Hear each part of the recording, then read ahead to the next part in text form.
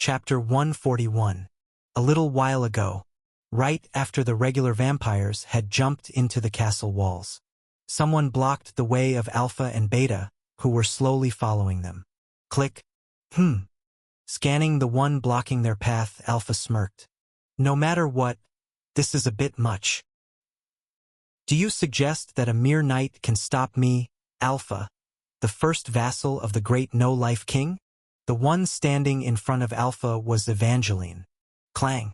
Wearing hefty armor that didn't match her small stature, Evangeline held her unique chubby expression while gripping her shield. Alpha clicked his tongue. To go as far as putting up a mere whelp like you. Does your side lack notable individuals? Do vampires fight with their tongues, not their bodies? After spinning her massive cavalry lance, Evangeline adjusted her posture and grinned. Stop showing signs of retreating and just charge. They'll flatten you like a bug. It seems you have some talent. Rustle. Behind the sneering Alpha, a red magic circle spread out like a flower bud. It seems you haven't learned to gauge your opponent's abilities yet. The next moment, the magic circles that were closed like flower buds bloomed all at once. Beep, beep, beep, dash. From the countless magic circles that opened, a red magic power flickered like blood, firing hundreds of blood bullets. Alpha was confident. With the power of the magic he displayed, he could shatter even a knight in heavy armor. However, thump, thump, thump, dash. Fast. Evangeline dashed over the castle walls with a speed that made it hard to believe she was wearing such heavy armor. Boom! Blood bullets exploded right behind the soles of the knight, scattering and exploding. However, Evangeline ran zigzag without blinking an eye, barely avoiding the attacks. What the dash? Evangeline reached right in front of the startled Alpha in no time. For someone who has lived quite a long time, there was a teenager's cruel smile on the girl's lips. It seems like you can't gauge your opponent's abilities. Swish dash. The lance coated with sacred power cut through the air and thrust forward. But just before the lance could touch him, Alpha spread a blood magic shield in front of him. The shield shattered and bought time. Alpha managed to roll his body to the side and evade it. TCH. Annoying. Alpha, who had rolled on the ground, gritted his teeth. Evangeline swished her mouth as if it was a pity and shook off the tip of her lance. TSK. This armor is sturdy, which is good, but it slows down my weapon swinging. Evangeline's armor, the golem armor, was a double-edged sword. It had exceptional physical and magical defenses, but imposed penalties on attack speed and movement speed. However, Evangeline ignored the movement speed penalty with her unique attribute, unstoppable, maintaining her swift movement speed like a flying squirrel. However, the attack speed penalty was unavoidable, so the speed of the cavalry lance was significantly slower than usual. Alpha could easily realize this. The female knight was much more agile than she seemed. Then I just have to reduce the power of the blood magic and increase the firing speed.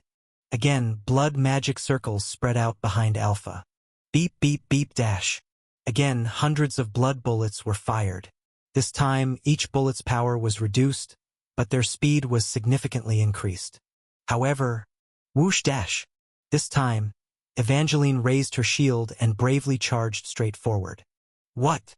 The blood bullets that poured out like rain exploded like fireworks on the shield.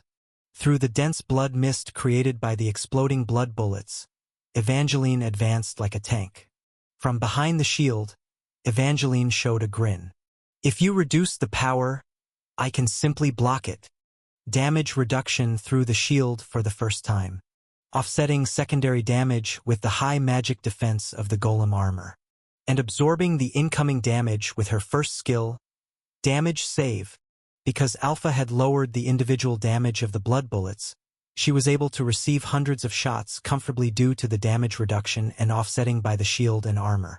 It was good that you tried to be cunning, but you're just a mosquito, old man. She charged towards Alpha again. Evangeline's spear tip glowed white-hot as she thrust it forward. That's the wrong answer. Thrust dash. The damage she had accumulated by taking hundreds of hits was redirected back at Alpha through Evangeline's second skill, damage payback. on the opposite rampart. Hush! A chilling wind blew amidst the tense standoff between Lucas and Beta. Lucas had his double-handed longsword lowered, and Beta, likewise, held her axe low with both hands. The knight and the monster stood still about 10 paces apart, each measuring the other's fighting spirit. There were no weak points. The stances of the human who had trained his body to its limits and the vampire were near perfect. They both refrained from making the first move, as the one to attack first would be at a disadvantage. HRMM. The first one to break the silence was Beta. What she found unbearable was Lucas' cold and dignified face, similar to a statue, an inferior human being. The audacity of him standing his ground in front of her, a warrior of equal standing. She wanted to trample on that clean-cut face as soon as possible, Beta thought, and a seasoned warrior's body moves with the mind. Thrust dash. Beta's thigh muscles swelled like balloons, and with a powerful leap, she charged forward like a ray of light. The distance of 10 paces was reduced to 1 in an instant. Screech dash. A gust of wind wrapped around her screaming axe. The muscles in Beta's arms, holding the axe, bulged, threatening to burst through her maid uniform. She brought the axe down with all her might. Crash! Her axe struck the rampart, shattering the fortification. Solid bricks turned to sand, metal plates were ripped apart, and iron bars were twisted like candy canes. The impact was enormous, akin to being hit by a siege weapon. But the axe hitting the rampart meant the knight had evaded the attack. Looking at the place where her axe had landed, Beta's red eyes swiftly moved to the side. Lucas was still standing there, expressionless. He was just a single step, away from the impact zone, having evaded Beta's attack. And with the same emotionless face, he looked down on Beta. His gaze was full of disdain, as if he was looking at a bug. Humph! Beta furrowed her brows. It was irksome. This human knight, who was supposed to be the bug, was looking down on her. She wanted to gouge out those insolent blue eyes. Screech dash! So she swung her axe horizontally towards the knight's face. There was no wind-up, just a horizontal slash with tremendous speed, powered by her overwhelming physical strength. However, he evaded it. Lucas moved like a feather, narrowly avoiding Beta's axe. Despite Beta launching over 5 attacks in a flash, Lucas had managed to dodge them all with the minimal movement necessary. And then, ching dash! For the first time, he brought his sword against Beta's axe. With a precise strike to the side of the axe, he deflected its course. Lucas hadn't even moved his feet, and Beta's axe, thrown off course, embedded into the ground beside his foot. You're slow, much slower than your king. Lucas muttered impassively at the wide-eyed Beta. You need more training. I'd ask you to be faster. Beta hissed, baring her fangs. Staring at the infuriated monster, Lucas squinted. Oh, is that all you got? The light clusters unique to skill use began to form around the longsword held by the knight. It was his first skill strike of will. The number of monsters he had slain with this skill already exceeded 100. As a stacking type skill that grows stronger with every monster slain, the might of 100 strike of will, was, you'll die. It was not inferior to that of the monster. Crash! Lucas' sword swung down from above, and the bricks on the rampart all simultaneously shot towards the sky. Evangeline's eyes widened. Her thrown spear tip was hanging in midair. Huh? When she came to, Evangeline felt as though she was bound in webs of spider silk, unable to move an inch. She was still in the position of having swung her spear. What the hell is this? What's going on? Evangeline hurriedly looked around and saw a dense fog of blood surrounding her. It was a blood mist, caused by the exploded blood bullet that she had blocked, spreading all around. The battle often starts with laying the groundwork, young human. Alpha mocked her, taking steps towards the immobilized Evangeline. The vampire's long fangs glistened. You thought I scattered the blood bullet without a purpose? How naive. Hey, STO. Let me go. I may not fancy sucking the blood of a child, but Alpha's hand went up to the armored portion of Evangeline's neck. His fingers began to glow red, preparing to disintegrate the armor. Taking the life of a talented human, that's quite enjoyable. Exclamation point. Thud dash. With a direct hit from the blood magic, the neck guard was blasted away in an instant. Evangeline's slender, pale neck was revealed between the armor pieces. He'll have a good meal. Your life. After whetting his appetite, Alpha drove his fangs into Evangeline's neck. Splat. Blood spurted out. Immediately after swinging his sword, Lucas shuddered. From the thick smoke caused by his own sword strike, the sword wouldn't budge. What? A moment later, as the smoke cleared, Lucas saw why. Beta had caught it. Beta was holding Lucas' sword in her left hand. Well, to be precise, caught was hardly the right term. Lucas' sword was lodged in Beta's hand, having torn through it and burrowed into her forearm. But she was regenerating. Lucas' longsword was the Undying Fortress longsword, forged with the devil's bone marrow. The healing reduction rate applied to this weapon, a natural enemy of vampires, was a whopping 75%. Yet Beta's immense regenerative power, her natural healing coupled with physical enhancement, was recovering her severed arm with just the remaining 25%. So, it was stuck. Between the muscular bulge inside Beta's forearm, Lucas' longsword was trapped. Beta grinned, her mouth stretching monstrously on both sides. She then mouthed silently. Lucas was able to read her lips clearly. You can't dodge. Now. Splat dash.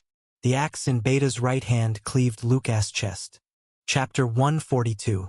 Vampires had two major skill trees: physical enhancement and blood magic. They appeared to be completely different skill trees, but in fact, their principles were the same. Vampires used the essence of life stolen from others as fuel. That fuel was combusted inside the body to enhance physical strength or combusted outside to cast magic. It was merely a difference of whether to channel energy into the body or into magic. They both used the life force stolen from others as the source. Therefore, vampires inevitably possessed a fundamental weakness.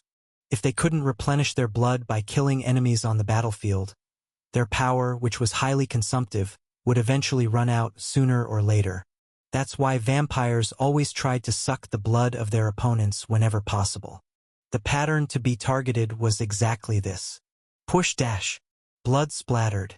A cavalry lance pierced under the jaw of Alpha, who was trying to bite into Evangeline's neck. The lance penetrated the jaw, skewered the tongue, and got stuck in the palate. Cuff? Alpha let out a filthy sound. Normally, he would automatically transform into a mist to avoid the attack. However, this lance was a demon-breaking weapon, coated with holy energy. Evasion didn't work, and Alpha, who was trying to seize the opportunity and suck blood, ended up with his jaw skewered. Startled, Alpha glared at his opponent. Evangeline was leisurely chuckling. Sorry, but I've heard all about it from my senior, your pattern. Alpha's close combat pattern. He shot blood bullets and scattered blood fog. Just with the blood bullets, most opponents would be annihilated, and those who survived the blood bullet baptism would be bound by the blood fog left after the explosion of the blood bullet. And then Alpha would safely absorb the blood of the bound enemy. However, Evangeline's trait, Unstoppable, was completely immune to all movement-hindering status effects.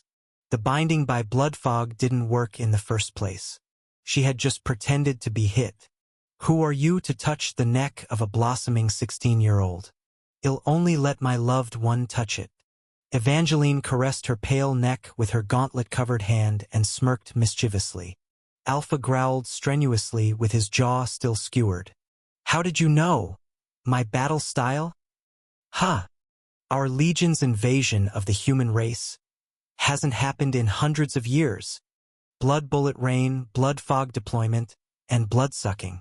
Even during the wars with ancient kingdoms when Celendian's legion was thriving, enemies hardly knew of this close combat tactic. How did she know about this and prepare to counter it in advance? Well, our commander is a bit frighteningly competent. Evangeline shrugged her shoulders as she praised Ash. Very thoughtful. Takes good care of us. Cooks great late-night snacks. And risks his life to save his subordinates. Shortly after, Evangeline stroked her neck thoughtfully, as if she was deeply absorbed in some idea. Hmm? No, it can't be. No. Tot. Taking advantage of this moment, Alpha pulled his jaw off the lance and rolled his body backwards. Oh, he got away. Evangeline, seemingly unconcerned, gripped her lance tightly. Kuhuk. His jaw, penetrated by a holy weapon, was slow to recover. While catching his dripping blood in his hand, Alpha gritted his teeth. You bastard. A mere human. You guys are funny. Always saying mere humans, inferior humans and stuff. Evangeline chuckled and prepared for another charge. So, what does that make you, who live by sucking our blood? Shut up, you insect-like Dash. Beep. Behind Alpha, an array of magical circles, far more than before, spread out like wings. This time it wasn't blood bullets. The origin of the Celendian Legion, the ice attribute, and blood magic combined, creating a bloody blizzard that burst out from the magic circles. Qua! The pouring bloody blizzard devastated the fortress wall. Alpha may have taken his pride back, but he was a veteran of countless battles. He could accurately assess an opponent's capabilities after a brief skirmish. Alpha clearly knew the extent of Evangeline's defensive capabilities. With this level of attack, no matter how excellent her defensive skills are, she will die. However, there was one thing Alpha overlooked. It was technology that humanity had developed over the past hundreds of years. Swish dash. Evangeline's sword through the blizzard. What? In front of Alpha, who was astonished. Swish. The golem gloves, hanging heavily on Evangeline's armor, activated their purge sequence, detaching and falling away one by one. Over the past several centuries, humanity had advanced technology as much as they had lost the ancient magic. Armor crafting was no exception, and this golem armor was a culmination of the current Empire's armor crafting techniques. Like reactive armor attached to tanks on Earth, it absorbed enemy attacks, and when its durability was depleted, it fell off to minimize damage. Wearing only the frame of the armor, Evangeline smiled mischievously. I always preferred to travel light. Pip. Alpha furiously fired its blood bullets. In front of the downpour of blood bullets, Evangeline's emerald eyes sparked with brilliance. Her unique equipment trait, Crossroad, activated, showing her the optimal path right before her eyes. Thwack! Avoiding or deflecting the blood bullets fired furiously by Alpha with her shield, Evangeline quickly closed the distance between them. Such audacity, you little blood clot. Do you not look in the mirror? The blood clot here is you. Also, you always act so high and mighty. Evangeline thrust her spear forward with force. You youngsters nowadays have quite the nerve. Whoosh! The Silver Knight's spear accurately pierced through Alpha's chest. Kerslash! Beta's axe seemed to cut through Lucas' chest. Or so it seemed. Confusion flickered across Beta's face. There was no sensation in the axe. It definitely cut the opponent accurately. Lucas' body was definitely there, but it had become transparent like a ghost, avoiding Beta's attack. Spectralization. It was a trait attached to Lucas' armor, Phantom Armor, forged from a magic core obtained from defeating the Stage 1 boss, the Phantom Knight. The effect was to become a spectral state, neither receiving nor delivering attacks for 5 seconds. I've practiced a lot, but this is my first time using it in a real fight. 5 seconds later, Lucas, who became solid again after his spectral state ended, swept his hand across his chest. Since his equipment had also entered a spectral state and was free from physical interference, he had even recovered his sword that was stuck in Beta's arm. However, I can't just depend on the item's performance. Lucas looked at Beta with cold eyes. I must strengthen myself. Beta looked at Lucas, who suddenly started speaking with confusion. Last time I faced your king, I was powerless. Lucas remembered the events on the path of the losers. Due to Celendian's surprise attack, the main party members couldn't respond and had fallen. After that, my comrades each found and researched ways to confront your king using their unique skills.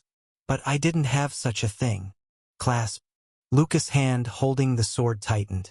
Once again, if I met your king, I'd have no way to protect my lord. Grr. There was no need to listen to the enemy's growling.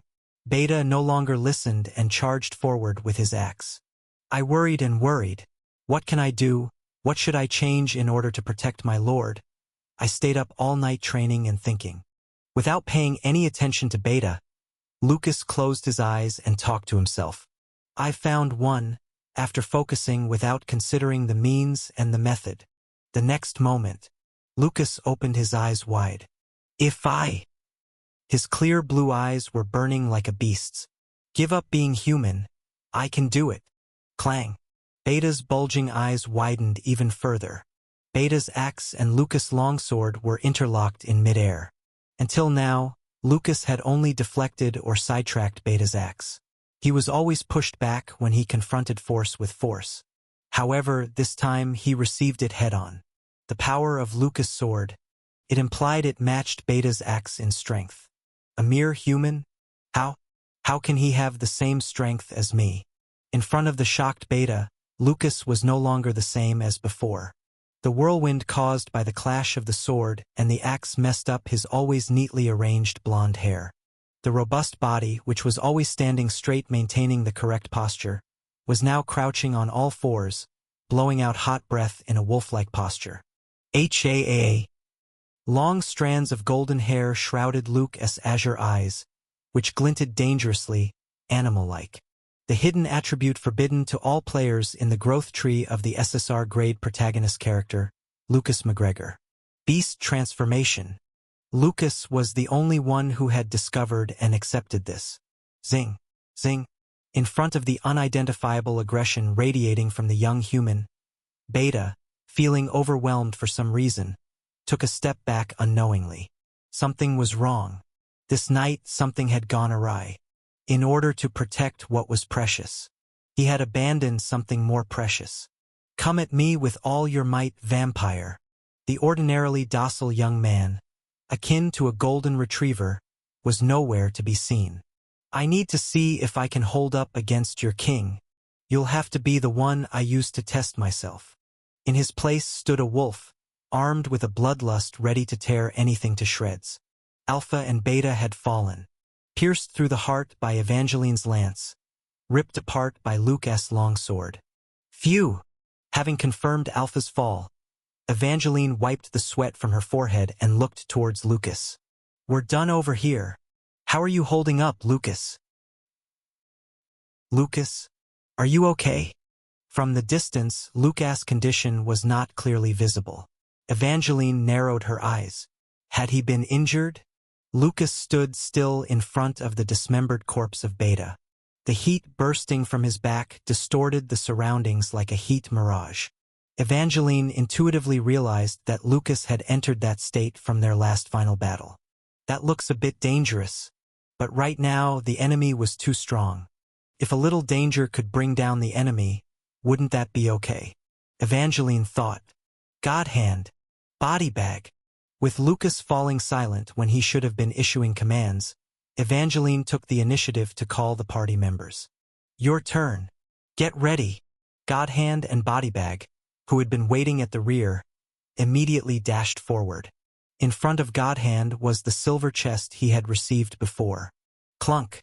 As Godhand opened the chest. Kayaha dash. Alpha and Beta each let out a monstrous scream and rose.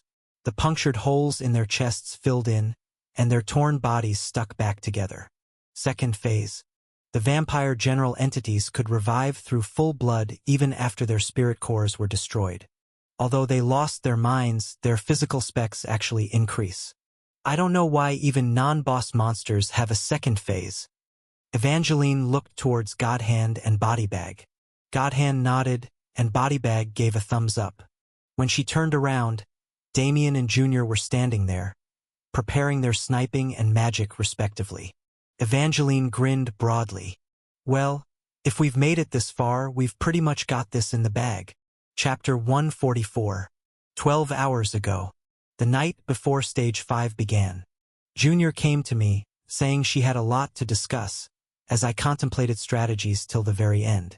Your Majesty, you knew I was hiding something, didn't you? I nodded. Junior's attribute? Cunning Fox. An attribute that hides her stats. Cunning Fox. Always digs an escape hole. To prepare a trump card. Deceives opponents about her abilities. Since Junior had this attribute from the start, it was hard to get a precise grasp of her stats. I knew you'd know. With a bitter smile, Junior cautiously took off the glove on her left hand. The back of her exposed left hand was covered in burn scars from childhood. And at the same time, a vivid magic pattern appeared. My eyes widened. This is. You know what this is, don't you? I nodded heavily. Junior put the glove back on. I told you before that I'd shown you all my abilities. But that was a lie. I was hiding one more thing. But I won't hide it anymore. Quietly, I opened the system window to check Junior's stats. Junior's real level, real skills, real attributes. I let out a small sigh. You showing me this means you're ready, right? Yes. Just finished. Junior gave a faint smile. The skill to hit the Vampire King and my readiness. Everything. Junior told me about the results and achievements of the magic research she'd been delving into over the past few days. I, who had been listening with bated breath, slowly opened my mouth. I also got a skill this time. My level was already 36 at the final dungeon clear. I should have gotten the second skill a while ago, but it wasn't a skill that could be normally applied, so I was thinking of sealing it for this stage. If combined with Junior, it could be used in this stage too. I explained my skill set to Junior. Junior looked at me with a surprised face. Then, if I combine my power with yours, even if he is a vampire lord, we should be able to kill him. Immediately after, I shook my head slightly. But Junior, are you really okay? If you use that magic, you will. I'm fine. Junior, who answered with emphasis, let out a fox-like smile. Your Majesty, I've always wanted to be a magician. And this front line was the first place to treat me like a real magician since I was born. The moment you gave me my first salary, I decided to show all my abilities here. Even though it was a very thankful statement, I sighed. But your grandmother will be sad. Didn't I tell you before? Junior cut me off. I never thought of her as my grandmother. So, shall we? With a magic circle floating behind her, Junior laughed lightly. Should we practice our combined skills all night for tomorrow? Present time. On the fortress wall. The final showdown of Stage 5. Tyrant. Celendian charged forward. The speed that was unseen to the eyes, just like what he showed before. But it was different this time. My party members were reacting to it. The first to block Celendian's path was Evangeline. Evangeline's eyes flashed emerald as if she had turned on a night vision. Exclusive attribute, Crossroad. Evangeline's intuition itself that shows the optimal battle path. Celendian's outstretched hand met with Evangeline's shield. A burst of red light erupted from the tip of Celendian's hand, and Evangeline's shield tried to absorb the attack, radiating white light. However, it quickly reached the limit of damage absorption. Crack! The steel plate that made up the shield crumpled like a concertina, and the shield that had been on Evangeline's left arm was warped. The gauntlet that had been encasing Evangeline's left arm shattered into pieces. A gleam flashed in Celendian's eyes. Ho! Reacting to my move. Despite her left arm being flung back, Evangeline, with her trademark cocky grin, yelled, "Do you think I just reacted, you brat dash?" Evangeline thrust the lance in her right hand forward. Whoosh! But the attack was evaded. Celendian nimbly twisted her small body and skillfully dodged the tip of Evangeline's lance. Evangeline had anticipated that much as well. You won't be able to dodge this dash. The tip of Evangeline's lance burst into white flames. Bang! The absorbed damage had all concentrated, causing damage payback to explode from the tip of the lance. It wasn't a bad move. Even so, Celendian defended against that attack by extending a shield of blood magic. Brushing off his fingertips, Celendian used magic to lift Evangeline off the ground and flung her aside. You only prepared 3 moves. How do you plan to stop me? The direction Celendian had thrown Evangeline towards was where Lucas, who was running up from behind, was located. Wah! Ha! Bang! The 2 knights got tangled up and rolled on the ground. In that moment, the front line was empty. Lucas quickly got up and started to run again, but he was a few seconds too late. Those few seconds. A few seconds were already enough. Celendian used a strong push to launch herself forward again. Towards me. He ran straightforwardly to suck the blood of me, his first target. Behind and beside me, Damien, Old Girl, and Skull started to fire all at once. Whoosh! Whoosh! Beep! The barrage of arrows were wrapped in whirlwinds, frost, and flames. The 3 of them had split up the attribute enchant scroll that I had given to Damien. Thud! However, Celendian caught each arrow with his hand, deflecting the remaining silver arrows with magic, and kept charging towards me. He is a vampire lord. A monster who has mastered both the physical enhancement and magic skills of the vampire skill tree. As long as both physical and magical attacks are not completely blocked, stopping him is near impossible. So we have to block both sides. I quickly glanced at both sides. The means to block both sides was still not ready. In the blink of an eye, Celendian arrived right in front of me. I want just sit still and die, I exclaimed. Summon dash. Summon magic. Chimera origin. This magic is one-time use.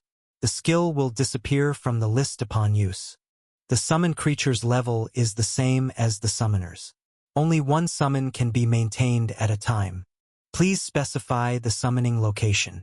It was the summon magic of the Chimera origin that I got during the Colosseum exploration. The summoning location is naturally right in front. Flash. A geometric magic circle was drawn, and a monster mixed with various animals such as lions, goats, snakes, and so on sprung up in front of me. The original source of all chimeras. Chimera origin. This creature is also a boss-level monster. It should be able to hold off Celendian for a while. That's what I thought, but this battlefield is purely between me and humans. The Vampire King let out a roar. Do not interfere. Hybrid dash. Boom! With a swing of Celendian's hand, the body of the Chimera origin exploded. The summoned monster filled with venomous blood was destroyed in an unbelievably simple manner. And Celendian tore through the scattered meat and blood to reach me and grasp. He grabbed my collar. Celendian's grinning mouth gaped wide. The 4 shiny fangs flashed a deadly light, heading straight for my neck. Snap! He bit into the arm that had come between his fangs and my neck. In surprise, I saw the one who had put her arm between Celendian's fangs and my neck. It was Old Girl.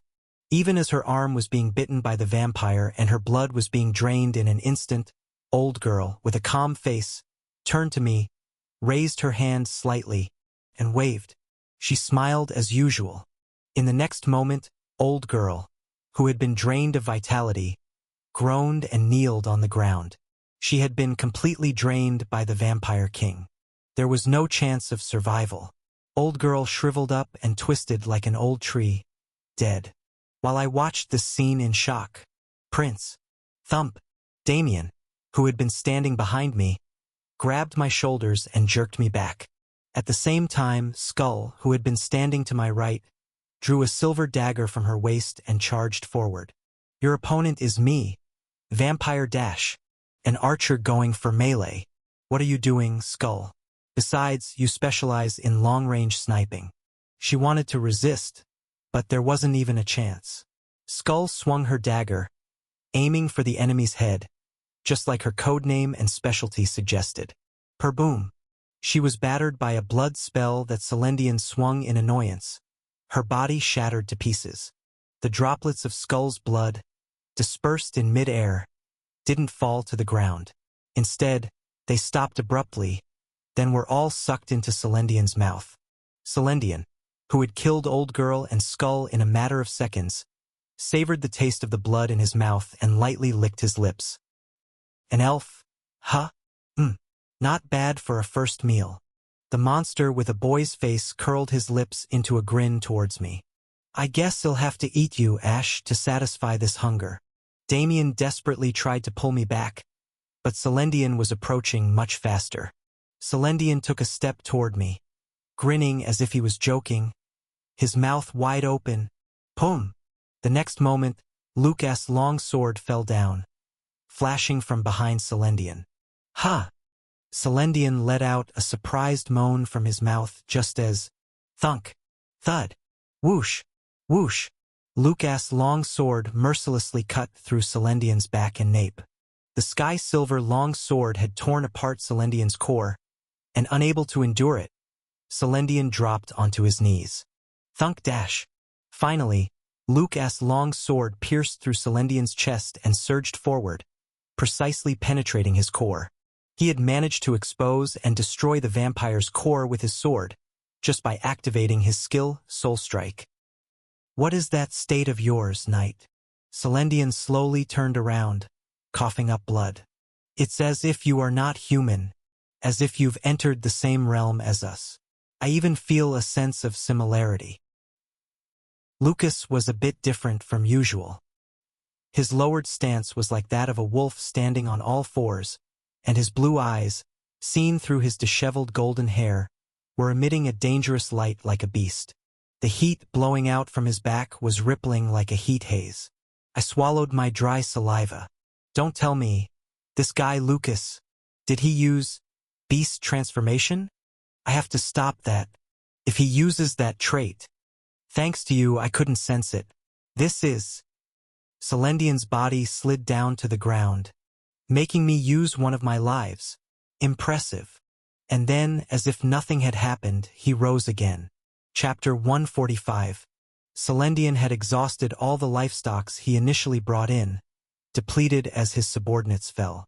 However, his army had taken quite a few lives from our troops in the battle on the walls. The count was about 150. The names of the dead flitted across my mind, including the faces of Old Girl and Skull, who had died moments before. I clenched my fist tightly. Anyway, Celendian currently has about 150 lifestocks. He used these to resurrect himself from death. It's been a long time since I visited the underworld. Suddenly, there wasn't a scratch left on him.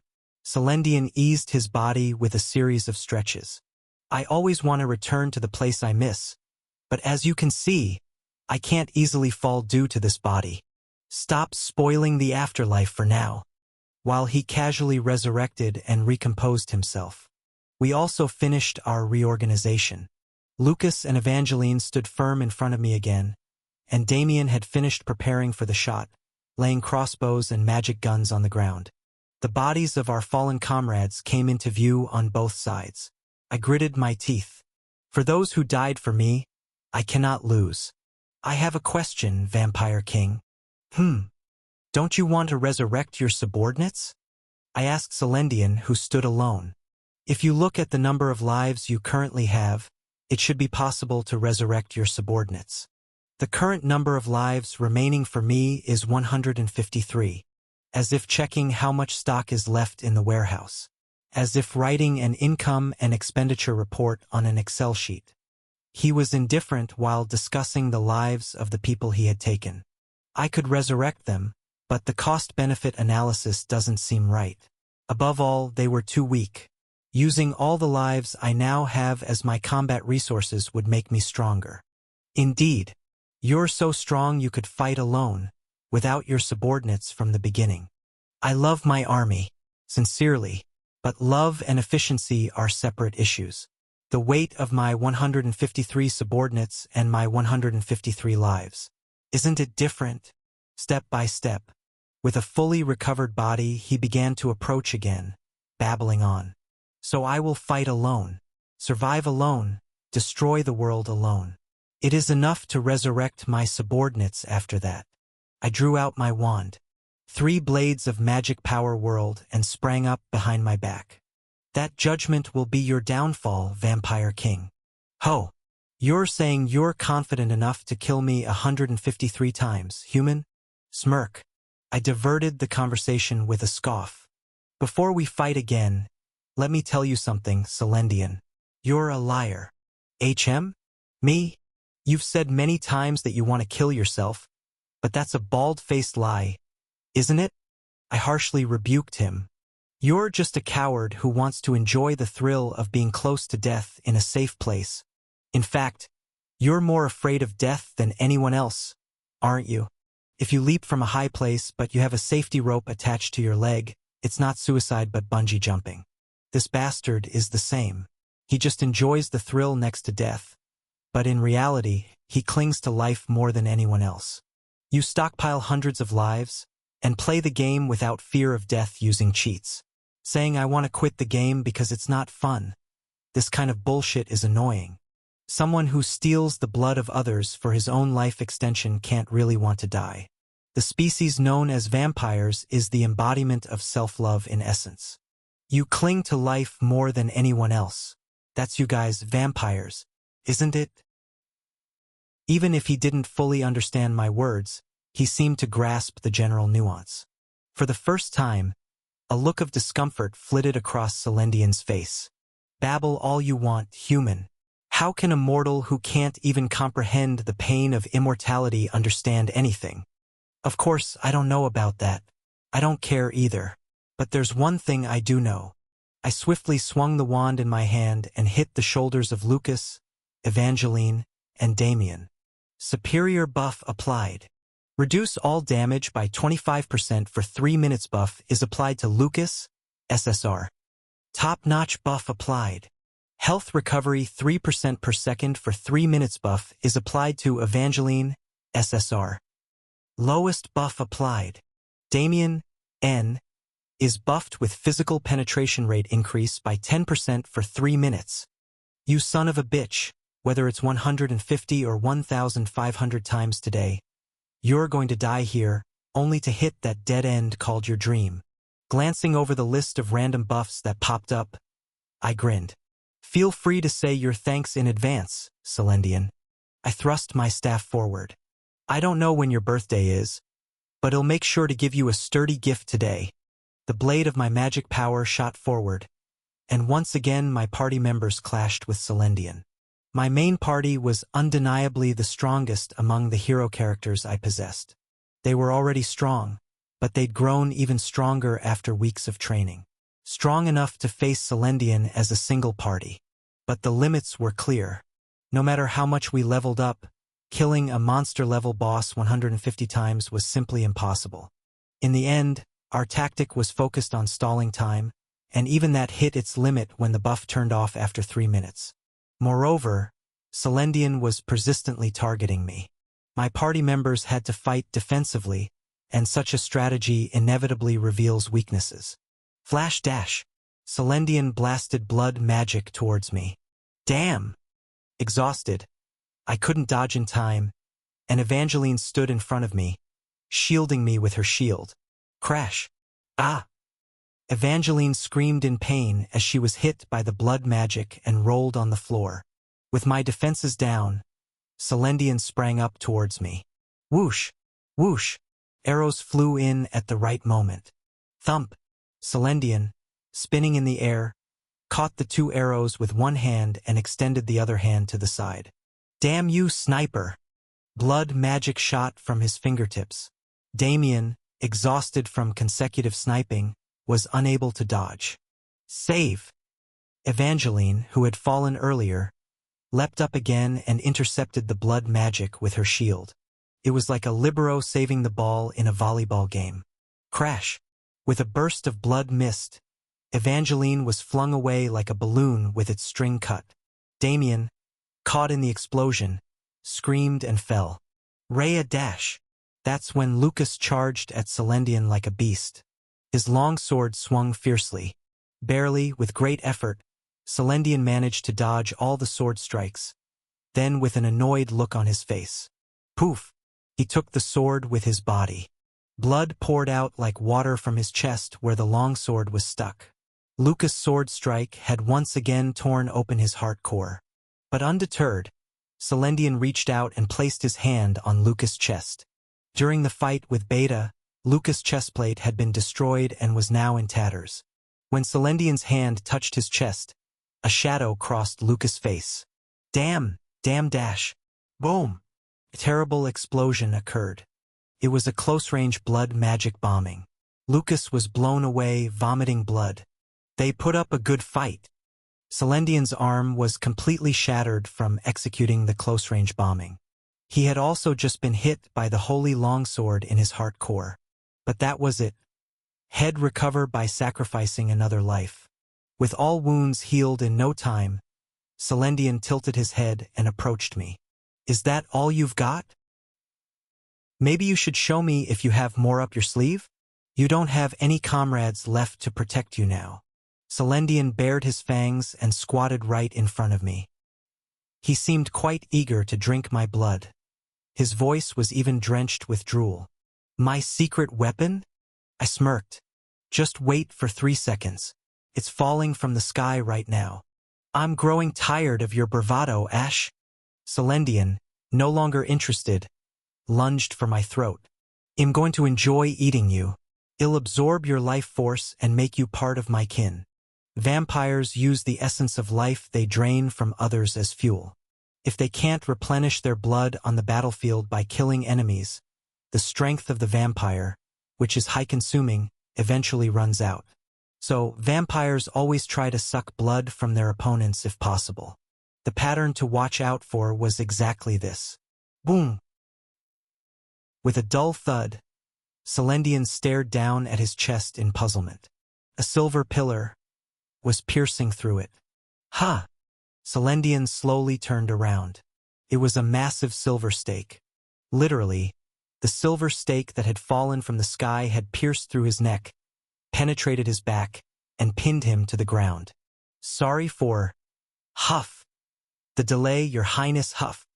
Godhand, looking as if he was on the verge of death, barely managed to speak to me from the distance. Beside him, Bodybag was lying on the ground, looking equally close to death. Combining the silver they had created with the net and the silver weapons they had collected from the battlefield, Godhand had crafted the giant silver stake, and Bodybag had lifted it into the air with telekinesis and thrown it at the perfect timing. Vampires usually let their guard down at the last moment before they feast. After all, you don't bother a dog when it's eating. It was pretty close, but in the end, they managed to pin him down. It's a classic vampire countermeasure, driving a stake through the heart. Doesn't it feel great to have a hole punched through you? Quite a cute move. But so what? Even being pinned by the stake, the Vampire King wouldn't die from it. What do you expect to achieve with such childish pranks? Creak, crack. Even now, the silver stake was fracturing. It wouldn't be long before Celendian would break free from the stake. Struggling to stand, I growled at him. Yeah, all these childish pranks were all part of a plan to buy some time. What? Just then. Whoosh! The surrounding air changed. A turbulent flow of immense magical power surged towards one side of the city wall, causing goosebumps to rise. Surprised, Celendian turned to look, and I followed his gaze with a smirk. Junior was standing there. She raised both her hands, with dozens of magical elements of various colors floating above her head. Junior! I yelled out. I've been waiting so long it's not even funny. Are we there yet? It's almost ready, Your Highness. 30 more seconds. The spell was so complex that just looking at the formula intertwined in midair made my eyes spin. As she was nearing the completion of the magic, Junior nodded. In 30 seconds, I can finish off that monster. Seemingly realizing the nature of the magic, Celendian's eyes widened in shock for the first time. That magic is... Infuriated, Celendian roared out. It's mine, isn't it? Junior readily nodded in response. After I fell victim to your magic backlash that day, I've been working on how to make it mine. After countless attempts, I finally perfected it. I haven't registered it with the Continental Magic Association yet, but in planning to soon. Celendian's face contorted fiercely. You mere human. How dare you steal our clan's secret technique dash? Yes, it's not an homage. It's plagiarism. But I've got to say this. Even as she spewed blood from her mouth and nose, Junior gave a fox-like grin. Your magic was pretty kick-ass, you bloodsucker. Celendian's mouth fell open in shock. Chapter 146. Junior, having unlocked the hidden feature Foxhole, no longer hid her abilities. Her stats were as follows.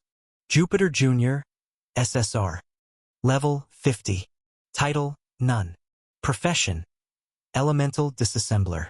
Strength 15, Dexterity 17, Intelligence 50, Stamina 13, Magic Power 50. Yes, level 50. In truth, Junior had already been in the late 40s when she joined the front lines here.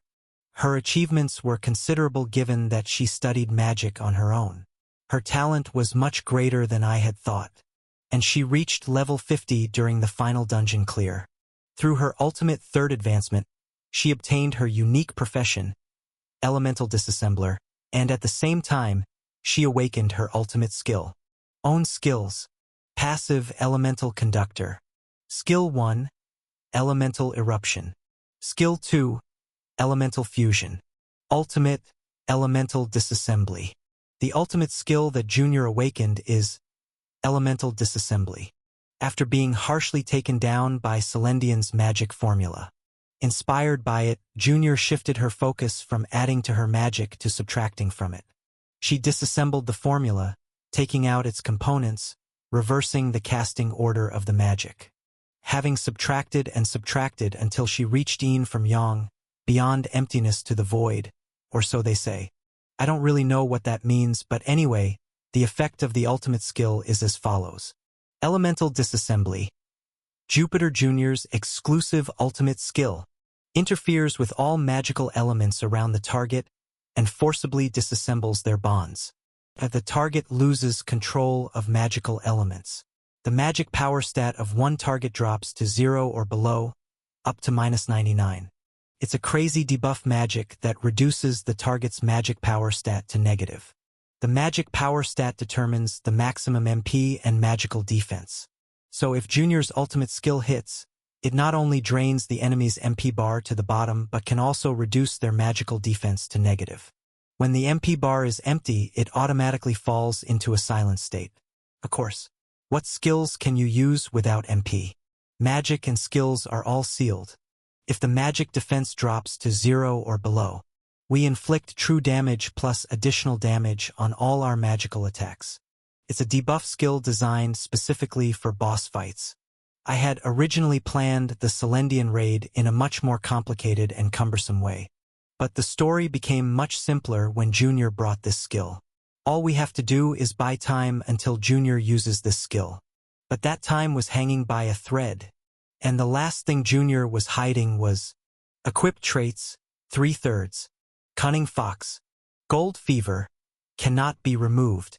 Time-limited life, cannot be removed. Exactly this. Negative trait, time-limited life. Time-limited life. Your life is not long. Time remaining, less than 1 year. The remaining days decrease whenever strain is placed on the body. Less than 1 year. Junior will die within a year. Moreover, the days decrease when she pushes herself. Skills that are as taxing as her ultimate skill will only shorten her life. Yet, Junior was casting her ultimate skill. I could only look on with a mix of pride and sorrow. Who? Junior opened her eyes that she had closed. Characters reaching level 50, also known as Awakeners, get a unique mark somewhere on their bodies, and they manifest their ultimate skill from that mark. Junior's mark appeared on the back of her left hand. She lifted her left arm as if to show off the burn scar. Her hair swept by the wind, revealing her left face to the world. You said you wanted to die, Vampire King? Junior was emitting her awakened ultimate skill. Because you live forever? Because life is boring? Hey, seriously, stop the bullshit. The time-limited life wizard rebuked the monster that enjoyed eternal life. I want to live, even one day longer in this world. But if I just lie in my room waiting for the day to die, what changes? Even while coughing up blood from her mouth and nose, Junior smiled like a fox. So I made up my mind. If life is short, it'll burn till the very last moment. Life is like a flame, even if I vomited blood and drowned in a pool of it. Even if not just my left face, but my entire body was covered in burns. Even if everything burned and only a mound of ash remained. That's fine. I choose death over living. I'll die to prove to the world that I was alive. Living was a painful thing. Living fiercely was an even more painful thing. But the pain of magic eating away at her body was proof of Junior's life. Therefore, she lit her own life on fire, creating the ultimate magic while laughing brightly. Hey, Vampire King, are you slurping down others' blood just to prolong your pathetic life? Ugh! I'll prove it even if I have to vomit up every last drop of blood in my body. That the magician Jupiter Jr. was here, and that I lived a very short and thick life. Flash dash! The magic was about to be complete. Junior gritted her teeth and cried out with all her might. And this is proof of my life dash. Watching Junior's ultimate technique being completed in midair, Celendian gritted her teeth. Stop joking. Celendian hadn't been idle all this time. His specialty, blood magic, was capable of neutralizing the enemy's magic through reverse calculations. By merely observing, he could comprehend the enemy's magic and neutralized it. He had been constantly attempting this. However, the elemental disassembly that Junior was casting was a magic that utilized the principle of reverse calculation to its limit. Celendian's reverse calculation itself wouldn't work. After realizing this, Celendian hastily stretched out his left arm. How could I, Celendian, be outdone by a magic of my own principles dash? Although he was impaled on a silver stake, he could still cast attack magic. A magic circle of blood magic rose at the fingertips of Celendian. A frigid, bloody torrent erupted from the Vampire King's fingertips. Rower dash! Watching this, the human commander, Ash, screamed. Block it! Protect Junior by all means! The first to obey this order and block Celendian's blood magic with her body was Evangeline. Forward dash! Despite her injuries, Evangeline willingly threw her body in front of the storm of blood magic. Her own shield was already worn out, so she hastily picked up another soldier's shield from the ground. Kuang! Ugh! She managed to hold out for a moment, but the shield quickly exploded. Evangeline, who was knocked away, rolled dozens of times on the castle floor before crashing into a corner of the wall. Lucas blocked the subsequent outpour of blood magic. Huff dash! He ran in holding his breath, stretching out his sword. Cheeing dash! A sound like clashing swords rang out. The tip of the sword cut through the blood magic to both sides. Lucas gritted his teeth and held on, blocking the bloody dust with his whole body. But a long sword is not a defensive equipment. It's impossible to block the enemy's magic continuously. Eventually, the bloody torrent engulfed the long sword and Lucas. Quakwang! Ugh! After enduring nearly lethal damage, Lucas rolled his body to the side and escaped. The passive skill Man of Steel that helped survive one-hit attacks allowed him to do this. Flash! Whoosh! Whoosh! At that moment, Ash's magical blade and Damien's arrow flew towards Celendian simultaneously. Blood splattered as Celendian's left arm was chopped into pieces. There was no time to regenerate. Gritting his teeth, Celendian stretched out his right arm. It's not over yet dash! Rower! The magic circle unfolded again, and a bloody torrent gushed out. Celendian's blood magic was first aimed at Ash and Damien. Ash quickly tried to block it by summoning an automatic defense tower, but the tower was blown to pieces while being summoned. Kuang! Ash and Damien were swept away by the explosion without being able to scream. Celendian then switched his target back to Junior. But by then, others had already taken their place in his path. Clink! Clink! Lily and Margarita's reserve party of 10. They clutched the golem gloves they'd been given like shields and held their ground. Anti-missile barrier artifact. Activate. At the same moment Lily activated the defense artifact, Saintess Margarita sprayed shield magic. Blessings of light dash. Every member of the reserve party was simultaneously covered by a thick layer of shield magic. Shield magic, anti-missile barrier artifacts, golem gauntlet shields. Above the reserve party, firmly solidified with their own defenses, the Vampire King's blood magic poured down. Kuakwang dash.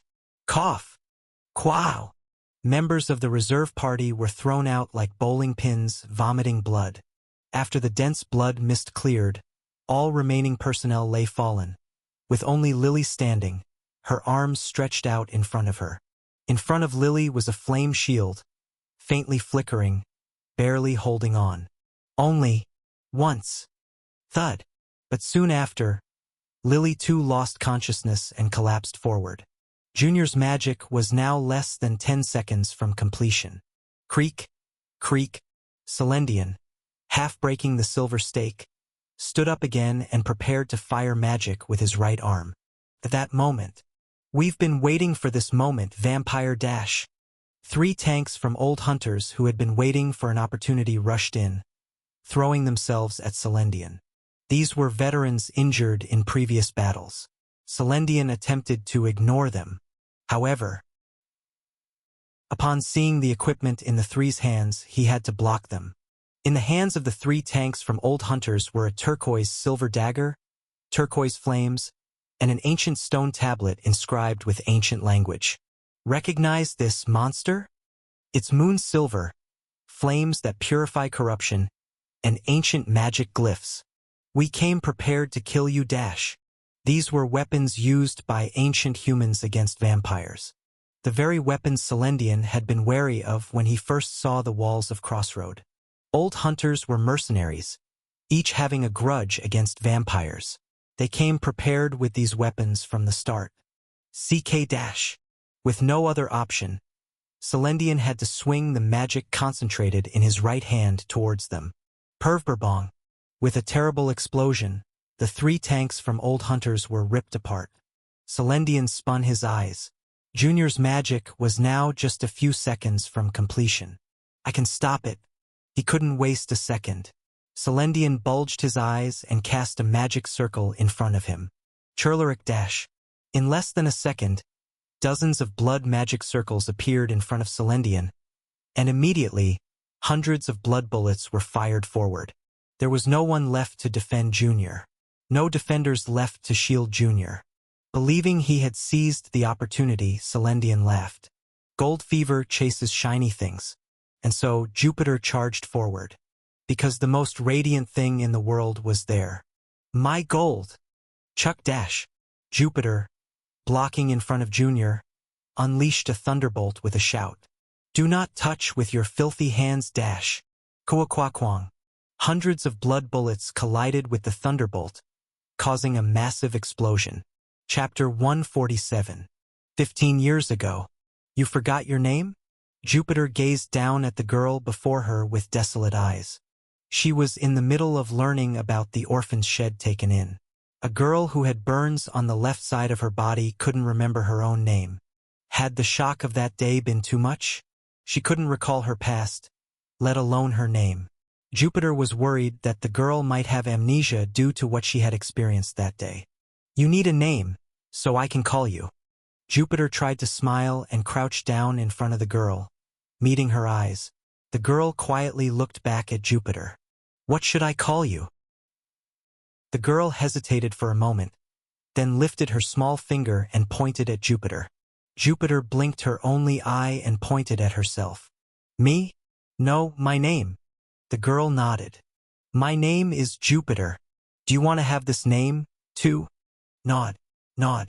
Seeing the girl nodding her head so eagerly, Jupiter was taken aback.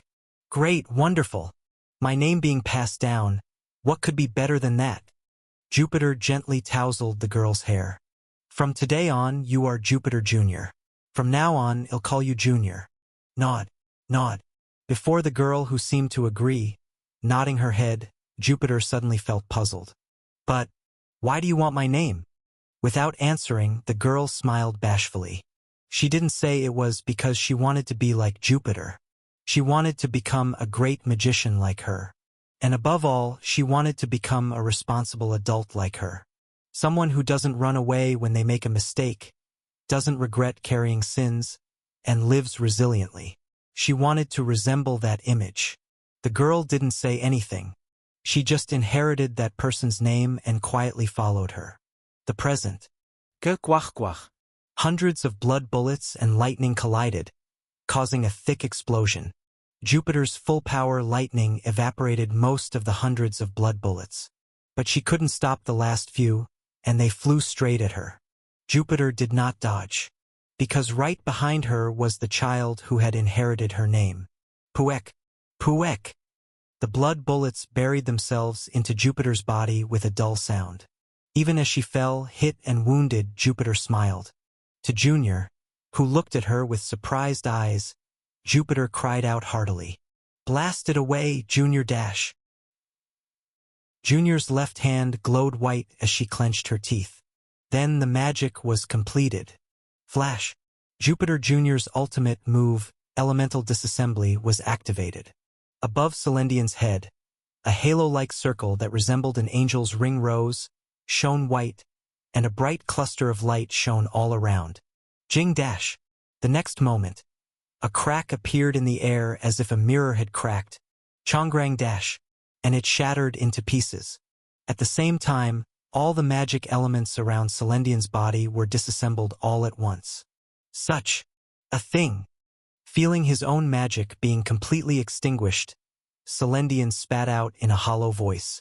To be done in by my own spell? Now Celendian could not move at all. Magic and skills could not be used while elemental disassembly was active, and his body was still impaled on the stake.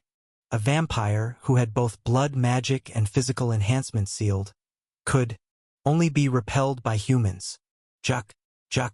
One by one, the surviving humans gathered around Celendian. All were injured, but their eyes were fierce. Some even chuckled. Gook. Unwittingly, Celendian swallowed his dry saliva. He had been defeated before. He had died. He had even been annihilated once. But he had never been in such a helpless situation. Now, we have to kill this bastard over 150 times more. Ash, who was in the center, looked around at everyone and asked, "Who wants to go first?" Whack. All the party members raised their hands. Ash shrugged his shoulders. Well, this bastard has enough lives for us all to take turns. As soon as his words fell, all the humans raised their weapons. The silver weapons, filled with bloodlust, gave off an ominous glow. Celendian's complexion turned deathly pale. It's time to repay the life you borrowed, you delinquent customer. Swirling his staff in his hand, Ash spoke ominously. Give them back, my subordinates' lives. Jupiter was held in Junior's arms, bleeding profusely from her chest. Every bullet wound was fatal, but the chest wound was the worst. The bullets had ruthlessly torn through Jupiter's magic circuit, already burning from magic power overload. Soon, the remaining magic power within her body would incinerate her from within, following her broken magic circuit. Saintess Margarita hastily ran over, but Jupiter stopped her with a hand. Her injuries were beyond healing. Jupiter, clutching Junior's hand, muttered quietly, "It's okay, Junior. It's okay." Ah. Holding Jupiter, Junior was lost and dazed. She knew this was a fatal injury. As a mage, there was no survival. Jupiter was going to die soon. Sash should say something, but she couldn't find the words. No, she didn't even know what to call this woman now. I've never thought of her as my grandmother. Indeed, Junior had never, not even once, thought of Jupiter as her grandmother. This woman had slaughtered her entire village, killed her parents, inflicted scars that would never fully heal on half her body, thwarted her dreams, her ambition to become a mage. And yet, she had raised her, applied ointment to her burns, cooked dinner with her side by side, fallen asleep together after reading a storybook. After tearing through the burning village to rescue her, she had cradled her wounds and wept for her. So, because of all that, Junior had never, not even once, thought of Jupiter as her grandmother.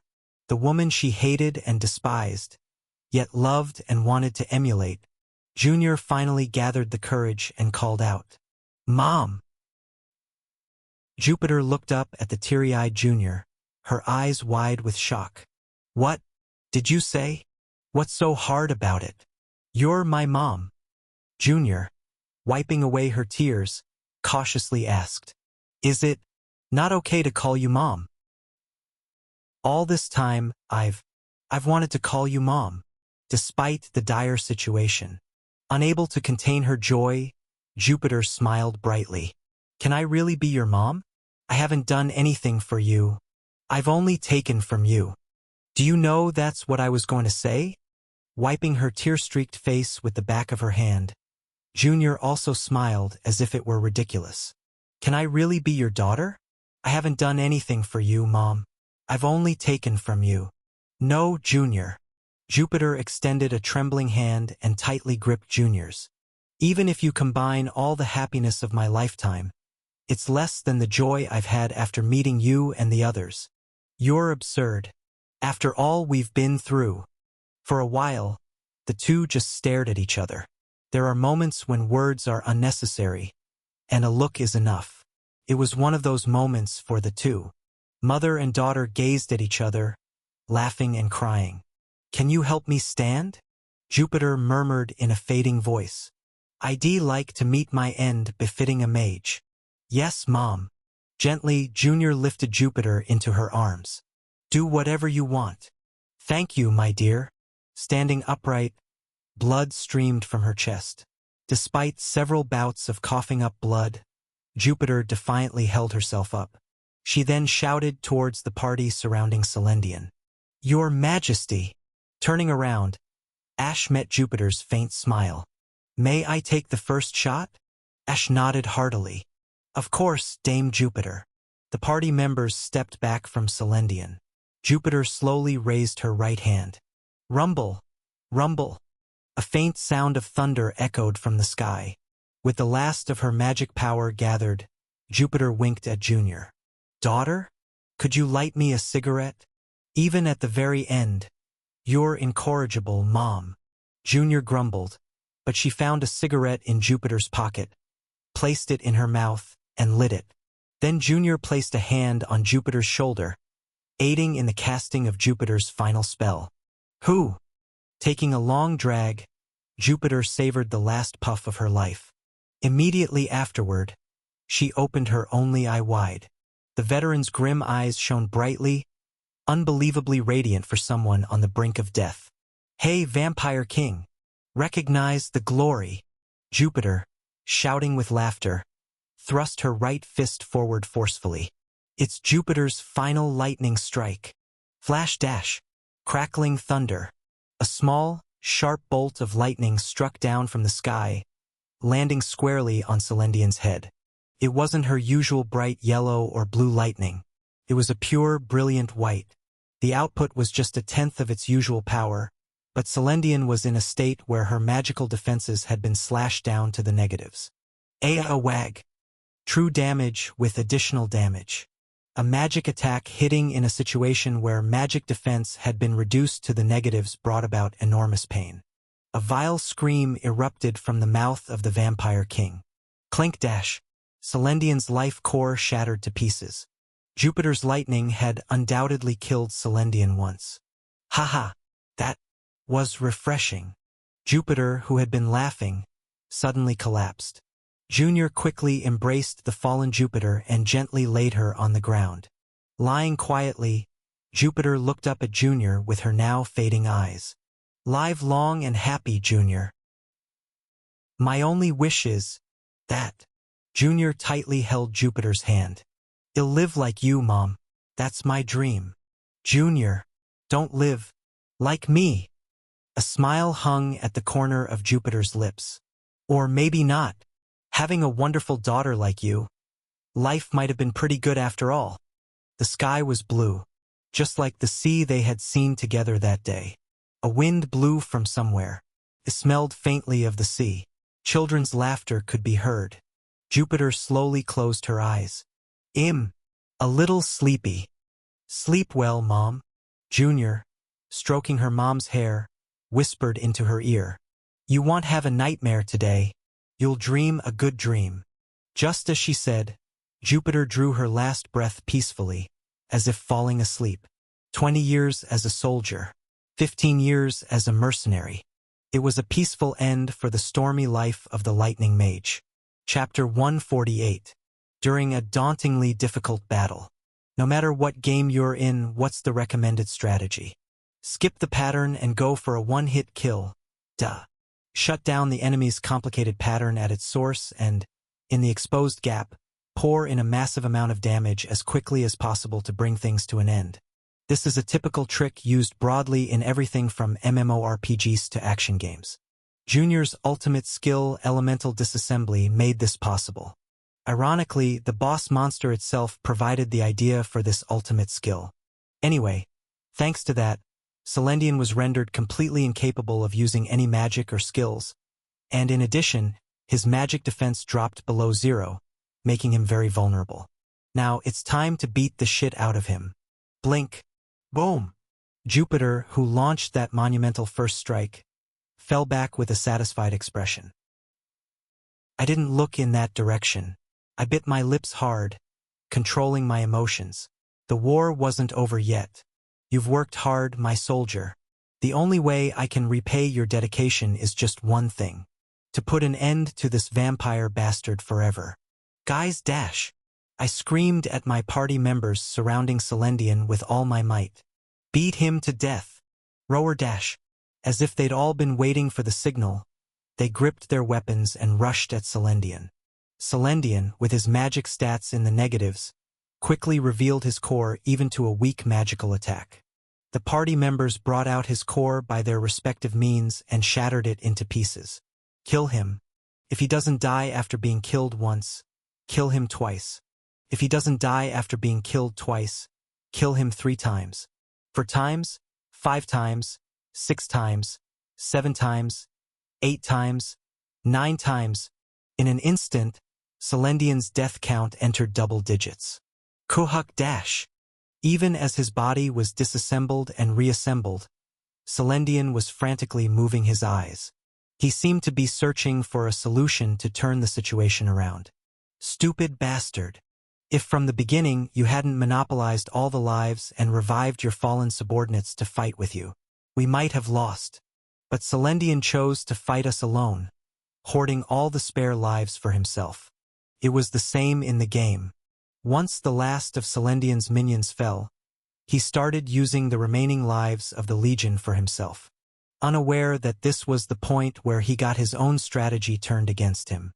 You've been heralded as the Lord of the Legion, but no, you're not a leader. There's no way out. As Celendian's defeat became more apparent, I spat out my words coldly towards his face. You're just a thoughtless kid playing king alone. Lucas' sword bent him. Evangeline's lance pierced him. Damien's arrow lodged in him. Godhand and Bodybag drove extra silver stakes into him. Burnout took Old Girl and Skull's weapons and alternated firing. The 3 tanks of the old hunters, despite their critical injuries, shoved the ancient weapon into him. Lily threw a fireball. Lily brought in 3 preloaded magic cannons and fired them one by one. Lily dragged in a fire-spraying artifact. No, stop there. How many times are you going to kill him alone? After the reserve party members each had a turn at killing Celendian. It was Lucas' turn again to kill him when a new participant climbed up from beneath the walls. Your Majesty! The vice commander of the Twilight Battalion approached, grinding his teeth. His face, covered in a blood-soaked bandage, was filled with deep anger. Will you give us a chance as well? I nodded readily. Of course. It's always more fun to gang up on a boss mob. The surviving members of the Twilight Battalion were handed extra silver weapons by the party members. The soldiers rushed at Celendian with a roar filled with hatred. Regular soldiers who had lost their comrades also started climbing up from beneath the wall one by one. I nodded to them. There are still plenty of silver weapons left. This bastard still has many lives left. You vermin! Dare, cough! The mouth kept going till the end, that bastard. So Celendian kept dying, and dying again. All good things must come to an end. Around the time we killed Celendian about 100 times, I noticed the white ring floating above his head starting to fade. The duration of elemental disassembly was about to end. Looks like our happy dog time is nearing its end. Junior's magic is wearing off. At my words, Lucas looked at me with a perplexed expression. But we haven't killed that bastard yet. The bastard still had about 50 lives left. But it would be impossible to kill him 50 times in the remaining time.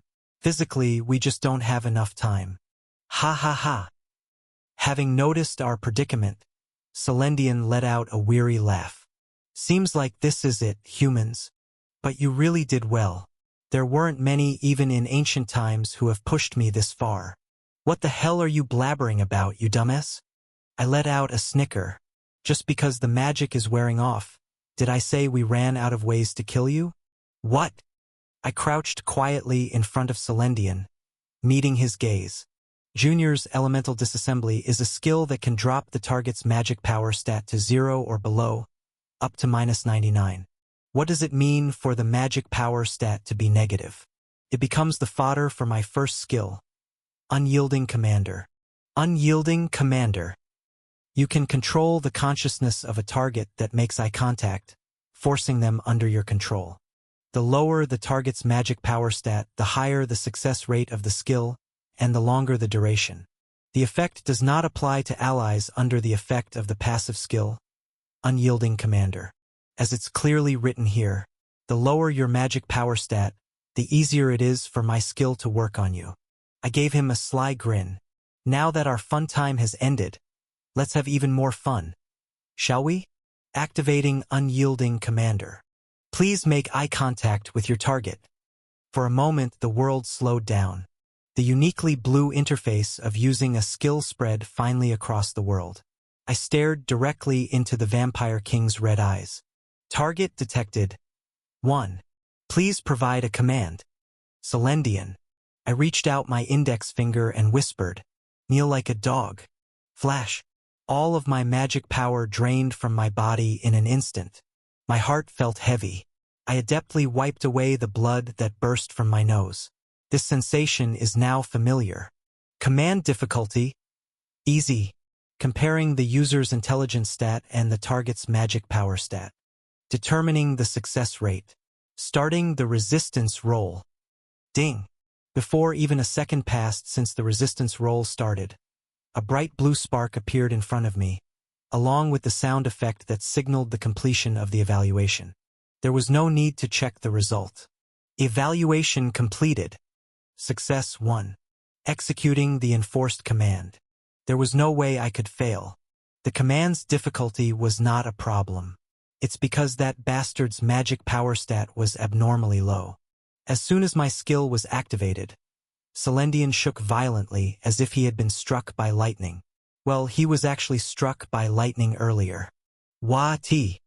Eventually, Celendian slowly kneeled in front of me, his forehead touching the ground. A voice filled with terror seeped out from Celendian's mouth. I, Celendian, the ruler of all vampires, am mind-controlled by a mere human? Such a thing. It can't be possible. I whispered softly to him, who was trembling and trying to lift his head. Keep your eyes down. Thud. Celendian's forehead hit the ground once more. Seeing the Vampire King lying down in humiliation, I felt a rush of satisfaction. But that wasn't why I did this. Let me show you my new skill I've gained this time, Vampire King. I pointed my finger at him again with a smirk.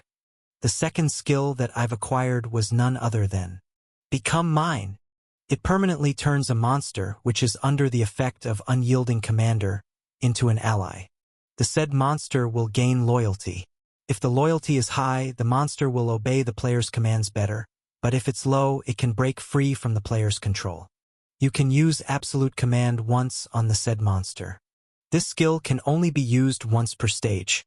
This skill, simple and powerful, turns a monster under my mind control into a definite ally. Everything's good except that the conditions are a bit tricky. No matter how much I lower the difficulty of the command, most useful monsters have high magic power stats and are less likely to fall under my mind control in the first place. But thanks to Junior's elemental disassembly, even the Vampire King fell within the skill's range. Then, I had to use it. Celendian, you? I spat out the keyword of the skill. Become mine. Turr. A dog collar, laden with chains, appeared out of thin air, clamping tight around Celendian's neck. Coo! Ding! Vampire Lord Celendian, SSR, has been enlisted on your side. Current loyalty, 0 out of 100. Absolute command, 1 time. The skill's effect was truly exhilarating. It worked instantly. What is this? Celendian, despairingly staring down at the collar around his neck, bared his fangs at me. Don't joke, human. Do you intend to make me your pet? No, not at all. I growled back menacingly. You're going to die. Surely, having Celendian on my side would be beneficial. He was incredibly powerful. But Celendian was a boss monster, and among them he was of Legion leader rank. Managing his loyalty would be a task, and properly controlling him would naturally be difficult. And above all, the morale of our forces that would be lost if you were kept alive surpasses the utility of keeping you alive. This bastard had caused too much damage on this front line. I couldn't even count how many of my heroes had been killed by him and his legion. It was the same in the game, when I made an enemy an ally with various mind control skills. If it was a creature that had inflicted major damage on us, it adversely affected the morale of the human heroes and soldiers. Ultimately, before I could properly utilize that enemy, the human soldiers would desert, or the morale would plummet due to negative traits, lowering the overall efficiency of the frontline. It would be better not to recruit them to prevent such results. The monster frontline is where humans fend off monsters. Even the policy of controlling barbarians with barbarians is just a temporary measure. The protagonist of the frontline is always a human. This fact should not be forgotten. After cleanly killing this bastard, it's time to share the experience points. Actually, this was crucial. If you enlist him, there's no boss kill experience points. Do you know how many levels we could gain by killing you? I slowly rose and stretched out my hand, giving the order. Commander of the Empire's southern front line, Ash-born hater Everblack, pronounces an immediate judgment on the vampire Lord Celendian, who surrendered like a dog in humiliation. I never surrender. Shut up. Celendian, you. What's the most appropriate punishment for a mosquito that disturbs sleep by sucking blood on a summer night? Of course, there's only one. Death penalty. I yelled it out loud. Death penalty. Death penalty. Death penalty. Death penalty. Turning pale, Celendian was subject to my use of absolute command. Commit suicide, Celendian, until your last life, all of it. Chapter 149. Of course, the suicide I ordered was not simply physical destruction. It was a command for real death to shatter his own soul core. Ah, irk! Pain-filled groans slipped out of Celendian's mouth. He was in the midst of destroying his own soul core, having torn out his own heart. Ku, ah! The absolute command gives an absolute order, as the name suggests. Celendian faithfully followed my command, severing his own life to the very end. Everyone watched silently as the Vampire King met such an end, surrounded by them. Some wore triumphant expressions, while others harbored a trace of pity. Some bulged their eyes, not wanting to miss a single moment, while others couldn't bear to watch and turned away. When only 10 lives were left in Celendian, he coughed up blood and cried out, "Please stop. Just kill me with your own hands. Please, with the demonic gun. Shoot my heart with the Nightmare Slayer." Celendian cried out to Damien, but Damien turned his head away. "A holy weapon is fine too. Cut my neck. Or shred my flesh without leaving anything. A holy weapon has the right to do so. He pleaded to Lucas and Evangeline, but the two knights simply stared at the monster expressionlessly. If so, just a silver weapon. No, anything else is fine. Humans, kill me with your own hands. At Celendian's outcry, the soldiers flinched, but no one stepped forward. That's because I ordered them to just watch. Absolutely do not touch him. Let him die on his own. While being reduced to a mere spectacle, Celendian continued to commit suicide, crying out miserably. Please, I'm asking for an honorable death. You talk of honor, you blood-sucking scum. I replied coldly. You're to die like a monster, like vermin. A deep despair cast over Celendian's face. 10, 9, 8, 7, 6. As his remaining lives dwindled, Celendian's face aged rapidly, turning into a complete old man's face by the time he had 5 lives left. The panic gradually disappeared from his face. Whether he had given up, his voice sank heavily. Every morning in my mansion deep within the Lake Kingdom, I tried to commit suicide. Looking at his own soul core shattering in his hands, Celendian laughed grimly. But now I realize, that was just a game. Because I knew I wouldn't really die at that level, I could play that game just confirming that I was alive. You might be right, human. He looked up at me with a wrinkled old face. Maybe I was just bored with a long life, numb to everything, so I sought new stimulation. For, in front of real death, I'm scared now. 3. But because this feeling of fear is novel, because real death is before my eyes, I finally realized. 2. At this moment I really realized that I'm alive. 1. Thank you, human. No thank you, Ash, for killing me. You're blabbering to the end. I clenched my teeth. Fall into hell, monster. After reviving with his last life, Celendian destroyed his soul core for the last time. Clang dash. A sound like a glass art piece shattering echoed. Ah! Celendian looked into the void and muttered softly. Finally, it's the end. Thud. Celendian crumbled to the floor like a straw doll. As a word of thanks for killing me, I'll give you some advice. Looking at the void with relaxed eyes amidst the sea of blood, he muttered slowly. The King of Nightmares knows everything. He is a higher dimensional existence. So don't try too hard to oppose him. Celendian's bloody eyes slowly closed. It's futile after all. What the hell are you? I tried to question him, but I stopped. The collapsed Celendian no longer moved. I quietly looked down at him. He was a vampire lord, a commander of monsters, and the stage 5 boss monster. Celendian, the worst enemy of all the monsters we've ever faced, had died like this. Phew! I let out a parched sigh and slowly looked around. I saw heroes and soldiers covered in blood and wounds. They were all looking at me with faces that didn't know what to do now. As the hatred for the enemy cooled down and the adrenaline left, they all felt too late. The wounds left on us. The death of a comrade scattered around. It's heavy. It's too heavy. But this is the weight a frontline commander must bear. Clasping my fists tightly, gritting my teeth, I slowly opened my mouth. Collect the bodies of our allies. Make a roll of honor for the fallen. Assess the damage to the walls and the fortification equipment. I allocate the mechanical, obvious tasks to be done.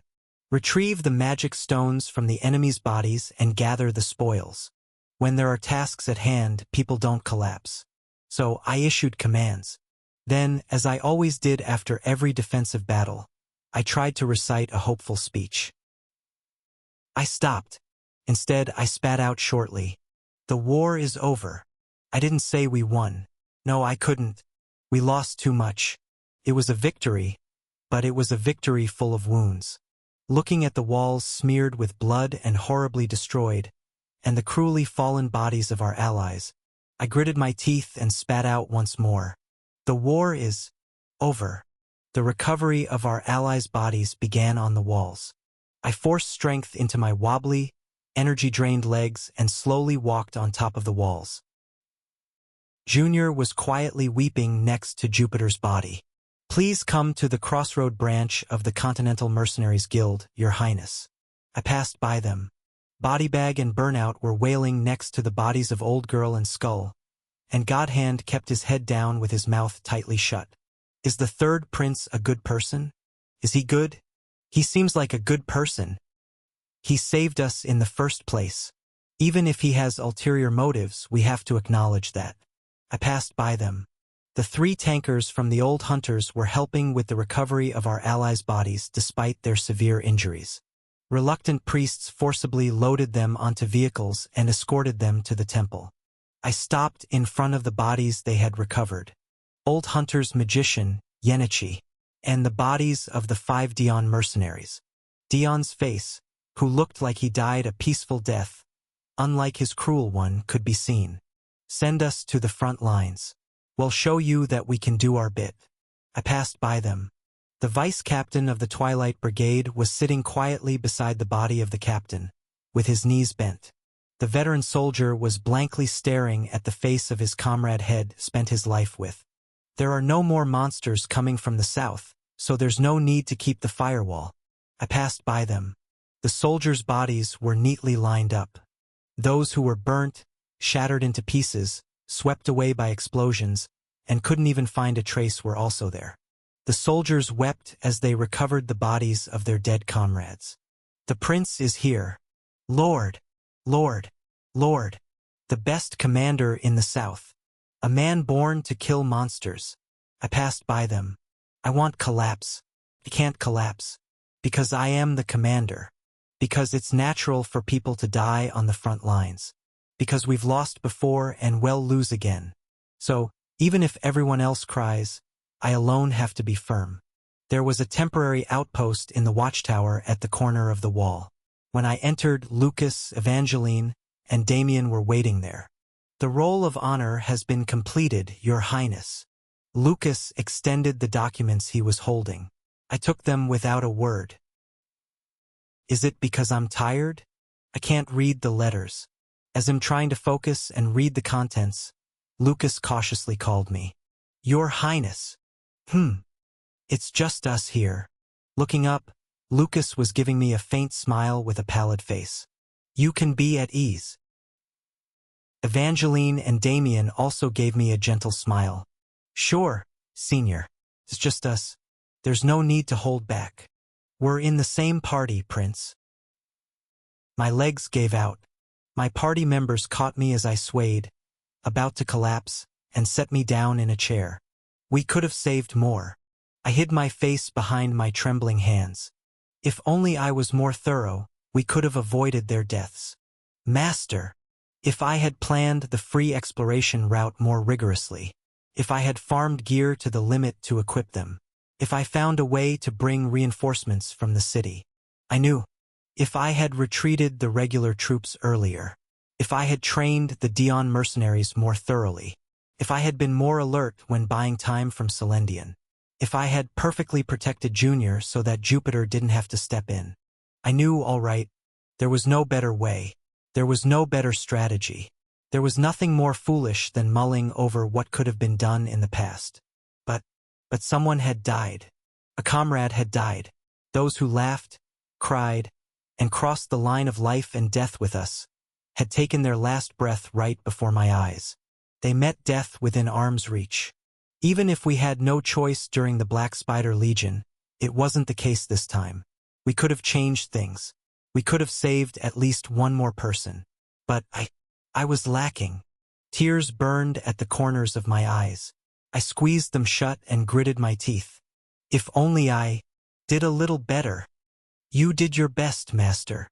Lucas spoke warmly with a hoarse voice. "Everyone knows that." Damien and Evangeline gently patted my shoulder. "So please, don't blame yourself too much." With my face covered in my hands, I sobbed quietly. I cried for a long time, tears and snot streaming down my face. My party members cried with me. 9 heroes, 146 soldiers. Those were the numbers written on the list of casualties that day. Stage 5 clear. Stage MVP, Jupiter Jr., SSR, Ash, EX. Leveled up characters. Main party. Ash, EX, LV.41, 5. Lucas, SSR, LV.44, 3. Evangeline, SSR, LV.44, 3. Jupiter Jr., SSR, LV.53, 3. Damien, N, LV.41, 3. Subparty 1. Bodybag, R, LV.36, 3. Burnout, SR, LV.34, 5. Subparty 3. Free, R, LV.34, 3. Sentence, R, LV.33, 3. Viol, R, LV.33, 3. Injured and killed characters. Main party. Ash, EX. Minor injury. Lucas, SSR. Minor injury. Evangeline, SSR. Minor injury. Damien, N. Minor injury. Subparty 1. Old girl, R. Deceased. Skull, N. Deceased. Burnout, SR. Minor injury. Subparty 2. Dion, N. Deceased. Ayla, N. Deceased. Rock, N. Deceased. Hessen, N. Deceased. Chai, N. Deceased. Subparty 3. Jupiter, SR. Deceased. Yenichi, R. Deceased. Free, R. Serious injury. Sentence, R. Serious injury. Viol, R. Serious injury. Obtained items. Blood Tribe Legion Magic Stone, 520. Vampire Magic Core, SR, 7. Vampire General Magic Core, SSR, 2. Vampire Lord Magic Core, SSR, 1. Stage clear rewards have been distributed. Please check your inventory. Our grade reward box, 5. SR grade reward box, 7. SSR grade reward box, 3. Get ready for the next stage. Stage 6. Begins. Chapter 143. Nightmares come often, don't they, Ash? As the battlefield was drawing to a close, Celendian abruptly posed the question. Upon turning, he was still standing there, calmly smiling, despite his subordinates dropping dead around him. I didn't like it. However, it was my role to delay Celendian's entry into the battlefield as much as possible while his subordinates were being annihilated. I decided to pretend to listen attentively to whatever nonsense he was about to spout. Nightmares? Yes, nightmares. Do people even exist who don't have nightmares? Celendian's smile deepened. This bastard, who seemed so cold and innocent when we first met, let his guard down too much as the battlefield approached. As if he was thoroughly enjoying the war, the death. Honestly, it was slightly terrifying to witness these monsters showing their true nature. Nightmares reflect the deepest fears inside a person. They materialize what one fears the most. I frowned. He was suddenly mumbling about psychology related to dreams. I wished I could give him a book written by Freud or Jung from Earth. But imagine this. What if that nightmare doesn't remain in dreams and comes to reality? What if it emerges from the other side as a monster with a clear form, alive and breathing, and stands before your eyes? Celendian stared intently at the wine glass in his hand. How would you feel then? What nonsense is this? Nightmares aren't simply dreams. They are connected to something deeper. Celendian drained the wine glass in one gulp. The wine bottle was already empty, and that was the last of the wine left. If you truly aim to annihilate us and save humanity, you better think about this point. Whether this was some nonsensical play or a hint to help clear the game, I was left puzzled, unable to figure out which one it was. Thud. Celendian, placing the empty wine glass on the table, squinted his bloodshot eyes like the moon. Now, young one, Let me ask once again, do you have nightmares often? What do you fear the most? What do I fear the most? Without realizing, I got lost in thought. It was, I hope it's not something too horrifying. Slowly, Celendian shifted his gaze towards the fortress. Because, whatever it is, if you look too deep into it, it may become reality. Kaya Dash. The mid-boss battle of Alpha and Beta. Phase 2. The two vampires, whose cores were destroyed and had fallen, stood up again as fallen blood vampires. They lost their reasoning, but their respective combat abilities had only increased. Alpha rained down even more blood magic than before, and Beta, her whole body covered in muscles, had grown twice as big. Alpha and Beta were squeezing out every last drop of their life force from their source. Even if the duration was short, a surge in their specs was unnatural. Hayek! We can't withstand this! Kugvakwak. Evangeline screamed while narrowly avoiding the raining blood magic. Lucas avoided all of Beta's axe strikes with his icy gaze. He managed to avoid them, but unlike the first phase, he couldn't find an opportunity to counterattack. God hand, body bag, are you not ready yet? Evangeline jumped. The fortress she had been standing on until a moment ago had been smashed by blood magic and turned into dust. We are reaching our limit. Quickly, do something. Arg. Crash dash. Eventually, the relentless blood magic cruelly struck Evangeline, who had reached her limit in evading. She managed to block it with her shield, but couldn't fully withstand the shock. She was flung backward and slammed into the ruins of the fortress. Bang! The same was true for Lucas. He had reached his limit. Pit! A long line of blood ran down Lucas' cheek. It was the first time Beta's axe blade had made contact with his body. Pit! Pipit! Once he allowed one attack, the rest followed like a landslide. Lines of blood started to form on Lucas' body. Bang! Lucas' breastplate shattered into pieces after being hit by the axe. Lucas took a strong leap backward, and Beta's axe swung upwards in pursuit. The next attack was going to hit not the armor, but his throat. Just at that moment, when Alpha and Beta took another step towards Evangeline and Lucas, who had been cornered, a light chuckle came forth. Wow! Evangeline, her face covered in dust and bruises, smirked. Leading them sure is a pain. Damn monsters. Swoosh!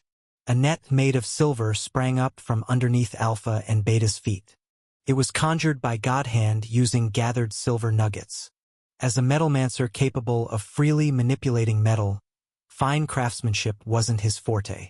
He could only create simple, crude shapes. However, as long as it took the form of a net, it could serve its function to bind vampires. Bodybag moved and adjusted the net that Godhand conjured, and at the crucial moment, she used it to bind the enemies. Kaya! Kaya! Upon seeing the monsters struggle in the silver net, Evangeline squawked out. Why did it take so long? We almost died. In the distance, a sweaty Godhand was trying to catch his breath. Godhand swallowed repeatedly, his face conveying utter exhaustion. Converting, huff, this amount of silver nuggets, huff, into a net on the spot. It's no ordinary feat. It drains a lot, huff, of energy. If he had created such a large silver net in advance, vampires would obviously detect it. They wouldn't come near it. The trap could only be used after all the other monsters were eliminated, and Alpha and Beta were in their fallen blood state. Hence, both the creation and deployment of the net had to take place on the spot. Kaya-ha! Trapped in the net, Alpha and Beta roared, contorting their bodies. Alpha tried to use magic even while tangled in the net, and Beta attempted to tear the net apart with brute force. Flash! Foofoof! Before they could, however, Junior, who had rushed forward, countered Alpha's magic and thrust her elemental magic into Alpha's core. Beta was struck by silver arrows in the head, neck, and chest. Damien, who had gotten closer, took out Beta cleanly with a triple shot. They couldn't withstand being attacked on their exposed cores while trapped. The two vampires fell into complete silence. Phew! Evangeline, dusting herself off as she got up from the rubble, muttered. Did we have to go through all that trouble to capture them? From the opposite end of the wall, Lucas, who was fixing his tousled hair, responded in a slightly exhausted voice. We needed to prevent their next transformation. Alpha and Beta originally have 3 phases. If their health is halved in their fallen blood state, they fuse, and they become a monster that unleashes both Beta's physical attacks and Alpha's magic attacks. According to Ash, they were a crazy couple until the very end. But by completely trapping and killing them using silver, you can skip the 3rd phase altogether. But seriously, how did Senior exactly figure out the monster's behavior patterns? Evangeline glanced down at the wall below. Commander Ash of the humans and King Celendian of the monsters were still immersed in their long-winded conversation. It was surreal. That vampire king, stronger than any monster they had ever encountered, and Ash, calmly sipping his drink while engaging in conversation, were a surreal sight. That monster could kill Senior with a mere flick of a hand. Surely, he must have some basis to be behaving this way. Even so, his audacity was beyond comprehension. In retrospect, Ash had always been like that. He didn't seem to possess the human instinct for self-preservation.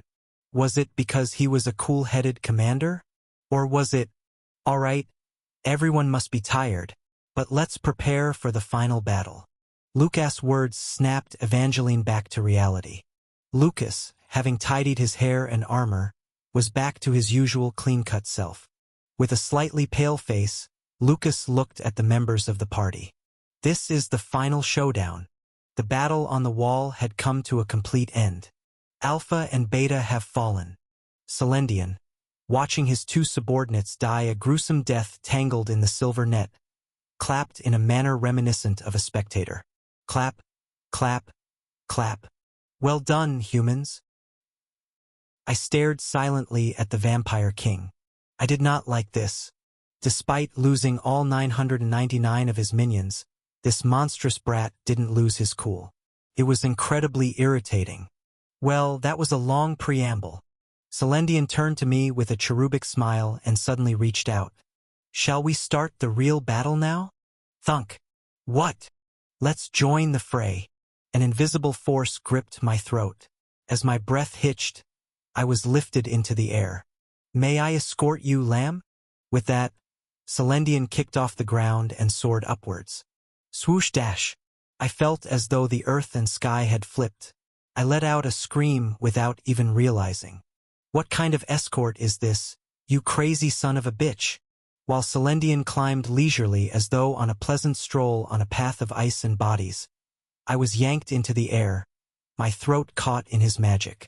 We reached the top of the fortress walls in mere seconds. My party members looked at me with shock written all over their faces. What? How did? Lord, are you all right, Dash? Upon reaching the top of the wall, Celendian immediately flung me aside. Thud. Thrown towards the trio of archers, I rolled on the ground in a most undignified manner. Ugh! Your Highness! Prince! Are you hurt? Damien, Skull, and Old Girl rushed to my aid. Oh, my back. Manners. Cough. Seemed to be lacking for a vampire lord. Struggling to appear composed, I looked up at Celendian with a strained smile. Our negotiations were not yet concluded, were they? What use is conversation between humans and monsters? It's all futile theorizing. Didn't you think so too? The vampire lord's boyish face flashed a menacing grin, his long fangs glinting. I have been patient for quite some time. Now, may I eat? I am famished beyond endurance. Roar! The atmosphere around us roared, and a nauseating scent of blood began to pulse. Stage 5 boss. The Lord of the Bloodline. Lord of Crimson. No-Life King. Nosferatu. Dracula. The named monster, Vampire Lord Celendian, known by dozens of aliases, radiated a terrifying bloodlust from his crimson eyes. Creak, creak, creak. My party members stepped forward in unison to block Celendian's path. A long sneer spread across the vampire lord's lips. I have watched your battles and pondered. Who among you is the most threatening adversary? The slender finger of the boyish vampire pointed at each of my party members in turn. The sniper? The mage? The knight? You all have potential. However, his finger finally landed on me. You are the most dangerous, Ash. Not only did you lead the front lines here, but you also kept your sanity despite confronting me alone. Naturally, normal humans would lose their minds from prolonged exposure to the evil aura exuded by boss monsters, especially in a one-on-one situation. But I was unaffected, thanks to my passive skill, unyielding commander. You remind me of great humans I have faced in the past. I admit it, you pose a threat on my king's path. I appreciate the overestimation. So what now? So, I will take your life first. With ominous, flickering eyes, Celendian lifted his gaze and took a step toward me. Consider it an honor to be the first meal of the Vampire Lord's campaign. The next moment, swoosh dash, Celendian lunged at me, and in response, every member of my party rushed towards him, weapons at the ready. It was the final confrontation of Stage 5, arguably the last stage of the early part of Protect the Empire. The final battle had begun. Chapter 150. 3 days later, a funeral was held in the cemetery west of Crossroad.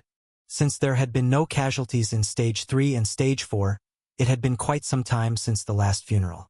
I wish we never had to hold another one. As the procession of coffins moved in, that was what I thought to myself. Such an event, it would have been better if it never had to be held again. The coffins were each placed at their respective burial spots. Over all of them, the flag of the Everblack Empire was draped. With a trace of resentment, I glared at that flag. In the center of the flag, the royal crest of a sword and a rose was depicted. If only the royal family had sent reinforcements. If they had, priests began to sprinkle holy water on each coffin and started their prayers. Following them, the choir began to sing a funeral song. There were quite a number of the deceased, so it took some time. I went to each newly made grave, bowed my head in respect. After every coffin had been placed in its position, and all the rites were completed, it was finally my turn to give a speech. Never have I felt so reluctant to stand in front of others. But this was my duty. I didn't run away. I stepped onto the stage. The citizens of Crossroad, and my subordinates, the hero characters and soldiers, all looked at me clearly. After quietly looking around at them, I slowly opened my mouth. The monsters we fought this time were bloodkin. Inside the city walls, to the ordinary citizens who probably hadn't even seen the faces of the monsters, I explained softly. They were vampires and cannibals that craved human flesh and blood. They consume others' flesh and blood, stealing others' lives, and they enjoy immortality. I gestured towards our soldiers. Our brave soldiers fought against these terrifying monsters. They weren't afraid of their flesh being torn apart. They stood against death. As a result, we were able to safely protect the city. Clap, clap, clap. The citizens spontaneously burst into applause. The soldiers received the applause with embarrassment, shyness, or some even with indifference. After waiting for the applause to die down, I continued. Unlike those monsters, we humans cannot enjoy immortality. We are short-lived. We bloom like flowers, but we also wither like flowers. I find this sad. I glanced at Junior.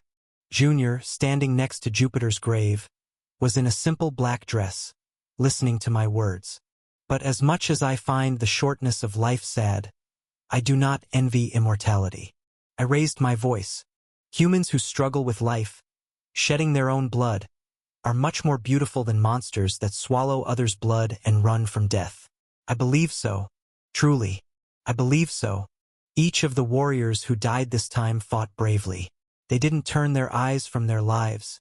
They confronted it head-on, and they fulfilled their duties. I closed my eyes for a moment. I recalled each of the 155 names of those who had fallen this time. I remembered the death they met without retreating. Everyone, fight. I opened my eyes and continued. Fight against life. Stand fiercely against it. Live your life to the fullest so as not to be ashamed before those who were buried before you. Roam the world, find what you must do, and be sure to achieve it. As I looked around the crowd, I nodded heavily. That's what those who sacrifice their lives to protect you would want. I slowly bowed my head. For those who fought fiercely with their lives and went away, let us have a moment of silence. Everyone gathered at the funeral simultaneously bowed their heads. After a short moment of silence, I raised my head and voiced again. And I want to say something to all the soldiers who were on the front lines this time. The heroes and soldiers all looked at me at once. I understand the pain of losing a comrade. I too have spent sleepless nights over the past few days. Every time I laid down to sleep, the faces of the dead subordinates flickered in my mind. I hadn't been able to sleep properly for days. Don't hold any guilt like my comrade died, but I survived. Your comrades wouldn't want you to think that way. At my words, a considerable number of soldiers flinched. It seemed to hit a nerve. Post-battle, the most common side effect veterans suffered from was similar to what I felt. I gave a faint smile.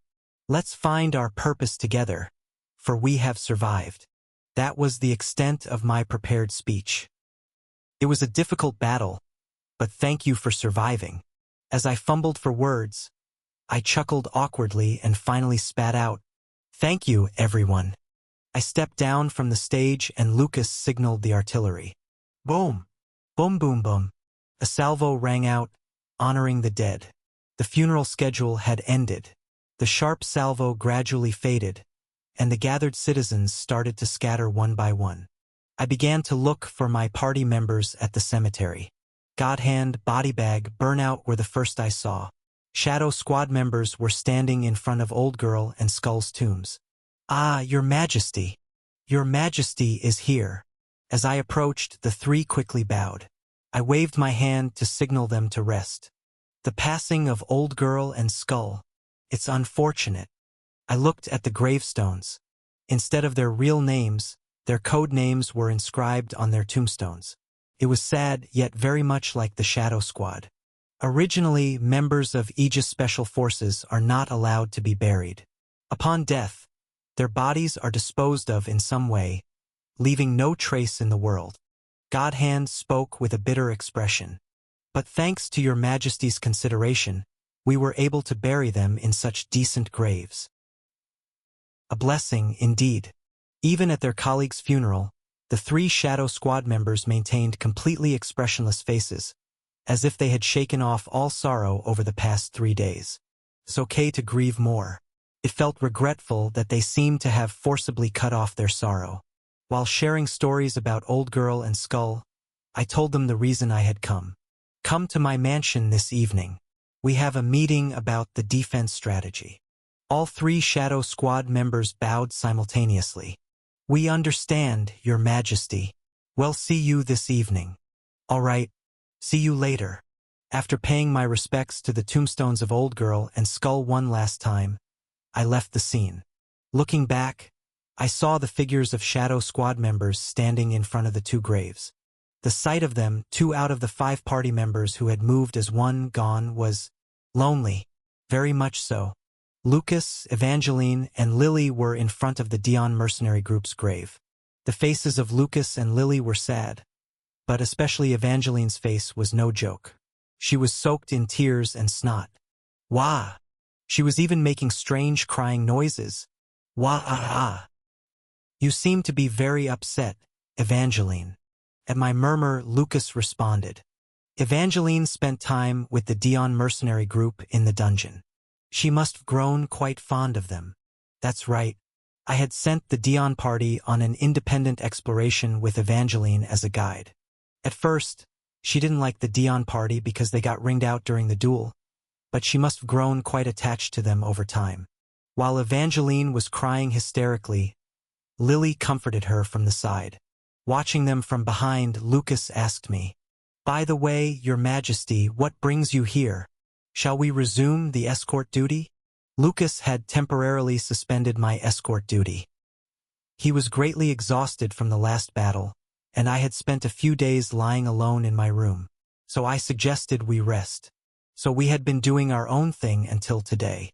No, let's resume the escort duty tomorrow. I came here today because of a meeting this evening. I informed them about the meeting for the future defense strategy that evening. Lucas nodded. I understand. Then, they'll see you this evening. Wah! I'll also calm Evangeline down and bring her. All right, please do. And bring Lily as well. After paying my final respects to the Dion mercenary group's grave and whispering their names one last time, I left the place. Damien and Margarita were tidying up after the funeral ceremony as priests. I approached them, who were cleaning up holy water and prayer items, and greeted them. You're working hard, priests. Damien gave a half-smile and Margarita bowed respectfully. Oh, Your Highness. You're here, Your Majesty. Thank you for your efforts today. The reason I've come is... I cut to the chase. I told her that there was a meeting at the mansion tonight. I am to come as well. Saintess Margarita hesitated before asking. I nodded my head assertively. Of course, Saintess. You must absolutely come. It seemed she was still having trouble adjusting to the fact that she was part of my party. Did she not realize that once she had joined my party, she could never leave?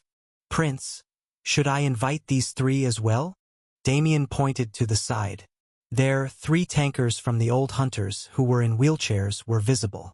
In front of Jupiter's and Yennik's graves, the 3 tankers were quietly praying. I examined their injuries and slowly shook my head. No. Let them rest in the temple.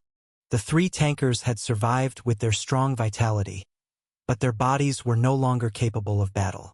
They had been torn apart by the vampire's swords and claws, and had even taken Celendian's blood magic directly.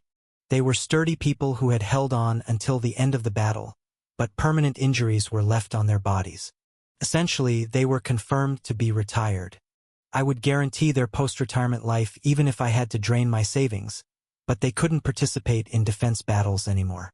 Understood. Then, I'll see you tonight. See you in a bit, Prince. I left the cemetery with Margarita and Damien's farewells. The last member to call, Junior, wasn't in front of Jupiter's grave.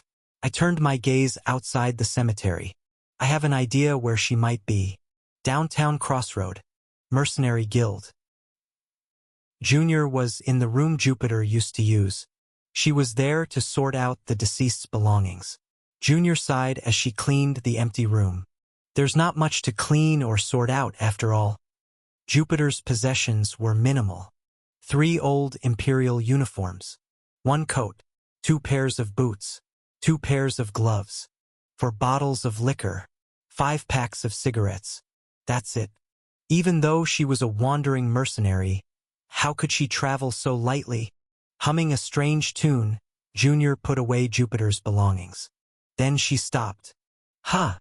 There was a leather document bag in the corner of the room. From the opened gap of the bag, a familiar piece of paper was poking out. This is... Junior carefully opened the bag and took out the contents. It's the letter I sent. When Jupiter sent living expenses, Junior would write a letter in reply. Such collected letters filled an entire document bag over a decade. Junior cautiously spread out the letters she had sent, starting from the oldest ones. Most of the content was about how she was short of living expenses, how her children's medical bills had increased her debt, and how tough it was just relying on the money Jupiter sent. However, always at the end, I miss you. When are you coming? Come back soon. Was written. As the more recent letters arrived, such phrases gradually disappeared until only demands for money remained. Unable to look any further, Junior covered the remaining letters. Why hadn't she revealed her true feelings a bit earlier? Why hadn't she been honest? If she had, something might have changed. Then, she noticed a new envelope wedged in a corner of the document bag. It was the envelope Jupiter always used to send money home. But this time, instead of money, something else was packed. This is... When she opened it, there was a carefully packed root of a medicinal herb emitting an old smell. A short note came with it. It's called century ginseng. I found it in a dungeon. It's good for your health. Boil it and drink it.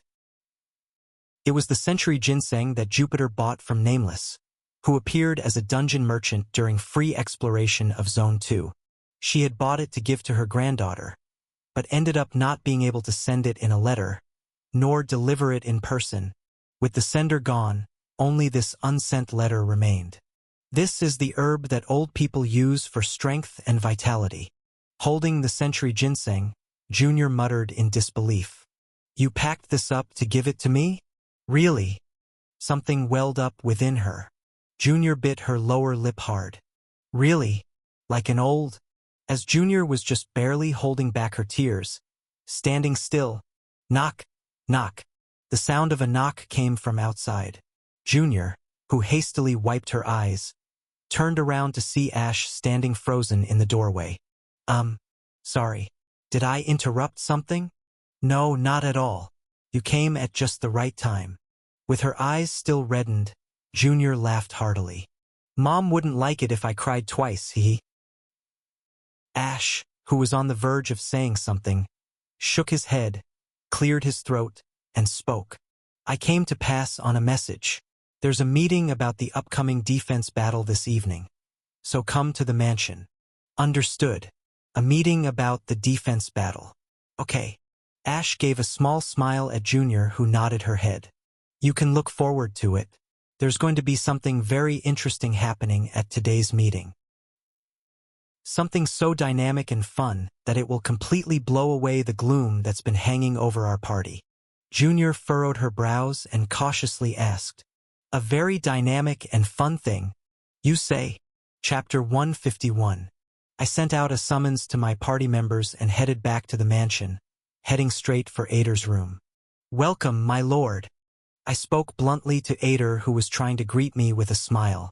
Starting from the next stage, we won't be able to complete the strategy. Ader, who had been frozen, asked in a trembling voice. What did you just say? Don't play dumb. You know too. I plopped down onto any chair nearby and crossed my legs. Our current situation at the monster front is the worst. If it continues like this, it'll soon be game over. Ader fell silent. I let out a small sigh. First, the majority of the hero parties are out of action, except for the main party, who had only minor injuries.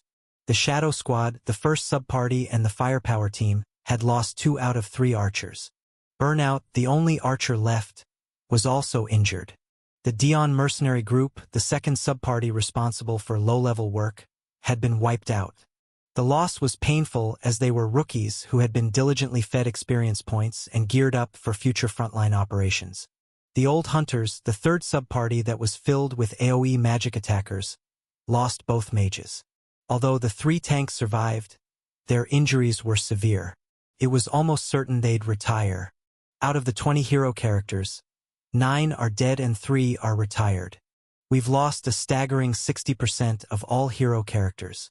Of course, there were reserve parties, such as Lilith's and Margarita's, but there wasn't enough time or a situation suitable to immediately train them to be a useful party on the front lines. The loss of hero characters alone was significant. Regular soldiers have also taken a fatal blow. Most importantly, the Twilight Squad has lost its combat power. The Twilight Squad, veterans among veterans who had spent their whole lives fighting monsters here under the Margrave, led the defense. These sturdy veterans protected and taught the new soldiers, allowing us to continue the grueling battle until now. However, the leader, who was a core member of the Twilight Squad, died in the last battle, and half of the 300 members died. They were virtually ruined. As expected, the morale of the remaining regular soldiers was shattered. A few, though a minority, even deserted. And how about the walls? They were hit by magic and torn apart by that vampire's axe. The damage to the fortification equipment, represented by the walls, was not trivial. The wall was split by Beta's axe and frozen by Alpha's magic. It would take at least 10 days to restore. Various fortification equipment was also destroyed due to the vampires using blood magic from the walls. About half of the cannons and ballistas were destroyed. It would also take about 10 days to repair. Despite the serious blows on all fronts, well, so be it. If the next stage proceeded normally, with a normal difficulty, I would have gritted my teeth and continued with the strategy. However, this damned game never ceased its nonsense. Enemy information, Stage 6. LV? 3 bodies. LV.25 Flame Wyvern Elite, 30 bodies. LV.20 Wyvern, 710 bodies. Just yesterday, I selected 5 uninjured reserve party members and sent them for autonomous exploration in Zone 1. They returned this morning, bringing back a Wyvern's magic stone. At the same time, information about the next stage's enemies was confirmed through my system window. A Wyvern? Wyvernern? I shoved the enemy information window in front of Ader and screeched, "Are you out of your mind? More aerial mobs in this situation. We've lost all our magicians and archers." Ader, huddled in a corner, repeatedly bowed to me. "I am sorry. It was my mistake." "Of course it was a mistake, you bastard director. Can't you design the levels properly? If you set a difficulty cliff like this, you're basically telling us to jump off of it and die." After ranting, I took a step back, breathing deeply. Well, still, if it's a wyvern, it's doable compared to a gargoyle. Its magic defense is high, but its physical defense is low, so we can take it down relatively easily with cannons and arrows. Thank goodness. That would be the case if the stage was proceeding on a regular schedule, you idiot. I coughed and pointed vehemently at the bottom of the stage information window, venom spewing from my mouth. Stage 6. Time remaining until start. 7 days. Unless my eyes were playing tricks on me, we had a mere week left until the start of the next stage. The basic rule is to give ample time before and after boss stages, isn't it? But giving us only 10 days, 3 days behind us and 7 days ahead, is this some kind of joke? I grabbed Ader by the collar and began to shake him back and forth. Ader let out a deflated scream. This is definitely abnormal. There should be at least 3 weeks between boss stages and the next one. Exactly. And there must be some kind of crap reason why this is happening. I opened a new system window and shoved it into Ader's face. Dark event warning for Stage 6. Activated dark event. Rapid progress. The time until the start of the stage is drastically reduced. Every single time, the damn dark events screwed me over in new ways. It's truly an innovative bastard. So, we had only 7 days left until the start of the next stage. And the damage the monster front here had suffered couldn't possibly be repaired in a single week. With the current situation, it was impossible to continue the game. "We can't beat it," I growled. "Well, maybe we could beat it. We'd just suffer more damage than in Stage 5. And what happens after that? And after that? In this kind of difficulty and situation, our entire front line would slowly crumble until it eventually ends in game over. Newly acquired heroes would die screaming before they were even trained. Soldiers would be used as meat shields and die like consumables. My party members, wounded and battered, would be pushed to their limits, slowly dying one by one. Without realizing it, I was imagining such a scene. In various parts of the burning city, Lucas and Evangeline, surrounded by countless monsters, falling. Junior, who was blocking the enemy wizard's magic, vomiting blood and kneeling. Arrows raining down like a storm on Damien, who had run out of bullets. Godhand, body bag, and burnout resisting till the end, only to be stabbed. Lily swept away by the explosion of the artifact, and Saintess Margarita swallowed by the flames while trying to save the injured. Damn it! I shook my head vigorously. I can't stand by and watch that happen. I had no intention of throwing my remaining forces into a battle with no hope of winning. The problem was that was exactly what was going to happen. By my calculations, we wouldn't even make it to Stage 10. The monster front would be annihilated. This damned game. I can't do it like this. Just quit the game. You're not really going to quit, are you? Ader, who had been wary of my foul mood, asked cautiously. I've always known you as someone who never gives up, no matter the situation. Instead of giving up on a standard strategy, you find a different way. That's what you mean, right? Ha! I sighed and nodded along with Ader's words. That was exactly it. I wasn't giving up. All I was doing was looking for another way to prevent any more of my subordinates from dying. The way to solve this situation is simple. If they send reinforcements from the capital, it's over.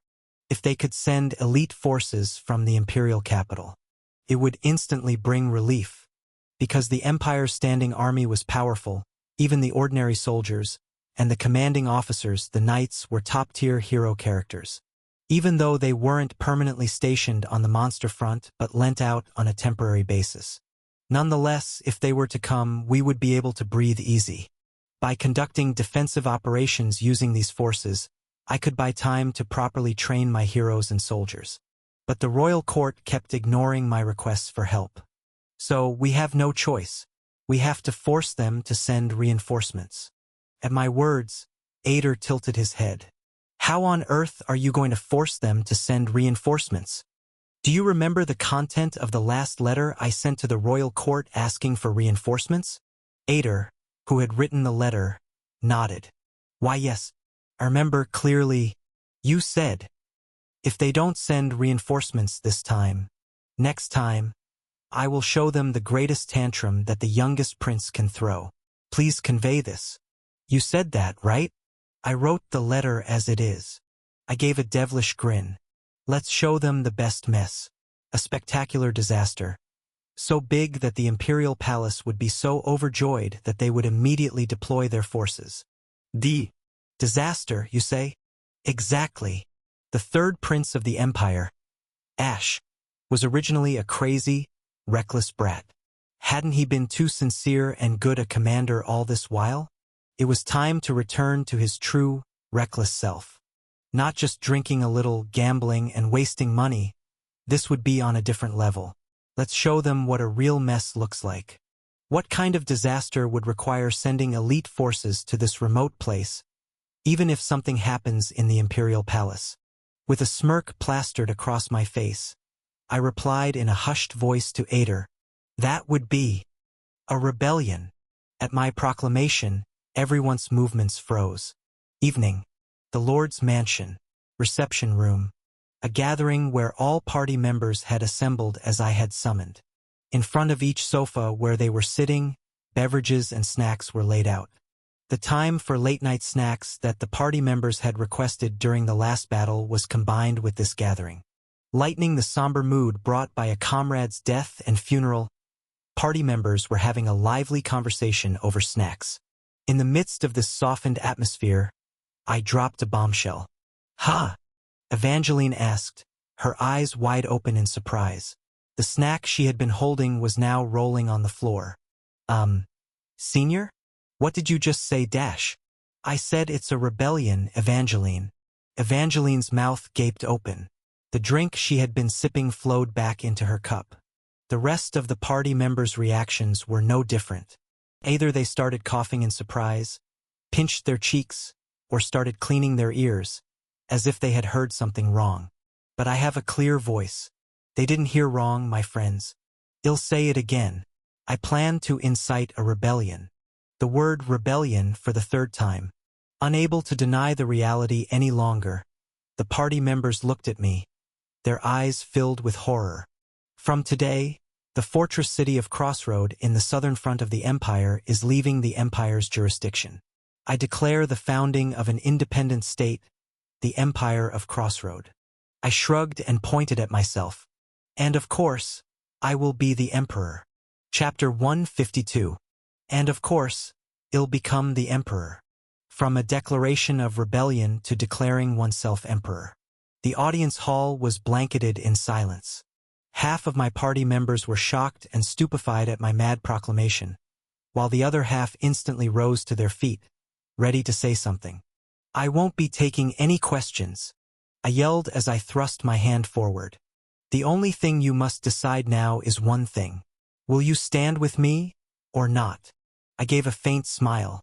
Are you willing to die with me? That's all. Because the only path to survival lies within death. Would they walk the long road that lay ahead with me? That's what I was asking. Facing the party members who looked at me in despair, I spoke with a stern face. I'll give you 1 hour. Consider freely within that hour.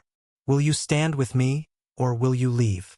After meeting the eyes of every party member, I nodded. Let's meet here 1 hour later. Then I walked out of the audience hall without looking back. The party members were scattered around the mansion, deep in thought. Most remained in the audience hall, hotly debating my remarks, while a few strolled around the garden, lost in thought, and a few others left the mansion altogether. The second floor of the mansion, the Lord's office. I was standing by the window, watching the backs of the party members leaving the mansion when I heard a knock at the door. Come in. Creak. The one who opened the door and entered was Lucas. My lord. Lucas. I came to ask you a question. Without waiting for me to say anything, Lucas blurted out immediately after he entered and closed the door. Is this rebellion a desperate measure to request reinforcements from the royal family? I chuckled at Lucas' sharp point. Lucas continued. You, my lord, are a legitimate successor to the royal family, inheriting the emperor's blood directly. If you declare rebellion, the royal family cannot sit idly by.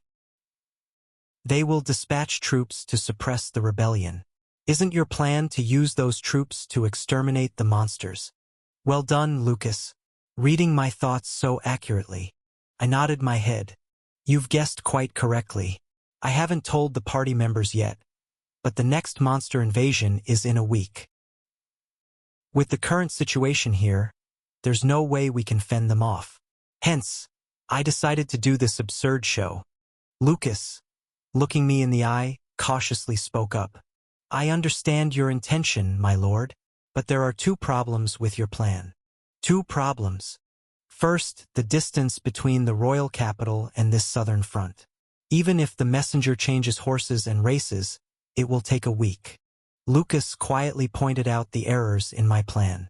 It will take a week for news of the rebellion here to reach the royal capital, and another week for them to assemble and deploy troops.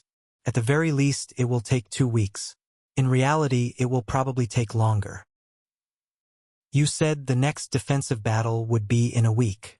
They can't arrive before it starts. I just listened with a smile. Lucas continued.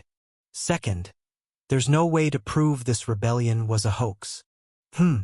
Even if you explain it was a desperate measure to summon the royal troops, the royal family won't believe it. You will be arrested and charged with treason.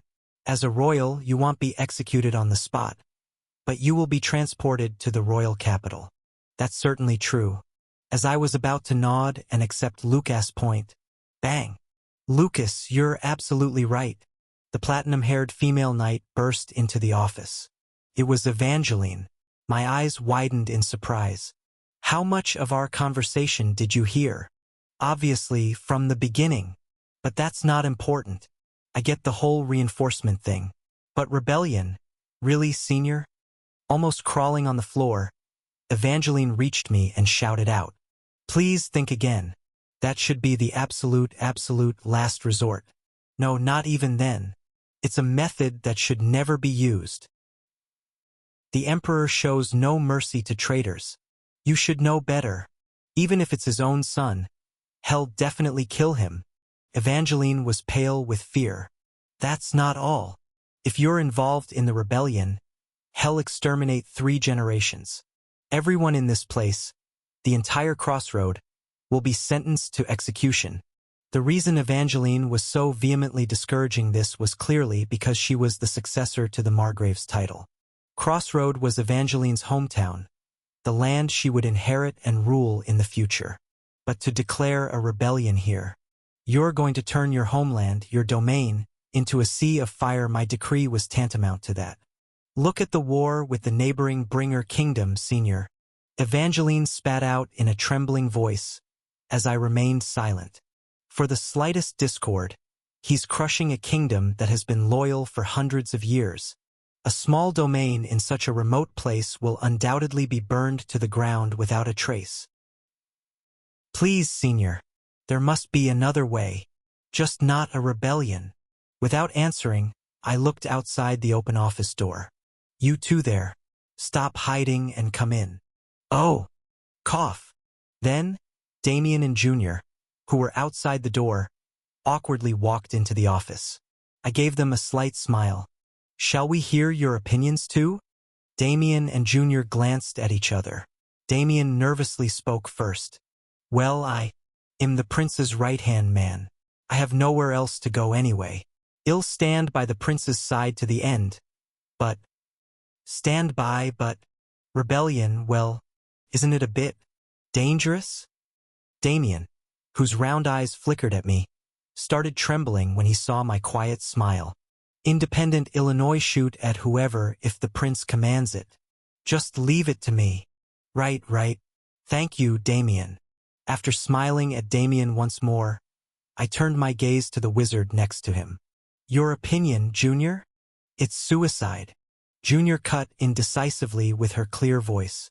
I heard there are dozens of magicians of my level in the Imperial magic troops. Setting aside all other forces, just comparing the wizards, it's like this. You said you're inciting a rebellion to call in reinforcements to stop the monsters, but it doesn't make sense. The troops sent by the Empire won't even care about the monsters, right? They might just turn us into ashes with magic bombing and return. Junior stressed once more. Declaring a rebellion to call in reinforcements is, literally, no different from setting your house on fire to catch a flea. Indeed. I nodded. I appreciate the valuable opinions. I looked around my main party members gathered around my office table. All of you have valid and reasonable opinions. But my declaration of rebellion was not just for the sake of calling for reinforcements. I'll tell you the real reason a bit later when everyone gathers in the reception room. So, for now, calm down, cool your heads, and wait for me. I pointed at the office door and waved my hand. Now out. The main party visited the office. As for the rest, when I checked what they were doing, the Shadow Squad trio was standing in the garden, chatting amongst themselves. With 30 minutes left until the reunion, I went down to the garden. Godhand, Burnout, Body Bag. As I approached, calling their code names, the Shadow Squad members all bowed to me. Your Highness, how is it? Have you made up your minds? As I asked with a smile, the three exchanged glances and, without any precedence, one by one they knelt before me. Don't you know, Your Highness? We were already sentenced to death in the capital. Godhand, with his head bowed, spoke solemnly. You took us in, Your Highness. You already own our lives. The only one we will serve is you, Your Highness. Even if the path you choose is rebellion, we will gladly follow. Looking down at the three elves kneeling before me, their heads bowed in deference, I said, I appreciate your loyalty. I acknowledge it. Grinning, I added, thank you. Let's meet again in 30 minutes. Turning around, I left the garden. The three members of the Shadow Squad remained still, heads bowed, until they could no longer see me. Two members of our party had left the mansion, Margarita and Lily. Among them, Margarita returned 10 minutes before the assembly time. Standing at the mansion's entrance, waiting for the two, I greeted the first to return, Margarita, with a smile. Where have you been, Saintess? I was at the temple, offering prayers to the goddess. Margarita sighed deeply, hands clasped in front of her chest. I sought guidance from her for the path I should take. Really? Did she give you a good answer? Have you made up your mind? After a moment of silence, Margarita let out another sigh. From the moment I first came to this city, my mind was already made up. Clasping her trembling hands tightly, Margarita raised her head to meet my eyes. My destiny lies with Crossroad. Are you saying that you'll join me in my rebellion? If that is the path Crossroad is meant to follow. Thank you. I gestured towards the interior of the mansion. Please go to the parlor. I'll join you once Lily arrives. Unwavering, Margarita walked straight into the mansion.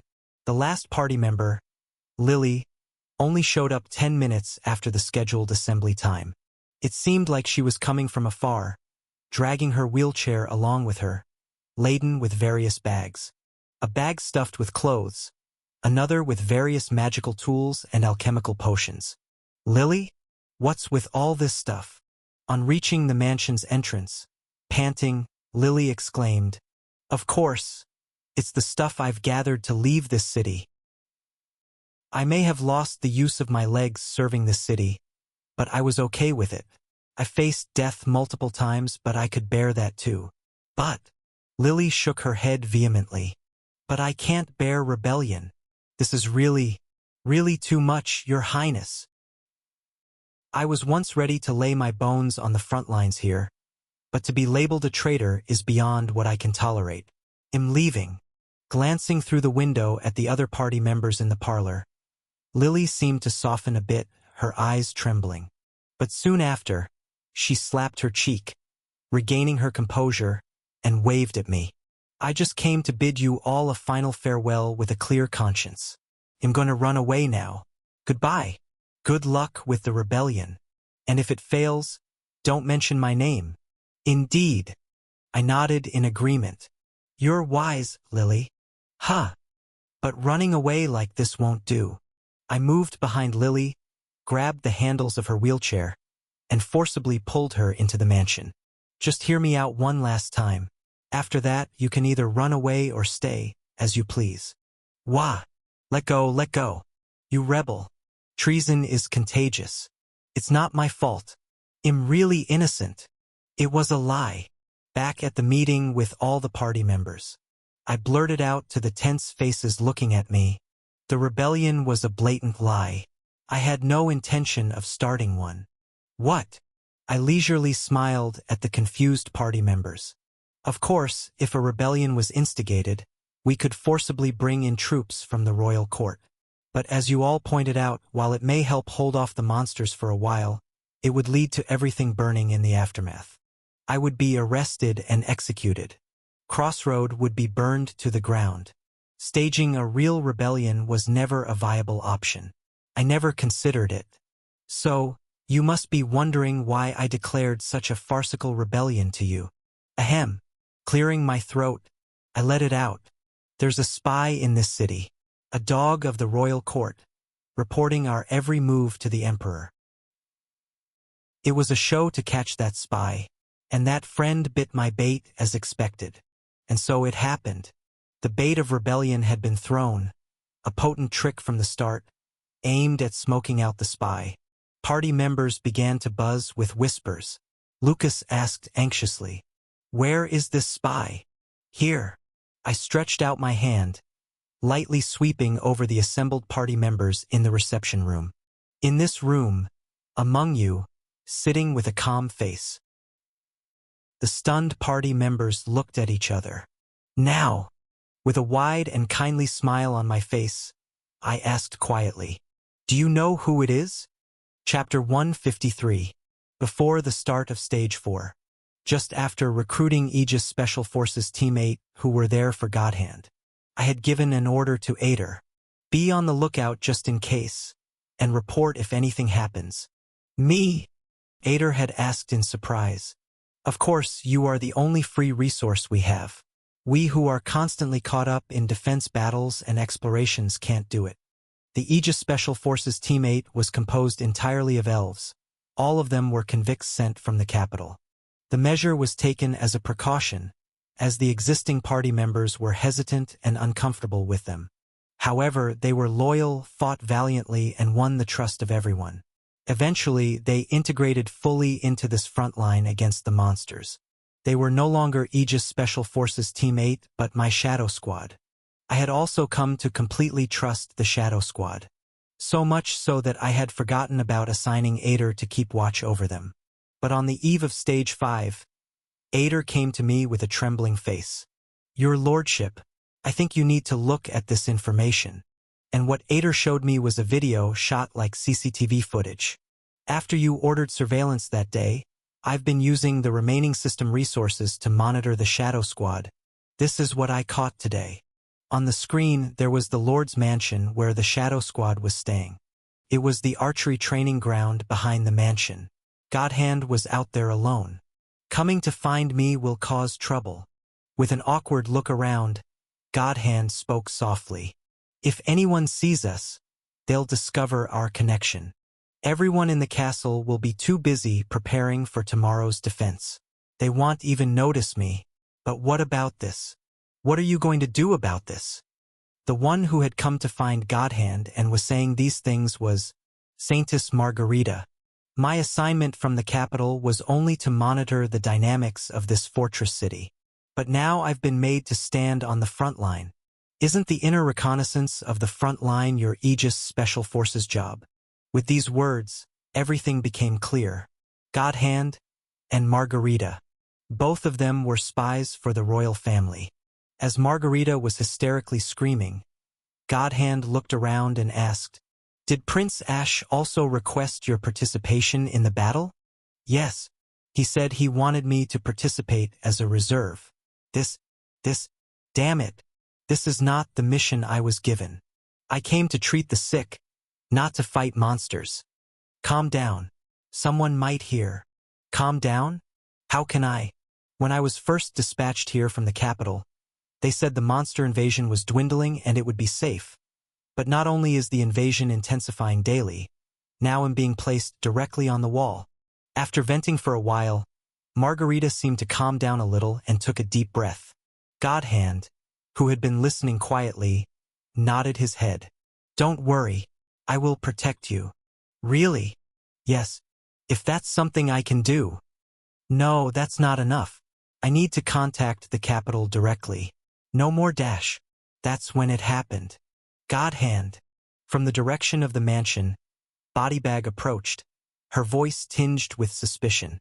Surprised, Godhand turned around in a panic, and Margarita hastily lowered herself and ran toward the forest behind them.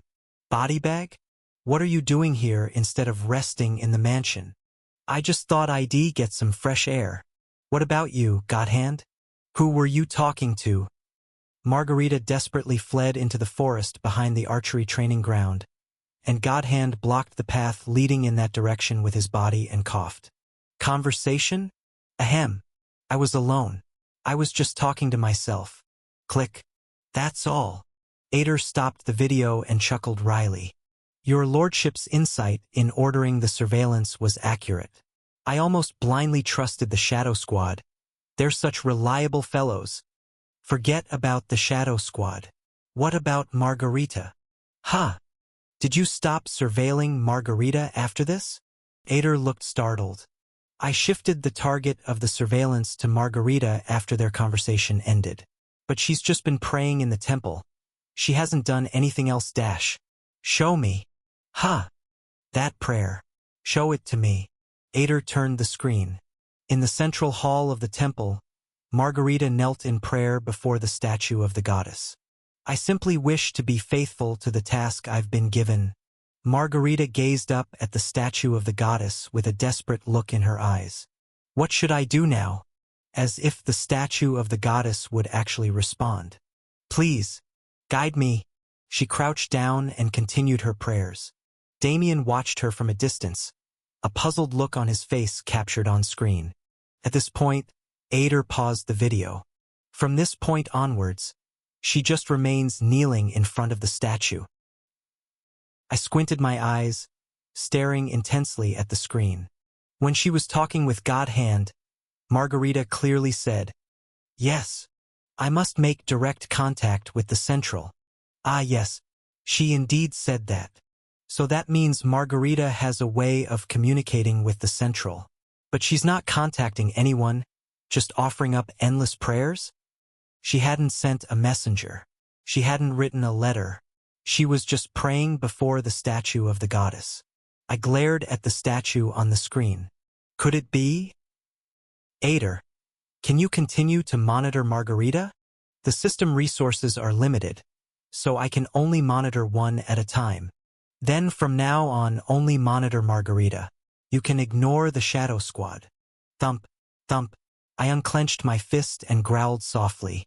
"I'll have to hook Margarita soon." "Hook?" "Spread false information." Startled, Margarita will report to the Central immediately, and the Central will react to the false information. I twisted one corner of my mouth into a grin. Then ITLL reveal itself. both Margarita's means of contacting the central and the true identity of this center. I had a feeling. Both of these things would be incredibly useful to me. Present. In the Lord's mansion. Reception room. Godhand and Margarita were on their knees in front of me. Captured. Looking back, there were suspicious circumstances about you two from the beginning. Sitting in a chair with my legs crossed, I twirled the staff in my hand.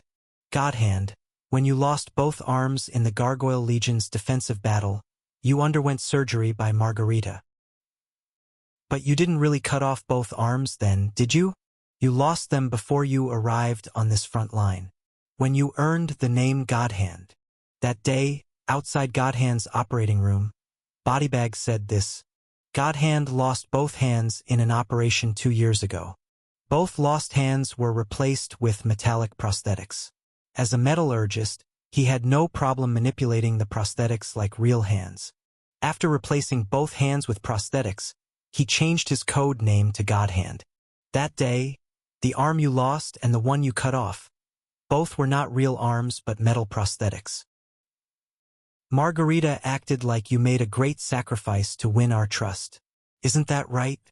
Upon hearing my words, Lily looked at Godhand with a pale, shocked face. Is that true, Godhand?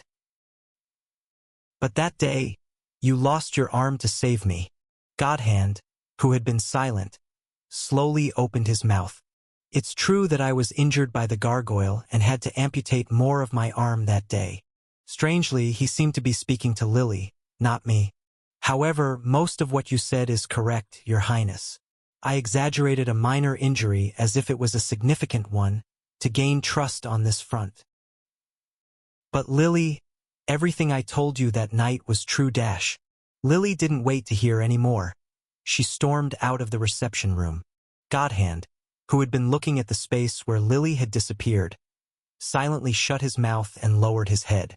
With a sigh, I watched the scene, then shrugged my shoulders. I don't care if any of you are spies for the royal family. It would be strange if there were no spies. The Everblack Empire covered more than half the continent. It's natural to scatter spies throughout the world, even within their own territories. Especially if a royal prince is messing around in a borderland, it is inevitable that they would be under surveillance. If you pledge loyalty to me, fight on the front lines and risk your lives, I wouldn't mind briefing you about the current situation. I growled at the two of them. But you should have remained undetected. Once exposed like this, who on the front lines would trust you? You're not comrades battling monsters together, but potential spies carrying unknown intentions. The relationship between the royal family and me, the third prince, was not so bad at the moment. But the future was unpredictable. For instance, when issues related to the succession of the throne arise. If another prince, holding real power within the royal family, decided to assassinate me, these spies could sabotage the front lines and assassinate me, a plausible scenario. They were like a ticking bomb the royal family had put around my neck. Your Highness, Godhand, who seemed to have made a decision, looked up at me with gritted teeth. The truth is that I was given a secret mission when I was sent here. However, Your Highness, none of my subordinates knew about this. I glanced towards Bodybag and Burnout, who were tied up in the corner of the reception room. They were trembling with surprise at the situation. Godhand continued. Most importantly, I have already decided to dedicate my life here. My loyalty is genuine. Please believe me, Your Highness. And enough. Godhand, I'll listen to your story later. I cut him off and turned my gaze. I have to listen to our Saintess now. Saintess Margarita was quietly closing her eyes without any reaction after being captured, as if she had given up on everything. When I declared my rebellion and gave you time, Saintess, you immediately ran to the temple, not even knowing that my subordinate was watching you. I was curious how you were contacting the upper ranks, and the identity of that communication device was quite surprising. A little while ago, when I gave them an hour of respite, Margarita immediately ran to the temple. I continued to monitor Margarita through the surveillance screen of the system window. She sat down in front of the goddess statue in the central hall and just started talking, completely abandoning any pretense of praying. I report, Prince Ash has declared rebellion. I repeat, Prince Ash has declared rebellion. After a long silence, a low-quality buzzing voice came out of the goddess statue. Rebellion? It sounded like a very poor-quality phone call, but it was clear. Say it again exactly. Prince Ash has declared rebellion. Is it true? This matter is of utmost importance. There can't be a single mistake. It's true. I heard it clearly with my own ears. Margarita reported my declaration of rebellion without a single mistake. The goddess statue was silent for a moment and then spat out words. Prince Ash ordered to gather again in an hour? Yes, that's correct. Then, after joining Prince Ash, continue to monitor him. Whether he is really planning a rebellion, and if so, what method he is using, observe in detail and report again. But this isn't my job anymore. I'm just a priestess. Everything is for the goddess and His Majesty the Emperor. Don't be petulant. They'll be waiting for the next report. Contact me before midnight. That's it. The conversation ended. Margarita looked up at the goddess statue with resentment and left the temple. And then she returned to my mansion. I chuckled. I couldn't believe that there was a magic communication device capable of long-distance communication. Moreover, it was in the form of a goddess statue. How could we tell whether you were earnestly praying in front of the goddess statue or reporting the situation here to the higher-ups? Communication magic is a famous ancient magic known to have disappeared along with teleportation magic. But it seems that it didn't disappear. The royal family monopolized it and allowed only their spies to use it, while we had to resort to sending messengers, writing letters, and releasing doves whenever we needed to communicate from afar. A total mess. These damn spies had the audacity to set up ultra-high-speed communication lines for their own use. The audacity of these bastards. Margarita bit her lip hard. I brought my face closer to hers, dodging her averting gaze. Saintess. No, Margarita. Thud, thud, thud. Beating the palm of my other hand with a short cane, I murmured ominously, I don't doubt your faith, your dedication to treating the sick, your nobility in providing medical care in these remote regions. But you were a pawn of the royal family and a spy, and you hid that fact from me. You deceived me, the son of the emperor, the commander of the southern front, and the lord of this city. Thud. I gripped the cane resting on my palm as if to shatter it, and I smiled softly. You'll have to pay the price, right? Margarita slowly opened her mouth. Are you going to kill me? Chapter 154. Are you going to kill me? At Margarita's words, I readily nodded my head. I might. All your priests could be in on it. I might even hang you all for the audacity of bringing down the royal family. Exclamation point. Margarita's complexion turned pale. Damien, who was listening from afar, also seemed surprised. But I smiled mischievously. I want. Are you serious? Of course. I would want you and your colleagues to continue taking care of the wounded on the front line, just as sincerely as you have done until now. She swiftly put away the staff she was menacingly wielding. I just need a little cooperation. Looking into Margarita's eyes, I whispered softly. For this city, your temple, and ultimately for all of humanity, I need your cooperation. You'll do it, right? Yes. Spies can be useful. And spies that have turned from being an enemy to an ally are incredibly useful. I never intended to kill Godhand or Margarita. I planned to bring them to my side or in game terms recruit them for my use. Your Highness. Margarita, who was looking at me with trembling eyes, reluctantly opened her mouth. What should I do for you? Temple. Lucas, Margarita and I were traversing the corridors of this place. I instructed Evangeline, Damien, and Jupiter to watch over the Shadow Squad. They should be comfortably gathered in the reception room of my mansion. Walking through the temple corridors, I thought about what Margarita had confessed on our way here. Using priests as spies. What a remarkably efficient method. Since the goddess faith is the state religion of the empire, a temple of the goddess faith is mandatorily installed in every city of the empire. These temples perform the role of public health facilities. The priests who work here walk the city receiving everyone's respect. Without any suspicion, they see and hear everything in the city. These priests are the eyes and ears of the royal family. All the priests appointed directly by the emperor are doing this. I clicked my tongue inside. Considering it's the state religion, there would be a close connection between the top brass of the religious order and the royal family. I wonder when they started doing this. Thinking about this, I quickly arrived at the central hall. Margarita stood in front of the goddess statue with a pale face as if she would die at any moment. Lucas was keeping an eye on Margarita to make sure she didn't do anything suspicious. Me? I was humming happily. The events about to unfold were too exciting, and I was so looking forward to them that I couldn't help but dance a bit. Oh, how exciting! Margarita, who knelt in front of the goddess statue, calmed her breath and then uttered in a dry voice, "I report." Then a faint sound of magic device activation rang. It was such a faint sound that one could miss it if not fully concentrated. A while later, a thick voice leaked out from the goddess statue with a crackling sound. "I am listening. Report." Margarita, who was silent, stole a glance at me. I nodded my head with a warm smile. "Do as you were told." The rebellion was a lie. Margarita trembled as she spoke.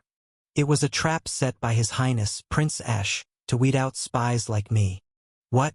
I repeat, the rebellion was a complete lie. It was a false alarm due to my fatal mistake. I am sorry. What are you talking? Wait, so, Prince Ash knows your identity? Yes, he does. Margarita spit out exactly as I instructed. I was exposed. I am sorry. At this point, I stepped forward. That's the story. My friend hiding behind the goddess statue, pushing Margarita aside and standing right in front of the goddess statue. I smirked. Wow, talking about this in front of the goddess makes even a person with weak faith like me feel guilty. But thinking of making the priests do this kind of work. You guys really have a wicked taste. Daft. Hey, I get all that. You're not ignoring the prince, are you? Huh? No dodging. Let's cut the crap. Silence was broken again, filled with a sense of confusion. Your Highness, I regret to inform you that you do not have the authorization to use this communication channel. Then bring out the authorized person in charge. I growled threateningly. Bring him out. Daft. Can't bring him out? Then shall I guess who your boss is? I started counting on my fingers one by one. Someone with a deep relationship with the goddess religion enough to use the priests as his chess pieces. Someone with ties to the covert world that can oversee spies within the empire. Moreover, someone who can build such a communication magic infrastructure and bear astronomical usage fees. Who could it be? Cooperating closely with the state religion, goddess religion, commander of the covert Aegis Special Forces team, someone who can scatter spies across the continent, collect information, and willingly pay for the process. I muttered his name. Our empire's administrative representative, my second older brother, Fernandez Ember Keeper Ever Black. It can only be him. I command in the name of the third prince, Ashborn Hater Ever Black. Bring my brother here immediately. Staring at the delicately carved face of the goddess, I threw down the gauntlet. I won't be waiting long. About 10 minutes, I guess. With a crackling sound, the communication was connected. Ah, can you hear me? The voice that came out as if testing the microphone was distinctive and clear, even within the poor quality sound. It was a voice I heard for the first time, but I had a hunch. This voice belonged to the second prince, Fernandez. Central to south. Communication status is good. Awaiting response. Finally, a direct conversation with this jerk. I burst out laughing with energy. Wow, bro. It's been a while. It's me, Ash. Of course, we've never met. But let's pretend we're close. How long has it been since I've heard your voice? I'm thrilled. You must be happy to hear my voice too, right? Daff. After a brief silence, Fernandez spoke in a calm tone. Magic communication is at risk of eavesdropping. Replace personal names with regional code names. You're worried about eavesdropping? Bullshit. Who the hell is going to intercept goddess statue communications? I snorted. If there's a real threat of eavesdropping, you should assign completely irrelevant code names. You're just arbitrarily attaching them to regions. Daff. All right. Let's just chat comfortably, Mr. Central. A long sigh was audible. It's been a while, Ash. I've missed you too, bro. Just hearing your voice gets me sentimental. How on earth did you find this line? It's the first time I've been caught this clearly. It's quite embarrassing as the head of the covert. His voice wasn't embarrassed at all, but I guess he meant something like I'm gonna gut the bastards who let this happen. Haha. But I'm thrilled to be able to chat like this with you, bro. Let's communicate often. Are you eating well? Is that unpleasant face of yours still glowing? Of course, I've never seen his face. Fernandez is a character that only appears in game settings. I'm just rambling in an Ash-like way. Fernandez let out a sigh again. Do you know how much it costs per second for magic communication, Ash? It's not meant for casual chats. Cost? I don't know. What's certain is that I'm not paying for it. That's why collect calls are great. What? Collect? Call? What's that? It exists. It's a reverse charge call. They hardly use it on Earth these days. Get to the point, brother. I'm busy here. Oh. Aren't you apologetic for planting a spy that got caught? Why should I be sorry? Fernandez retorted. It was for the safety of the royal family and the empire. I don't have a reason to be sorry to you, do I? You're pretty brazen, bro. When you're in a place like this, it's natural to grow thick-skinned. You're the same, aren't you, brother? I crossed my arms. It seemed like our tongue battle wasn't particularly productive. Whatever. Let's cut the crap and get straight to the point. Straightforward as ever. Send reinforcements. Within a week. If not, the Southern Front is screwed, and the monsters will begin their invasion of the Empire. So you mentioned rebellion to get those reinforcements? Our little brother. You're quite a rebellious commander, aren't you? Well, when the person who refused to send reinforcements until the end calls me rebellious, I feel rather shitty. I gritted my teeth and retorted sarcastically. Didn't you receive all the reports about the situation here through the goddess statue? This place is really extremely unbearably hard. Just send a few troops and we'll all be happier. Am I asking for too much? Fernandez gave a sound of feigned sympathy. Sending reinforcements is difficult. The war with the Bringer Kingdom isn't over yet. Haven't we burned down the whole kingdom and even captured the capital? Isn't it over yet? I don't have many ways to get news from outside, but the fall of Bringer Kingdom is a major event in the game. I have a rough idea of the timeline. They should have captured the capital by now. How good it would be if the war ended with the fall of the capital. There are sporadic resistances all over the kingdom. Our Imperial Army is also fighting back with all its might. Fernandez's voice turned stern. The peace of the Empire can only be assured by rooting out the dragon's blood entrenched in the Bringer Kingdom. That's Father's decision. It's hard to send reinforcements right now, Ash. Can you hold out a little longer? And what if that little longer leads to the collapse of the front? Even if the Southern Front collapses, there's a chance to rebuild it, but the Western Front, we can only carry out the Bringer Kingdom annihilation operation now. Fernandez flatly declared, as if he had never considered sending reinforcements in the first place. The Empire faces a bigger crisis in the West. Please understand. Oh, is that so? I scoffed. So that's how it goes? Well, I can't help it then. They'll have to resort to other measures. Don't tell me you're actually going to declare a rebellion? Why would I do such a thing? It's heartbreaking. Who am I? Ash, the most filial son. Would I go against father and stage a rebellion? I chuckled. All I'm doing is getting the troops not from the Central, but from somewhere else. Somewhere else? At that remark, Fernandez's voice faltered. Where exactly? The Ever-Black Empire has swallowed half the world. Are you saying that we can't borrow troops from there? I shrugged my shoulders. Then we'll have to borrow from the other half. There's no other way, right? You wouldn't. Yes.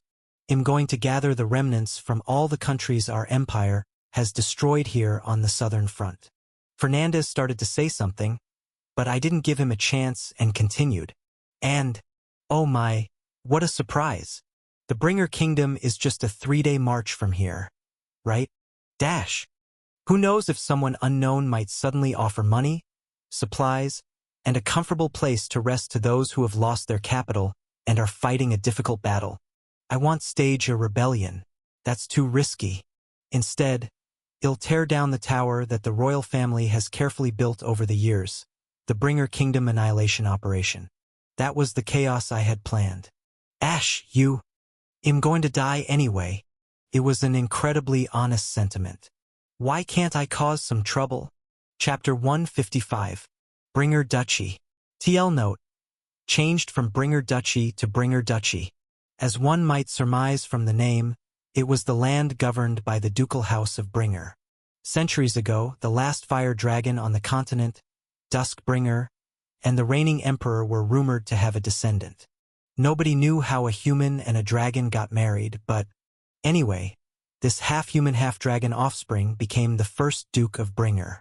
The empire, in turn, entrusted the ducal house with its protection in exchange for ceding some of its territory. The Duke's house, inheriting the dragon's blood, remained loyal to the empire for hundreds of years. They had coexisted peacefully until now, but the problem was the empire's current situation, having eaten up the continent's number one. A saying goes, once the rabbit hunt is over, the hunting dogs get boiled. Now, with global domination under its belt, the empire no longer viewed the duchy with favor. The duchy not only held a semi-autonomous territory within the empire's lands, but also had a substantial military power, behaving like a country that fought off the empire's external enemies. Moreover, the blood of dragons and emperors, albeit diluted, was undoubtedly royal in lineage. If left unchecked, they could pose a threat to the empire, possibly even swallowing the royal family. Perhaps these thoughts were what started the war. They spent years preparing for it, now pouring in all the available forces. Now that they have taken the capital, they probably thought they had the upper hand. What if a foreign force suddenly supported the duchy? Wouldn't that be some top-tier trolling? Isn't the Queen's selection operation going on now? Before Fernandez could say anything, I quickly pressed on. I know everything, bro. The Dragon Lady has escaped from the fallen capital. They are searching for her all over the duchy. The Dukes of Bringer had been females for generations, and this current duke was also a female. This character, who bore dragon's blood, had quite a lot of nicknames. From her official title, Grand Duke of Bringer, to dragon-blooded Duchess, Dragon Lady, but most players simply referred to her this way, Queen. Both her looks and actions were truly queen-like, so even though strictly speaking she should be called a duchess, most people simply called her Queen. Anyway, the Queen has successfully escaped the capital, leading her personal knights. How did you know that? How could I not? That's because the most crucial first branch in this game was whether to accept the Queen as an ally or not. The timing is roughly in the second half of the first year. Having been defeated in the war against the Empire, the Queen led a guerrilla force to resist to the end. When she was no longer able to fight, she fled to the south and reached the monster front lines. The Queen and her knights are all SSR-grade heroes, with insane party strength wrapped in SSR-grade equipment. First-time players are often mesmerized by this party and accept them as allies. But it's a massive trap. The moment you take them under your wing, your relationship with the royal family deteriorates to its worst. Not only do all support from the capital cease, the routes for magic stone sales are also severely limited. Not only that, they even start sending armies from the homeland to capture the Queen. However, the capabilities of the Queen and her knights are phenomenal. There were even some perverted players who managed to reach the ending with just this party. Anyway, that's how it goes in the game. Advance the timing of their recruitment. If they don't send support troops, what else can we do? We have to take sides with our poor friends with matching interests. Hide the queen and her knights in the southern front and help them rebuild their forces. In return, they lend me their strength and help block the monsters. It's a total win-win. The Empire's displaced people, refugees with no decent territory, their royalty, their knights. We have more than a few of these on the continent, bro. We will take them all in at the southern front. Forming a foreign legion of fear, why not? Gather those who harbor resentment against the Empire, chased away from the highway by the young prince. Isn't this picture beautiful? Are you out of your mind, Ash? Fernandez was taken aback. Isn't that essentially an act of rebellion? No, it's entirely, completely different. I agree that turning a blind eye isn't the answer. But strictly speaking, this isn't treason. That's because the monsters are a real disaster. The central royalty did not send support here. You can assume they effectively gave up their control. So we're left to face the disaster and ally ourselves with those nearby for survival. Does that even make sense? If they wanted to make sense, they should have created a sensible situation in the first place. I grumbled. If the nation demands loyalty, shouldn't the nation at least maintain the minimum amount of decency? The nation doesn't protect us. Without a single reinforcement, they issue a virtual confinement order, and then they call it rebellion when we struggle to survive. There should be a limit to the bullshit. Make a choice, brother. I proclaimed what I thought would be the last thing to Fernandez, who was silent. Will the Duchess of the Duchy open a way out to the south? Or will you send a substantial amount of reinforcements to the southern frontier? Lose either the west or the south. Choose wisely. Fernandez's silence felt suffocating, though it was brief. Eventually, his faint voice flowed from the statue of the goddess. What scale of reinforcements are you requesting? I involuntarily clenched my fist. It worked. My gamble. The monsters invading this time are about 1,000 wyverns. We need to comfortably handle these beasts. How long will you need support? For the next 5 defensive battles. From stage 6 to stage 10. I intended to use them sparingly. All right. Fernandez replied refreshingly. That's how it should have been from the start, damn brother. I cannot send the 1st Division from the Western Front. The encirclement will be empty. Instead, I will send my direct troops from the Central. Really? I do not lie. Moreover, I think you might actually declare a rebellion if I promise to send them and don't. Over the communication, I heard something rustling. Was he drafting a document? Don't worry too much about timing. My direct troops are the fastest in the world. I will prepare them immediately. That's fortunate then. Thanks to the conclusion. Fernandez's voice seemed slightly softer. Are you satisfied with this, little brother? I would have been satisfied if you had just sent them promptly. We wouldn't have to blush in embarrassment like this. But well, as long as you send the reinforcements, I am satisfied. These were the reinforcements that were practically extorted. Although it was annoying that I had to secure reinforcements that should have been sent by default like this, good news is good news. With this, I could rest easy for a while. But Ash, Fernandez lowered his voice. You will have to pay for your audacity. Even if it's for the sake of reinforcements, you said too many things that should not be said as a prince. Let's meet face to face and talk, little brother. Meet face to face and talk? He can't be suggesting video communication, so that means ending the communication. I wish you luck, Southern Front. He's cutting off the communication, so I fired back a final retort. Go to hell, Central. Click. The communication magic was cut off. Phew! I drew in a deep breath. It seemed I was quite tense as my palm was sweaty. I wiped my palm on my pants and looked back. Lucas and Margarita were also rigidly tense, watching me. I clapped my hands together. The issue of reinforcements is resolved. There's no need to rebel. Everything is great. That wasn't a simple issue at all, but still. I boasted unnecessarily, then turned to look at the statue of the goddess again. By the way, I don't want to hear about blasphemy, but I can't help it. I took out my staff from my pocket and swung it forward. 3 magical blades that sprang up were embedded in the statue of the goddess. Margarita screamed a short scream. Crack, crunch, the plaster shell was stripped away, revealing the magical and alchemical machinery hidden inside the statue. I swung my staff a few more times nonchalantly. Boom! Crunch! Clang dash! The communication device was shattered. Honestly, it was a bit of a waste, but this device was not beneficial to me. I pocketed the staff and gestured at Lucas. Lucas, do you believe in the goddess? I consider myself quite devout. Then, if I were to command you to meticulously investigate and, if necessary, destroy every goddess statue and religious symbol in this temple, would you despise me for it? No, there is nothing above your command to me. Thank you. I gave an order to Lucas, who bowed his head to me. 3 days. Thoroughly search this temple to see if anything else is hidden here. Understood. Margarita? You will cooperate, won't you? At my words, the trembling Margarita swallowed her tears and nodded. As per Your command. I will. I'm sure the goddess would be happier with genuine prayers offered to the void than such devices plotting mischief, mirroring her own likeness. Though I don't know much about the religious doctrines of this world. Wouldn't that be the case? I returned to the mansion.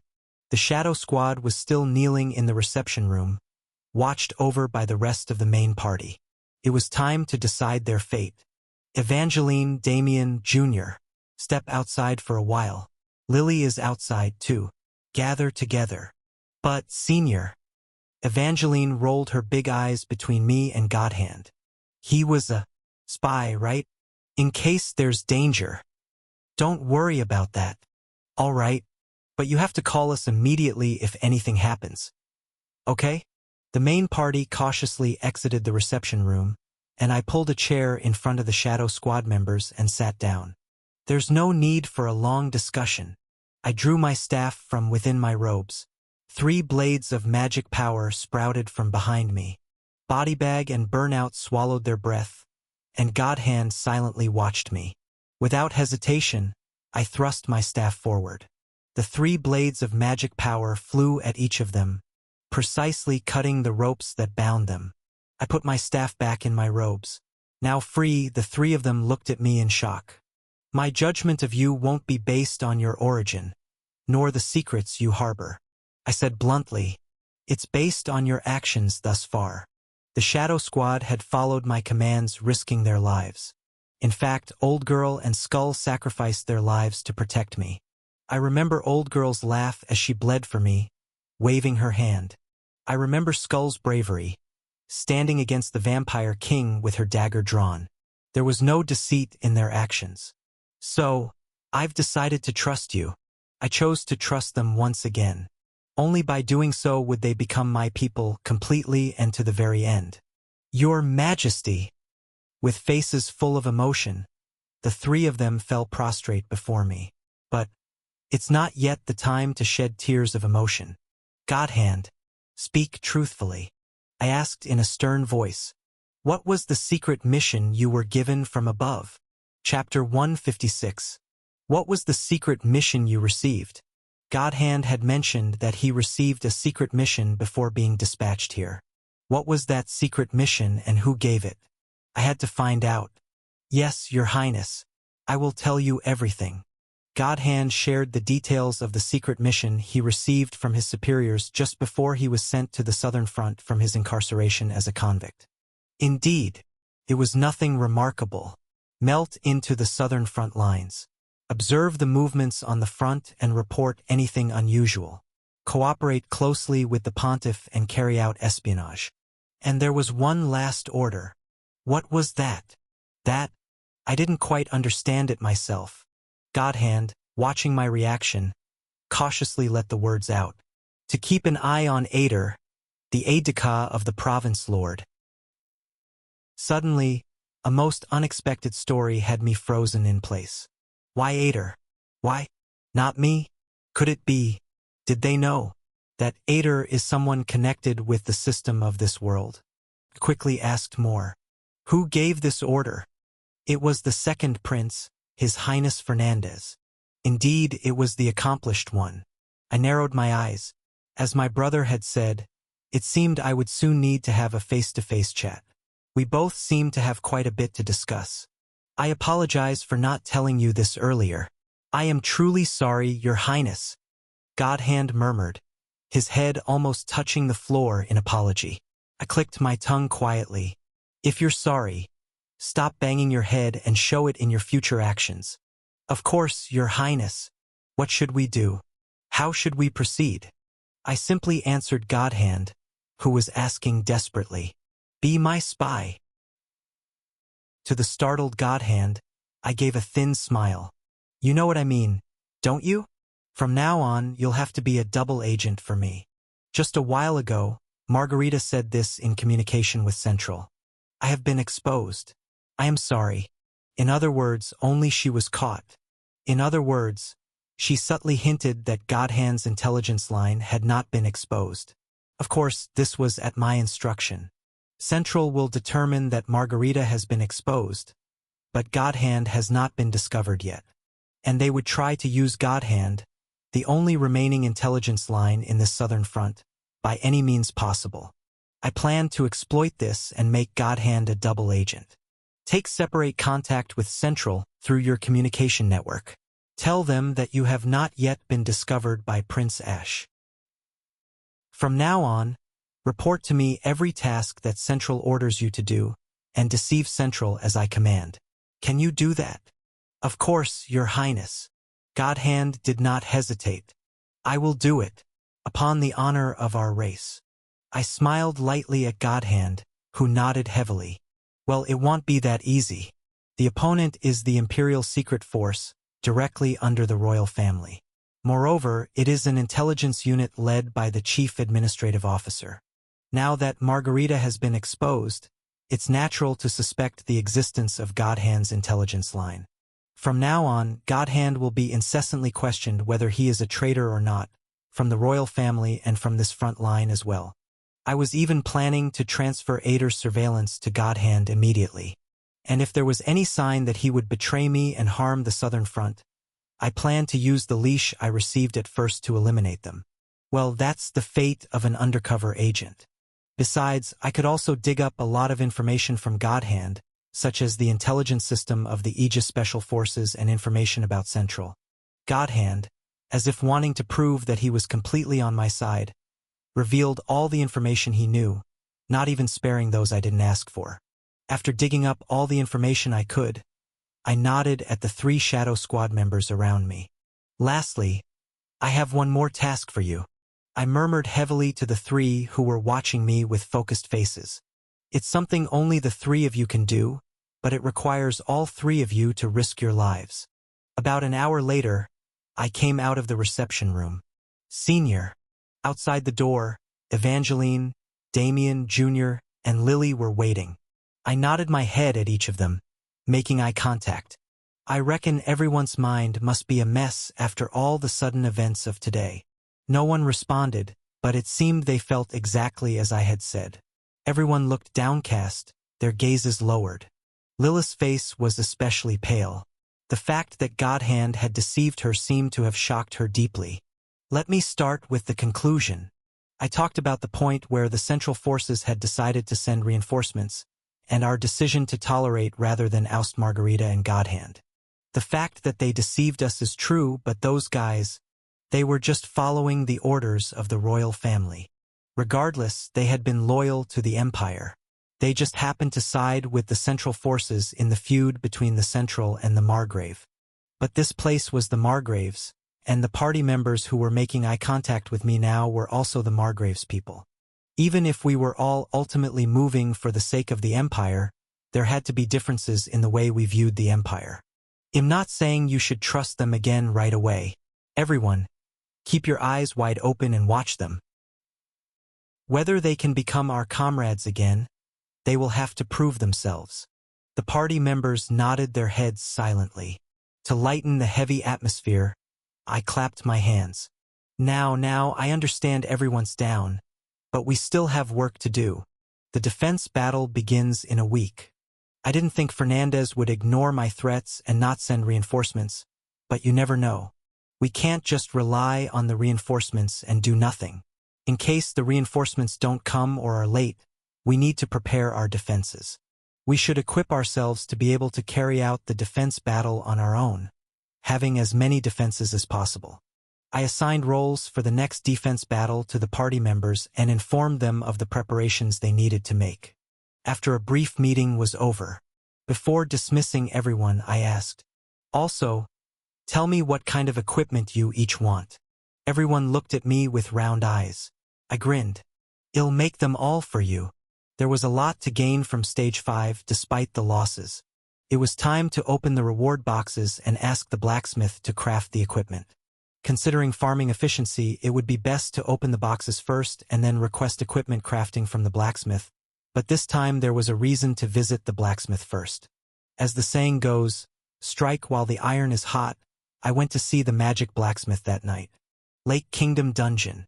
Safe Haven Base Camp. This time I came alone. Flash. As soon as I arrived here through the teleport gate, pulling a cart full of luggage, Kelly Bay ran over hastily, his beard bristling, and squawked, "Hey! We thought you guys were all dead. You bastard. We had no news." I chuckled wryly. "I'm sorry. I was so mentally and physically drained that it took me a while to come see you. You damn kid.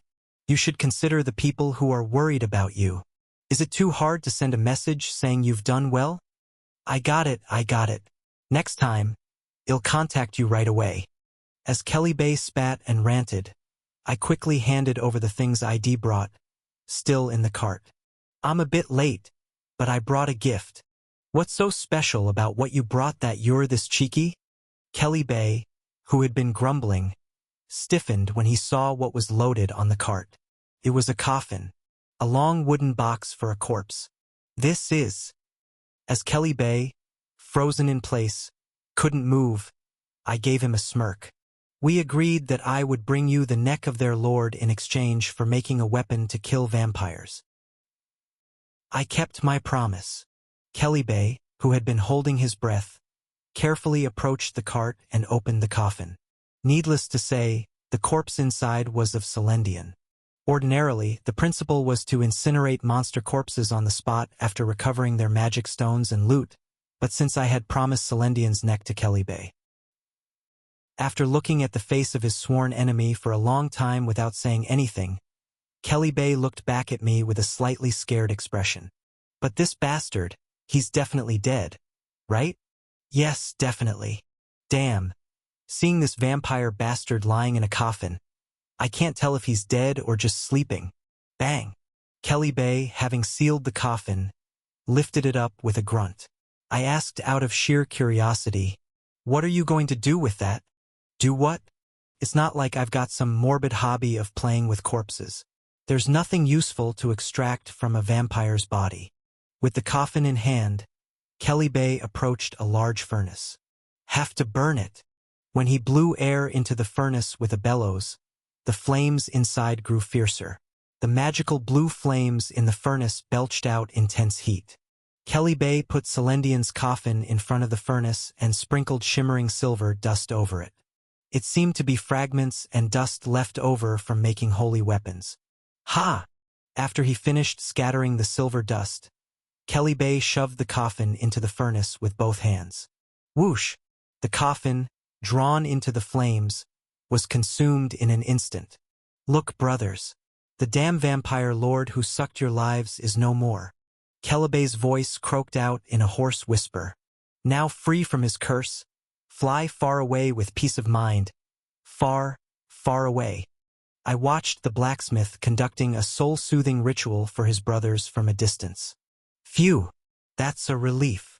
It wasn't until the coffin had completely burnt that Kelly Bay turned around. To him, wiping his face with a towel, I asked cautiously, "Are you crying?" "Damn! It's the heat, you twerp. Can't you see how hot that fire is?" Kelly Bay, his eyes still red-rimmed, threw the towel aside irritably and slapped the table in front of him with his big hand. "Stop teasing the old man. Let's take a look at the loot we've got this time." I had come to him intending to commission him to make equipment from that loot. I placed 3 magic power cores, each emanating a red glow, on the table one after the other. All 3 were emitting a terrifyingly vivid light, but one in particular was pulsating with an extraordinary crimson glow.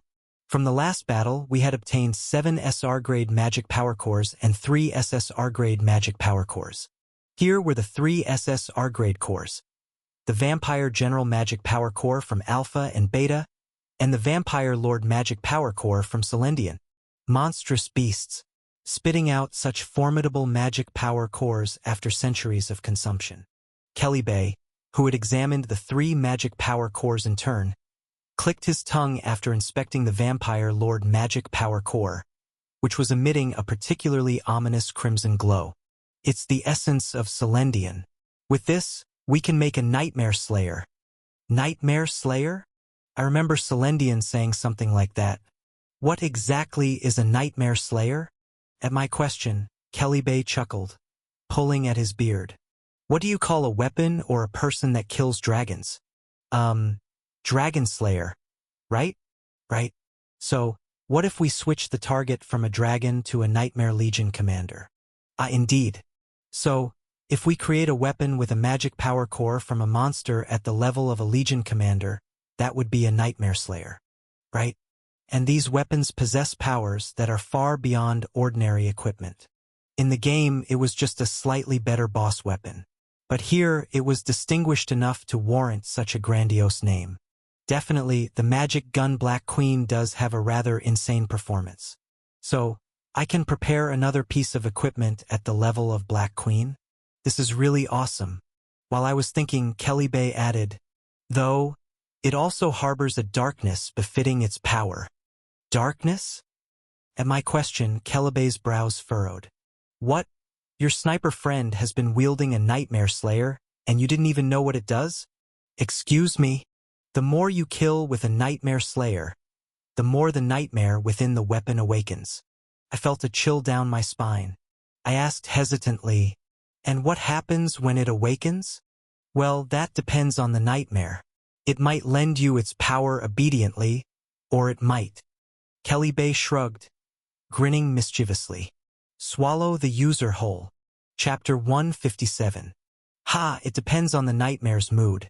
It might lend you its power quietly or devour its user. I quickly opened the system window in surprise and checked Damien's equipped gear. No way. Black Queen, SSR, LV.55. Type, Magic Gun. Attack power, 225 to 250. Durability, 7/7. Ammo capacity, 7/7. Shoots cursed bullets, killing enemies instantly at a certain probability. The likelihood increases proportionally with weapon proficiency. Dash? Unlocked depending on the number of enemies killed with this weapon. Love more required. Dash? Unlocked depending on the number of enemies killed with this weapon. Love more required. Phew! These question mark options seem to be related to the nightmare, but fortunately, they hadn't unlocked yet due to insufficient kill counts. I just thought these were additional options, but they meant this. They'll have to stop using the Black Queen after using it 3 more times. I should decide on how to use it after seeing the option unlocks. I almost caused a big problem for Damien without knowing. As I've said repeatedly, there was no such equipment group as Nightmare Slayer in the game. I never thought it would be a weapon with such risk. I was wondering why it felt overpowered for the current stage. But it has such a drawback. Kelly chuckled as I sat lost in thought. So, you're not going to make it? Celendian's magic core. Are you going to leave it as it is without making it into equipment? No, I can't. Please make it. Black Queen is a powerful balance breaker that can turn the tide of battle. If there's a weapon on par with this, I should have it made first and think later. Even if I only use it until those question mark options are unlocked, it'll certainly be worth it. That's a good decision. Kelly tapped Celendian's magic core with her hand, smiling brightly. You can't be dominated by a weapon. You should be able to dominate the weapon. If you can't, you shouldn't even be able to handle a Nightmare Slayer in the first place. What do you mean? If you've been handling a Nightmare Slayer well so far, you can still handle it well even after feeding it enough blood and waking up the nightmare. Kid, weapons are originally dangerous. They have blades and spit fire to take lives, so how could they not be dangerous? Nightmare Slayer is just a little more dangerous because it's stronger. It's like having one more blade. So, waking up the nightmare isn't necessarily a disadvantage.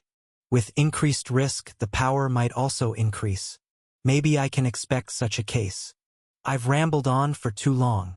So, what kind of weapon should I make with this magic core? That had been decided from the beginning. I gave the weapon made from the Black Spider Queen's magic core to Damien, who killed her. Then the weapon made from Celendian's magic core should naturally go to the Major who killed Celendian. Junior. As I muttered the name of the magician who made the greatest contribution in the Celendian battle, I told Kelly Bay, "We need a magician's equipment." I only asked Kelly Bay to make one piece of equipment for now, and decided to keep the rest of the magic cores for the time being. Since the weapon is being made from Celendian's magic core, Kelly Bay said she had a lot to think about and was holed up in the blacksmith shop alone. Please just make it well. Late at night on the same day. My room. I was sitting quietly on the bed, having changed into my pajama gown. In front of me were 15 boxes lined up in a row. 5 R grade, 7 SR grade, and 3 SSR grade. In the game, it's considered a lot if you get 10 of the SSR grade boxes in a single run, but I got 3 in one go. But even though 3 days had passed since the stage ended, I hadn't opened these boxes yet. There's no particularly great reason why. These boxes didn't just feel like spoils from killing monsters. They felt like the relics left by the dead comrades. Each and every one of the boxes seemed to flicker with the faces of the deceased. I didn't have the courage to open them, so I put it off until the very last moment. Phew! But if this truly was a memento left by my comrades, then all the more reason to open it and verify its contents. They were the fruits of their sacrifices, their lives. It was not meant to gather dust in some corner of my inventory. With my fist clenched tight and my resolve firm, I began to open the boxes one by one. First, there were 5 R-rated ones. I opened each box carefully, cherishing every moment. From the R-rated boxes, I obtained potions and R-rated magic cores. I organized them neatly into my inventory. Next were 7 SR-rated reward boxes. No less than 7 boxes guaranteed to contain at least an SR-rated item. Once again, I carefully opened each box. Flash, flash, and the results were rewards. Standard Top Grade Magic Core, SR. Standard Top Grade Magic Core, SR. Covert Dawn's Top, SR. Covert Dawn's Bottom, SR. Covert Dawn's Gloves, SR. Covert Dawn's Boots, SR. Starting over, SSR. I scored big time. Holy shit. What the? Surprised, I let out a curse without realizing it. What the heck? 2 SR-rated magic cores, and the remaining 5 became a complete set. Plus, one of them was an SSR. What the? Calm down. First, I examined the clothing, gloves, and boots piled up on the bed. Upon checking the options, they were indeed real. They were part of the Covert Dawn set, one of the best equipment sets for close combat assassins. A set of armor made of a top, bottom, gloves, and shoes. Each piece of equipment was not bad, but the set effect was an incredibly good feature. Set effect: Covert Dawn, April 4th. Upon killing an enemy while all pieces are equipped, you become completely undetectable for 10 seconds. This effect can only activate once every 10 minutes. In the game, you automatically went into stealth mode every 3 turns when you killed an enemy. Cut down one guy, go into hiding, wait, and after 3 turns, take down another. This cycle repeated endlessly. But all 4 pieces of a set dropped at once? What on earth is going on? I examined the equipment in my hand in exasperation. Come to think of it, previously the Screaming set also dropped piece by piece until I eventually collected them all. Was there some sort of system adjustment that facilitated set item collection? Something Feels suspicious about them dropping all at once. Well, a good thing is still a good thing, and since they dropped, I should use them. The problem, however, was that there were no assassins or even close combat dealers in my party. If Dion were alive, I might have given them to him, but that's a meaningless thought now. Ugh! Who should I give these to? After some contemplation, I decided to give them to Damien for now. Although he was a backline sniper and the set effect wouldn't make a huge difference, if he was targeted by enemies, he could use the set's ability to secure a retreat. Think of it as buying an insurance policy. After organizing the clothes, gloves, and boots in neat piles, I turned my attention to the next item. Starting over. SSR. It was a golden metal plate about the size of my torso. This was a familiar item. No, not an item. A planetary artifact. An artifact complete set from a box. The chances of that are ridiculously low. Artifacts, if you go by their individual value, are far more expensive than any equipment a character could wear. Getting one from a box was a blessing. This artifact held an effect true to its name. It forcefully teleported enemies reflected on this metal plate back to the wave's starting point, that is, the southern plain far from the crossroad fortress walls. Protect the Empire is a defense game. The goal is to prevent the monsters trying to attack and cross the fortress walls. Being able to send monsters, who had been vigorously approaching while taking hits from our barrage, back to the wave's starting point made this artifact incredibly useful. It's not an SSR grade for nothing. The downside was clear, so I didn't use it during the game. The metal plate only reflected a limited number of enemies, so at best, it could only send about 10 back. Plus, it could only be used once per defense. That's not to say the effect was bad. But the issue was the cost of production. Summoning an SSR-grade planetary artifact was expensive. In the end, it was an artifact that merely bought some time instead of killing the enemy, and the astronomical production cost was hard to bear. Damn.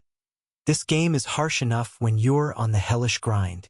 But that's if I'm the one paying to make it. If it's free, I'm eternally grateful. Can be put to good use. Thank you, thank you. Bowing towards thin air, I carefully set aside this water artifact. Next, the last 3 SSR grade boxes. The main event of today's box cracking, as it were. I was quietly opening it, but it felt like I was lacking respect for the treasure box. So I exclaimed as I opened it. Did a completed piece appear? Flash. A dazzling golden light burst out from inside the box. What appeared? And what came out of the box was a large piece of cloth. Huh? What's this? Great Commander's flag piece. 1/5. One of 5 pieces of the exclusive equipment Great Commander's flag EX. For the character Ash.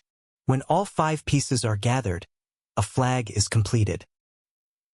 I blinked slowly as I didn't quite understand the situation. What does this mean? So, it's my exclusive equipment. But it's now in 5 pieces and one of those pieces came out? Ding! A system window appeared before my eyes. Exclusive Equipment Production Quest. Character Ash. Collect the pieces of the Great Commander's flag. 1/5. Hold on, damn it, hold on. It's good that I found out I have exclusive equipment. It's not bad that a production quest has appeared. But what? Pieces? Farming for pieces? Are you saying I have to rely on luck to get these from reward boxes? For more times? You want me to get something that only comes out of treasure boxes for more times? Are you kidding me, you bastards? How am I supposed to collect all these relying on luck? Most exclusive equipment is tied to the character's storyline, so there's usually a clear place to farm them. But this dim-witted character Ash has to rely on luck to get his. I guess there might be some system adjustment, like when set items appeared. I gritted my teeth and tucked the flag piece into my inventory. Damn it, let's open the remaining boxes and then think about it. I quickly opened the second SSR grade box. Did a completed piece appear? Flash. What came out of the box with the gold light was an elegant black cloak flowing with a high-class sheen. Oh! It looks useful. What's this? Invisible cloak, SSR, LV.1. Category, accessory. Defense 0. Durability 3/3. When worn undetected by enemies, you enter LV.3 stealth state. Stealth can be broken by higher-level detection magic, instincts, etc. When stealth is broken, all enemies within a 15 m radius will focus on you. What the hell is this? I've never seen this equipment before. I know about the invisible cloak that appears once in all sorts of famous fantasies, but reading the description, it seems like it's not for use in combat situations. Did they give it to me for more general use? After pondering, I decided to take it. I could give it to Damien along with the Covert Dawn set and make him a complete stealth character, but it seems better for me to try out this item with high variability first. Alright, the last one. Having neatly folded the invisible cloak and stored it in my inventory, I opened the last box. God of treasures. Please give me something really good this time. Please dash. Flash. And with the golden light, what came out of the box was a sleek, beautiful, and large longsword. Karma Eater, SSR. I let out a shriek before I knew it. I got it. Chapter 158. Karma Eater, SSR. LV.45. Category: Longsword. Attack power: 30 to 40. Durability: 20/20. Strength plus 10, intelligence plus 10. A sword for those who pursue the middle path. It devours any extreme state of light and darkness, chaos and order, converting it into power. It generates sword energy by consuming affinity points. The sword energy deals double the weapon's attack power as magic damage. Cannot be used when the relevant affinity points reach 0. Expand the list of applicable affinity points. Holy crap! He startled and grabbed the sword. No way! The Karma Eater dropped here. This weapon has a horrifying concept of increasing damage by feeding it affinity points.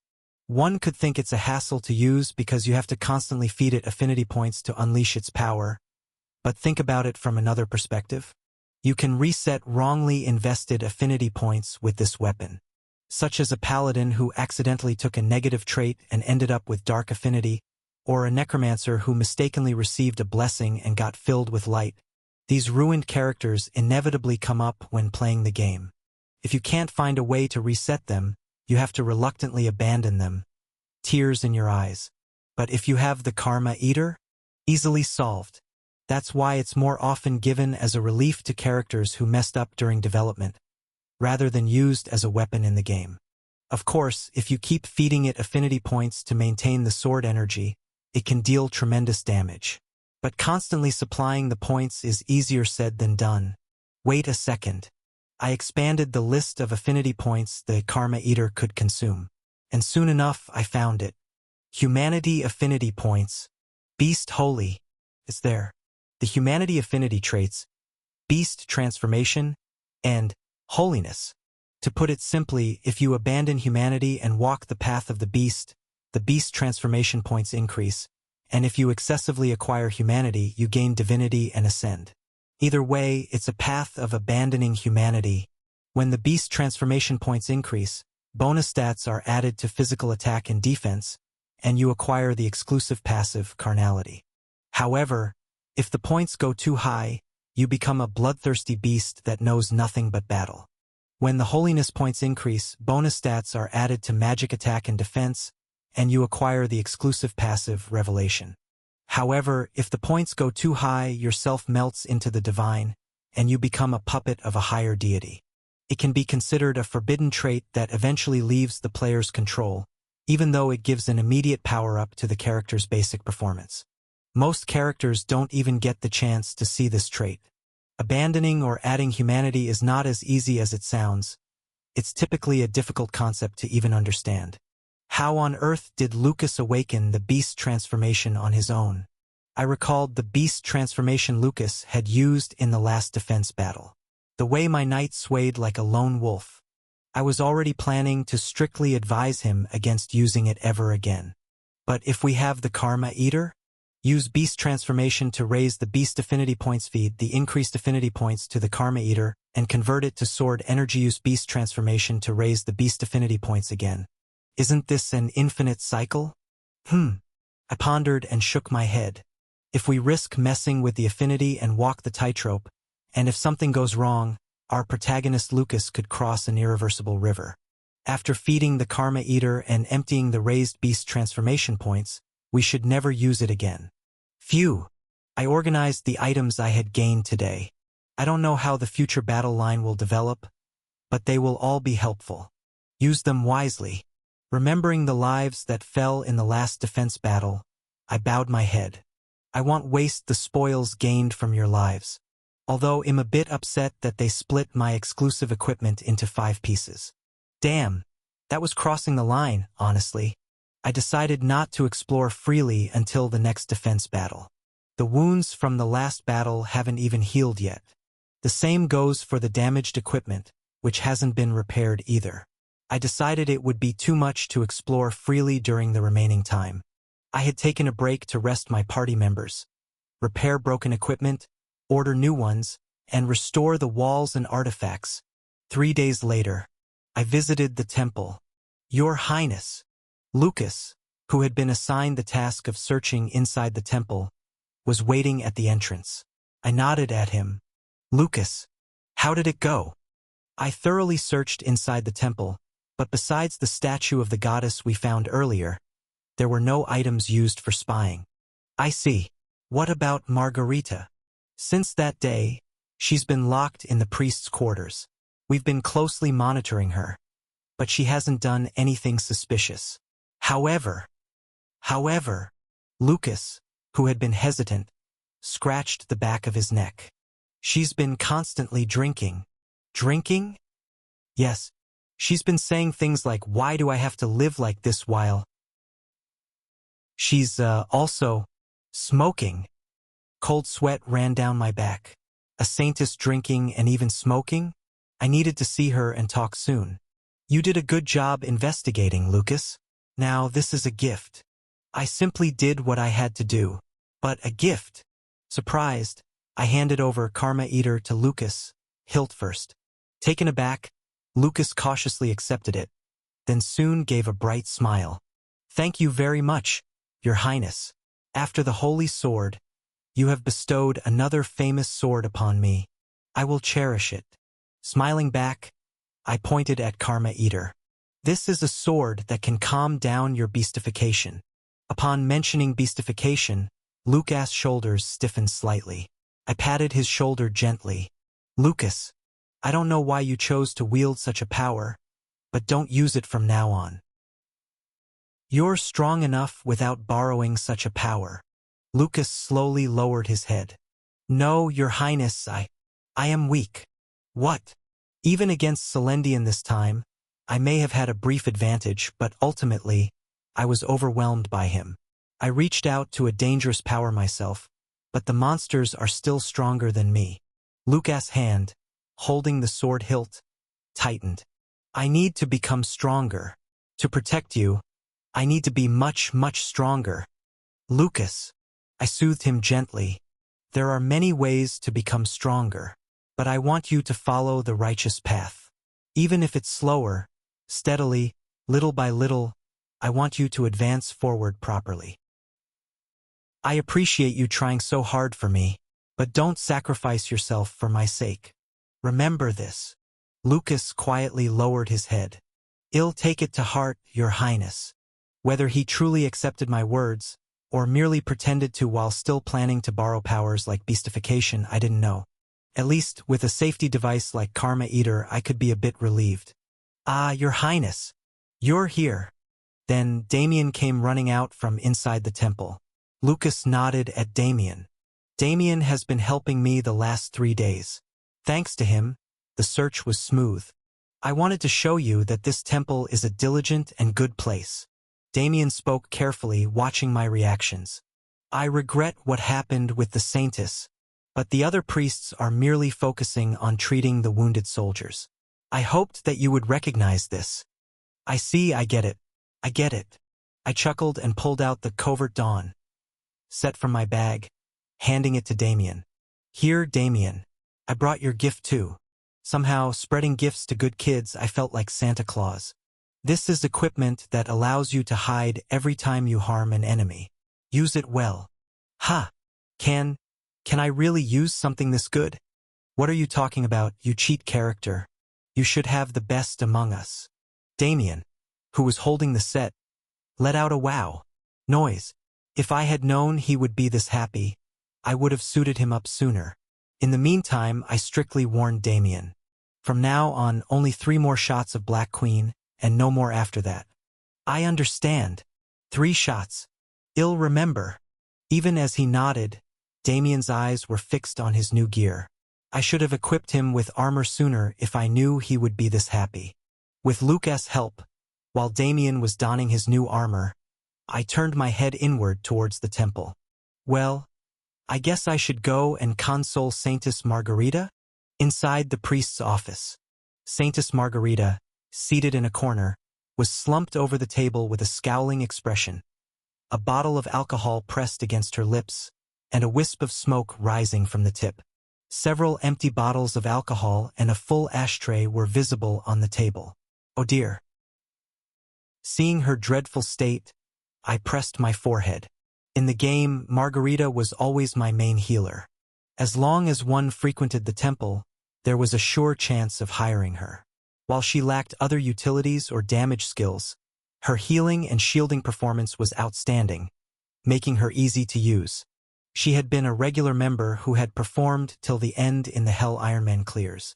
All this time in Crossroad, she had always healed patients with a stern and straightforward face. It was truly an image befitting of a saintess. How on earth did she end up like this? I just wanted to heal the injured people purely, Margarita mumbled with a hiccuping voice, inebriated. That's because I believed that was the reason the goddess bestowed me with healing abilities. Hic. And then, instead, in the embassy, they ruthlessly promote me to the priest's office. They send me to Crossroad. I still came here to treat people, but they suddenly make me do spy activities, and your highness makes me fight monsters by lifting me up the city walls. Saintess. Then I got exposed during the espionage. Everyone looks at me with suspicious eyes. Damn it. Really? I told them so many times that I can't do this. Damn those central bastards. Saintess, first, calm down. I don't know anymore. Just send me home. Hic. Forget about being a saintess and let me retire. Seeing Margarita starting to thud her forehead against the table, I cautiously sat next to her on the chair. Saintess, calm down and listen to me. Anyway, now we need to help each other. You're going to put me on the city walls. I don't want to. Monsters are scary. I refuse. Let's put the monster issue aside for now and think, Saintess. You've been exposed as a spy. Even your espionage methods have been discovered. Margarita rolled her eyes and looked at me. I gave a sly smile. Although I don't know, I'm sure both the embassy and the secret agency must be in chaos right now. The entire continent's priest spy network must have gone into full inspection. Maybe they are even overhauling the entire spy system that the secret agency had been building. And all this happened because you got caught by me. The secret agency won't let you off the hook, will they?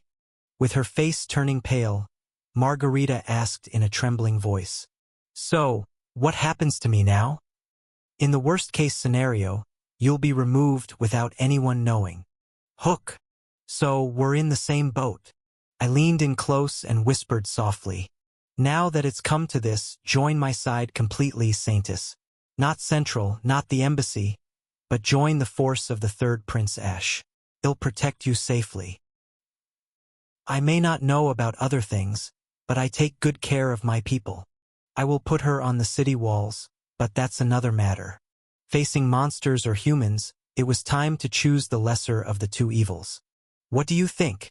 At my proposal, Margarita mumbled with a gloomy face. Anyway, I have no other way, Your Highness. I smiled broadly. You've always been my main healer in the game, Margarita. There were things that happened, but let's do well together this time as well. Having somewhat resolved the internal strife, we kept preparing for the defensive battle. Time passed like a shot, and 3 days later, the morning of the day of the defensive battle dawned. We had prepared hard for the past week, but time was short.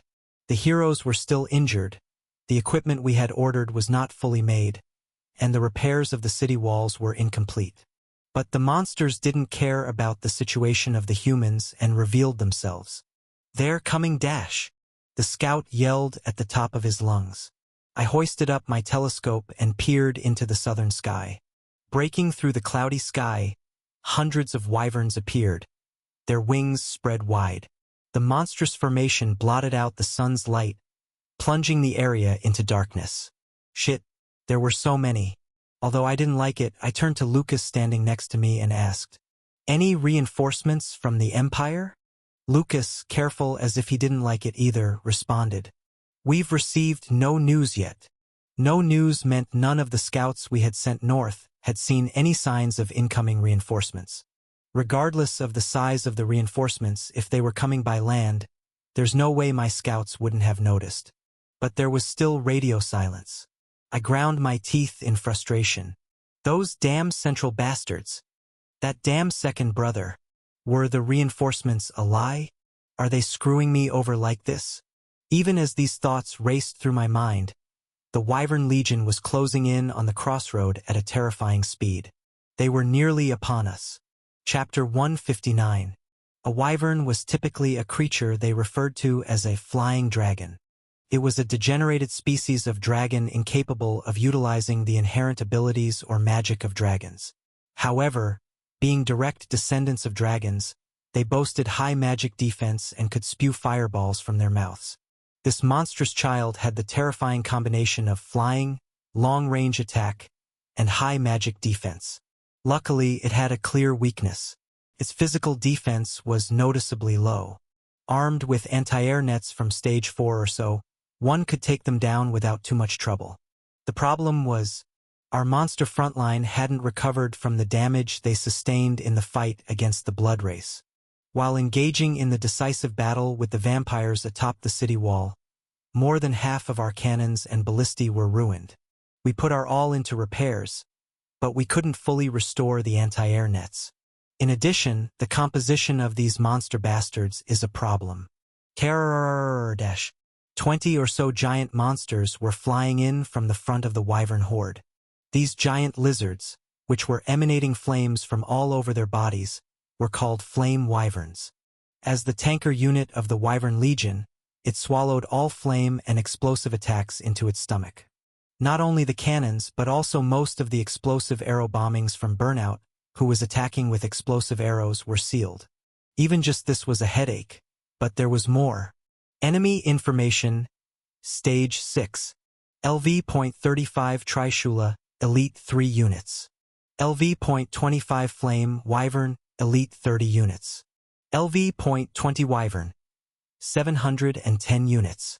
Information about the boss monster of this stage, which had previously been hidden by question marks, had appeared on the stage enemy information. Trishula, the three-headed dragon. As a wyvern with 3 heads, it could be said to be the strongest monster in the wyvern category. This stage had assigned these 3 elite monsters as the boss. And with the start of the stage, their names were revealed. In other words, they were not joining in the later wave but had come from the beginning. Upon closer examination through the telescope, it was indeed true. 3 three-headed dragons were visible, flying right behind the leading flame wyvern. This is crap, seriously. Various tactics came to mind and disappeared. There was no way to fight without taking damage from these things. Damn. Is there any way? Still, I have to try as much as possible. I will get rid of the flame wyverns with the artifact from last time that redirects entrance, and then have Damien snipe while Burnout bombards. Just as I was about to give the final instructions, I was interrupted. "My lord," Lucas called out to me urgently. Wondering why, I turned to see Lucas pointing to the opposite direction of the incoming monsters, the north. "Something is coming from the northern sky." "What? From the north?" Startled, I turned around. Lucas was right. Far in the northern sky, the shadow of a large object was visible. The unidentified something quickly closed in. Lucas, recognizing its identity, yelled out, "That's an airship." "Airship? A ship that can fly in the sky, built with ancient magic." I know what that word means, but was that a thing in this world? I thought there were only a few left in the entire continent. And the airship that's coming now. Skreek dash. The airship was approaching with a noise that split the wind. There were 3 airships in total. One was a jet-black airship with the imperial royal insignia of a sword and a rose, and 2 escort ships, clad in thick plates, flanking the royal airship. Lucas recognized the middle ship and called out its name. The royal flagship Alcatraz. 3 airships that appeared from the northern sky charged into the wyvern horde that was covering the southern sky, without slowing down. Thwoosh dash. Blue flames burst from the stern of the 2 escort ships. The 2 escort ships that quickly accelerated flew across above our heads and dove into the center of the wyvern horde. Cry dash. The wyverns let out a simultaneous wail and spat fire from their mouths. Hundreds of fireballs rained down like a downpour. However, the wyverns' fireballs evaporated when blocked by the thick armor of the 2 escort ships. The magical characters carved into the escort ship's armor flashed with a chilly light. What kind of defense magic did they use to block that without any damage? The 2 escorts that had plunged roughly into the wyvern swarm suddenly extended their concealed cannon ports, and indiscriminate firing commenced. Boom! Bang! Thud! Bullets rained down. Monsters splattered flesh and blood, crashing in all directions. The formation of the wyvern fleet was torn apart in an instant. Gazing at the overwhelming firepower, a moment later, a pitch-black airship flew in and stopped above us. This message is transmitted from the Imperial Special Task Force Alcatraz. A voice, seemingly talking into a microphone, flowed from the airship. Creak! The hatch under the airship opened, and a soldier slowly revealed themselves. A middle-aged woman with neatly tied black hair, dressed in a neat Imperial Army uniform, emerged. I am Raina Windwell, the captain of the independent regiment under the Royal Command, the Imperial Magic Corps. Following the Imperial Command, I am here to support the extermination of monsters on the southern front. The woman, Raina, bowed respectfully to me. From this moment, for the next 5 monster defense battles, the command of our support troops will be transferred to Prince Ash. Please issue your orders, Your Highness. As if there would be any special directives in this situation. I yelled loudly at Raina. Wipe out all these monster bastards. Your command is received. Raina bowed once more and stretched her hands out in front. Her body faced south. Grrrr. A great surge of magic power began to converge on Raina. The other 4 magicians who had appeared behind Raina began to assist her. Simultaneously, a warning voice flowed from the airship Alcatraz. Prepare for the captain's bombardment. Anchor 1 and Anchor 2 temporarily withdraw from the area. Immediately after the command, the 2 escorts that had been slaughtering the wyvern fleet spewed fire from the rear and quickly escaped the area. Suddenly, the airships retreated without looking back, and the wyverns in the middle of the battle were flustered. And before they could regain their formation, whoosh dash, tornadoes struck from above the monsters. Numerous gigantic tornadoes, more than 10 in total, were formed and pummeled the wyvern fleet. Junior muttered in disbelief as she watched this abnormally powerful wind magic. Joint magic from a party of 5 wind mages? This is absurd. I didn't fully understand the principle, but the results were tremendous. It didn't matter how high the monster's magic resistance was. The wyverns caught in the devastating tornadoes couldn't withstand it, either falling or getting shredded to pieces. Whoosh dash! The airship Alcatraz barely held on, spewing flames backward from the thrusters. We, standing on the ramparts, had to hold on to something and brace ourselves to avoid being swept away by the wind. How much time passed? Dozens of seconds? Maybe dozens of minutes? The wind began to gradually cease. When the gust finally stopped, I took a deep breath and looked at the southern sky. The wyverns, regular monsters, were completely wiped out. Only a dozen or so flame wyverns and 3 boss monsters, Trishulas, managed to stay afloat in the sky. Indeed, they're of the dragon species. It's amazing that they're still alive after that, Reyna exclaimed in admiration. Anchor 1, Anchor 2, return to the area. Well, finish off the remaining monsters. The main ship will join as well. With the command issued, the two escorts that were far away once again spewed fire from the rear and charged into the remaining wyverns. Reyna bowed to me one more time before entering Alcatraz. The hatch slowly closed. Thud dash. Alcatraz 2, spewing fire from the rear, flew up and joined the ongoing battle. Boom! Bang! Thud! Watching the few elite monsters being torn apart by the firepower of the three airships, I muttered to myself. I asked for support, and they sent forces that seemed capable of not just holding but taking over this place? I don't know much about the Imperial Army's composition, but I can tell that these three airships and the magicians on board are monsters that even the royal family has painstakingly raised and honed. Thanks to this, we were able to accomplish our original goal of defeating the monsters without harm. Lucas, do you know a woman named Reyna? At my question, Lucas answered immediately.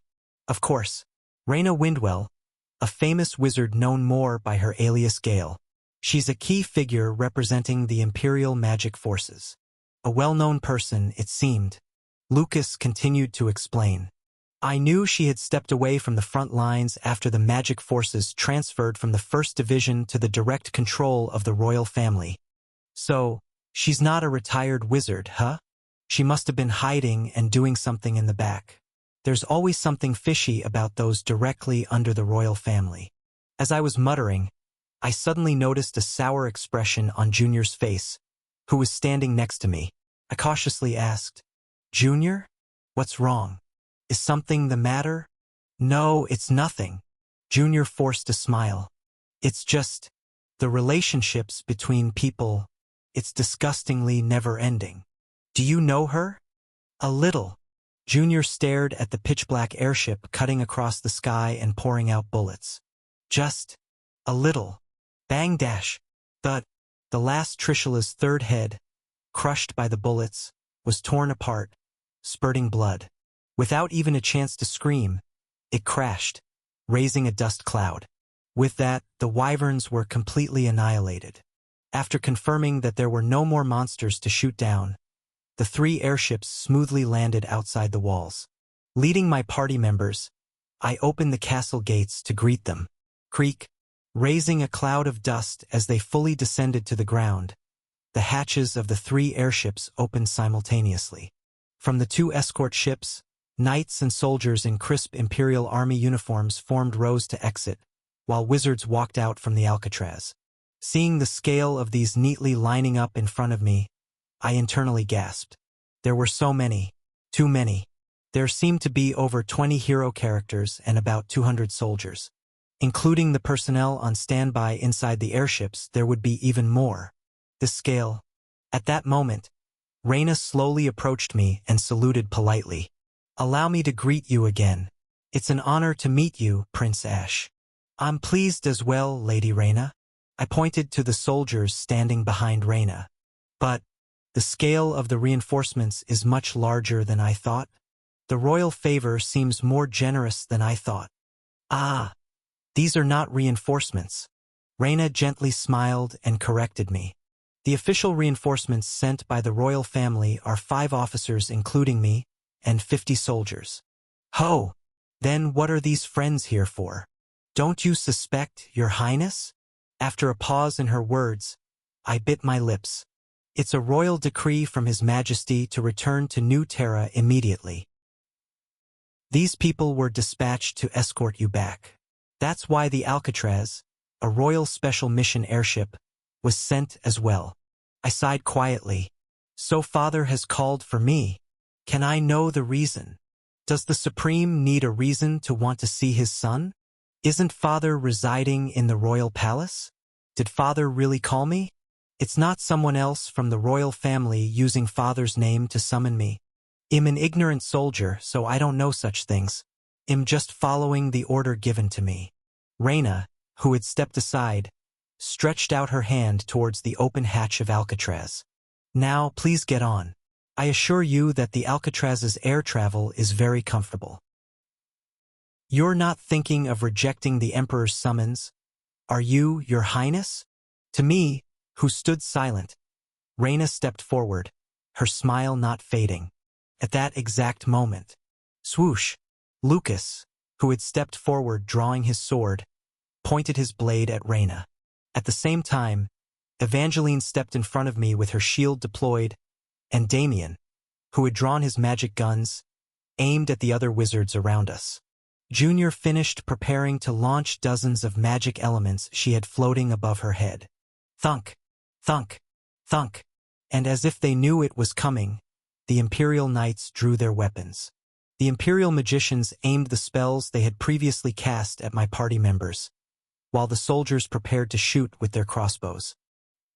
His Majesty the Emperor must be heartbroken.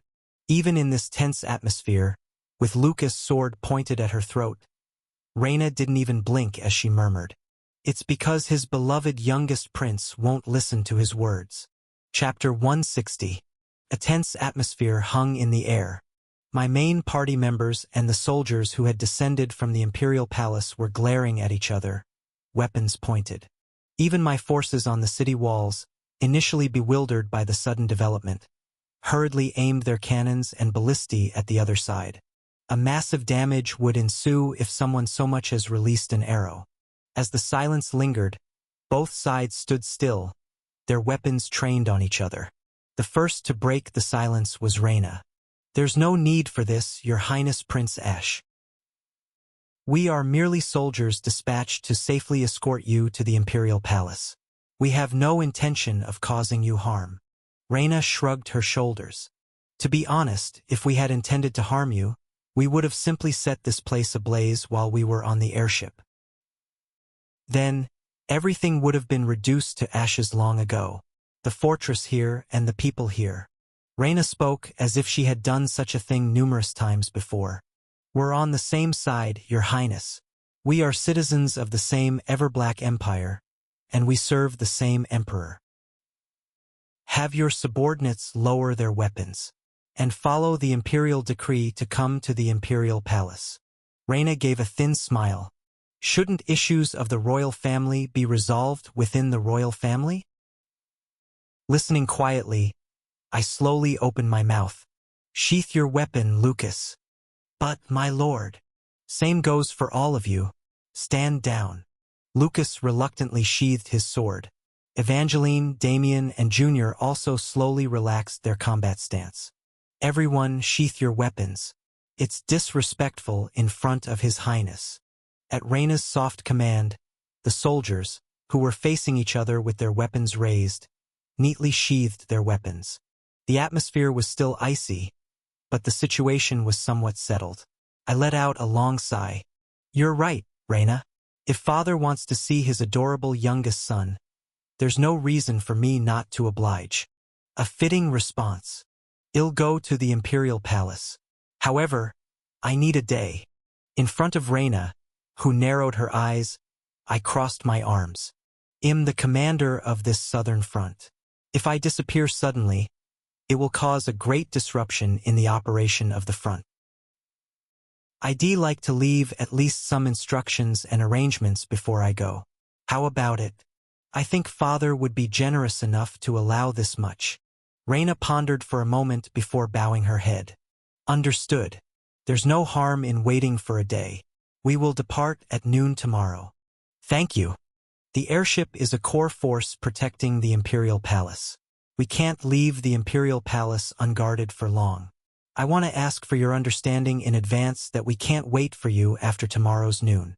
Don't worry, I keep my promises. Rumors from the Imperial Palace say that you frequently break your promises. That's Ash. Indifferent. Then, we'll meet tomorrow at noon. Chim. It seems we won't be able to enter the city today. Reyna looked up at the city walls. The cannons and ballistae, which were still aiming at Reyna and the airship crew, were visible. Reyna bowed slightly and backed away. "Let's get to know each other slowly. We'll spend tonight outside the city. Suit yourself." With my permission, Reyna turned around and shouted to her subordinates. "We'll spend the night here. Prepare for camping." While the soldiers from the Imperial Palace set up a camp outside the city walls, I turned around with my party members and entered through the city gates. Gather all party members. I spoke calmly to the party members who were looking at me with trembling eyes. I need to give instructions on what to do while I'm away. When Fernandez had said on the communication not long ago that he wanted to see me and talk, I had guessed things would turn out this way. I had expected that they would somehow drag me to the Imperial Palace. After all, I had been baiting them quite recklessly. I thought I would be tied up and forcibly escorted in the worst-case scenario. But fortunately, it doesn't seem to be that bad. Lord's mansion, reception room. As I looked at the gathered people, I spoke nonchalantly. Even so, being treated as royalty isn't too bad, considering they're sending us a private ship to travel on. The members of my party looked at me with stunned eyes as I casually made a joke. All of them were showing signs of anxiety. Don't worry too much. Like Reina said, if they wanted to kill us, they would have done it a long time ago. We can go, have a chat, and come back in no time. There were numerous questions I wanted to ask Fernandez upon seeing his face. Even if it wasn't a summons from the royal family, I would have eventually had to visit the imperial capital. In this case, it's nice to take a comfortable trip on a plane. Lucas, his face full of worry, asked me, "Your Majesty, are you sure you're all right going alone? I should accompany you as a bodyguard." Lucas, what kind of escort would a prince need in the imperial capital? The moment we step into the imperial capital, my life wouldn't depend on the presence of a bodyguard. If the emperor wishes, he'll live. If the emperor wishes, he'll die. More than anything, we can't weaken our forces here. Each party member who will remain here during my absence is crucial in the defensive battle. It's better for both Crossroad and my peace of mind to stay here and protect the front lines rather than tagging along with me in the imperial capital. I pointed out each of my main party members and assigned them duties while I was away. Lucas, act as the substitute commander while I'm gone. I know you understand all the work I do, so I trust you to handle it. From the beginning, Lucas was the protagonist. He's originally the character who takes on the role of commander here. Even without me, he would do well. No one but Lucas could take on this role. We have 50 soldiers, including 5 officers who came as reinforcements, one of whom is the Wind Mage, Reina. The number is not great, but they're all top class. If utilized well, you can easily conduct the defense. Lucas, I believe you can do it without difficulty. Check the production and placement of equipment, artifacts, and defensive facilities that have been pre-ordered to the production guild. Understood, my lord. I'll do my best to not let you worry. With a face like a rain-soaked puppy, Lucas muttered with a dejected voice, "This damn puppy is doing it again." Evangeline. When I called her, Evangeline nodded with a serious face. "You look more mature than I, Help Lucas. You're the heir to the Margrave title. Crossroad is a land that will be yours someday. It would be better for you to learn about the substitute commander's duties as well." "Got it, Senior. Leave it to me. I'll calm Lucas down and do my job." Evangeline clapped her hands, grinning like a mischievous child. "Oh, and? As I looked at her with a puzzled expression, Evangeline gave a sheepish smile. "When you go to the imperial capital, there's a little pastry shop next to the Royal Academy dormitory. Please buy a gift set from there. I've been craving their pastries ever since I graduated." How dare this junior you ask this prince to run a pastry errand? Even though I mumbled disapprovingly, I was grateful for Evangeline's remark. She was telling me she believed I would return safely. What a commendable thing. They'll get you a ton of pastries, just you wait. Damien. Junior. "Yes, your highness." "Speak, your majesty." I whispered carefully to the sniper and the mage. "Damien, you have good eyes. Always watch the friends who came as reinforcements. If you find anything suspicious, tell Lucas." "Yep. Junior, same goes for you. Especially Reina. She's a powerful mage. If by any chance she changes her mind, you're the only one who can stop her." Junior gave a vague smile. I was already planning to keep a close eye on her. Good. I trust you. I turned my head and looked at Lily, who was sitting in a wheelchair. Lily, join the main party while I'm gone. Support Junior. I will, Your Majesty. Lily has been seeming rather out of it ever since the spy was exposed. Her voice was drained of energy when she answered. But right now, I don't have the time or the leisure to consider these things one by one. Lucas, Evangeline, Damien, Junior, Lily. You five will be the main party in my absence. Venture into dungeons from time to time and do some independent exploration. But refrain from entering any new areas. Understood, my lord. All right, the main party is set. Godhand, Bodybag, Burnout. Upon hearing their names, the three from Shadow Squad all looked at me. Even Godhand, who had been sneaking glances at Lily, focused his attention on me. Depart to carry out the task I previously assigned to you. Think you can handle it? I had given them a tough mission. It wasn't going to be easy either physically or mentally. But for the future, this mission was absolutely necessary. They nodded resolutely. We'll accomplish it, even if it costs our lives. Good. May fortune favor you. And the final regular hero character, Saintess. From the corner, with her dark circles, Saintess Margarita looked up at me. I clicked my tongue in frustration. Lead the reserve party in the defense battles, but stay in the back and focus on healing the wounded. Got it. Yes, Your Majesty. Her response was sharp, but her pallor was worrisome. I hoped she would recover her mental strength soon. This is probably a given, but the role I played on this front line was much more significant than I had thought. Most of the work was carried out under my judgment and approval. I distributed these duties until late at night, explained future guidelines, and left documents as records. Ader, sweating profusely, recorded these documents. As he was in charge of city administration, I had a ton of tasks for him. While I quietly watched Ader panting and waving his pen around, I suddenly remembered something. The secret mission that Godhand had received from Fernandez. Keep an eye on the Lord's aid. Ader. How much does Fernandez know about Ader's true identity? No, before that. What exactly is Ader's identity? According to him, he is something like a director, a god of this world. But what exactly does being a director entail? He asked me to lead this world to the true ending. However, he has never mentioned what the true ending is, or how I can achieve it. He just watches my strategies from the side. I don't have time to worry about the true ending or anything else. I'm just barely managing to fight and survive each battle. What's his real purpose? Would I be able to know more about these things if I meet Fernandez? Oh dear. I'm done with the paperwork. Ader threw his arms up in the air and shouted. Ha! Seeing my worried face, he chuckled and smiled. Don't worry too much, my lord. You will return safely.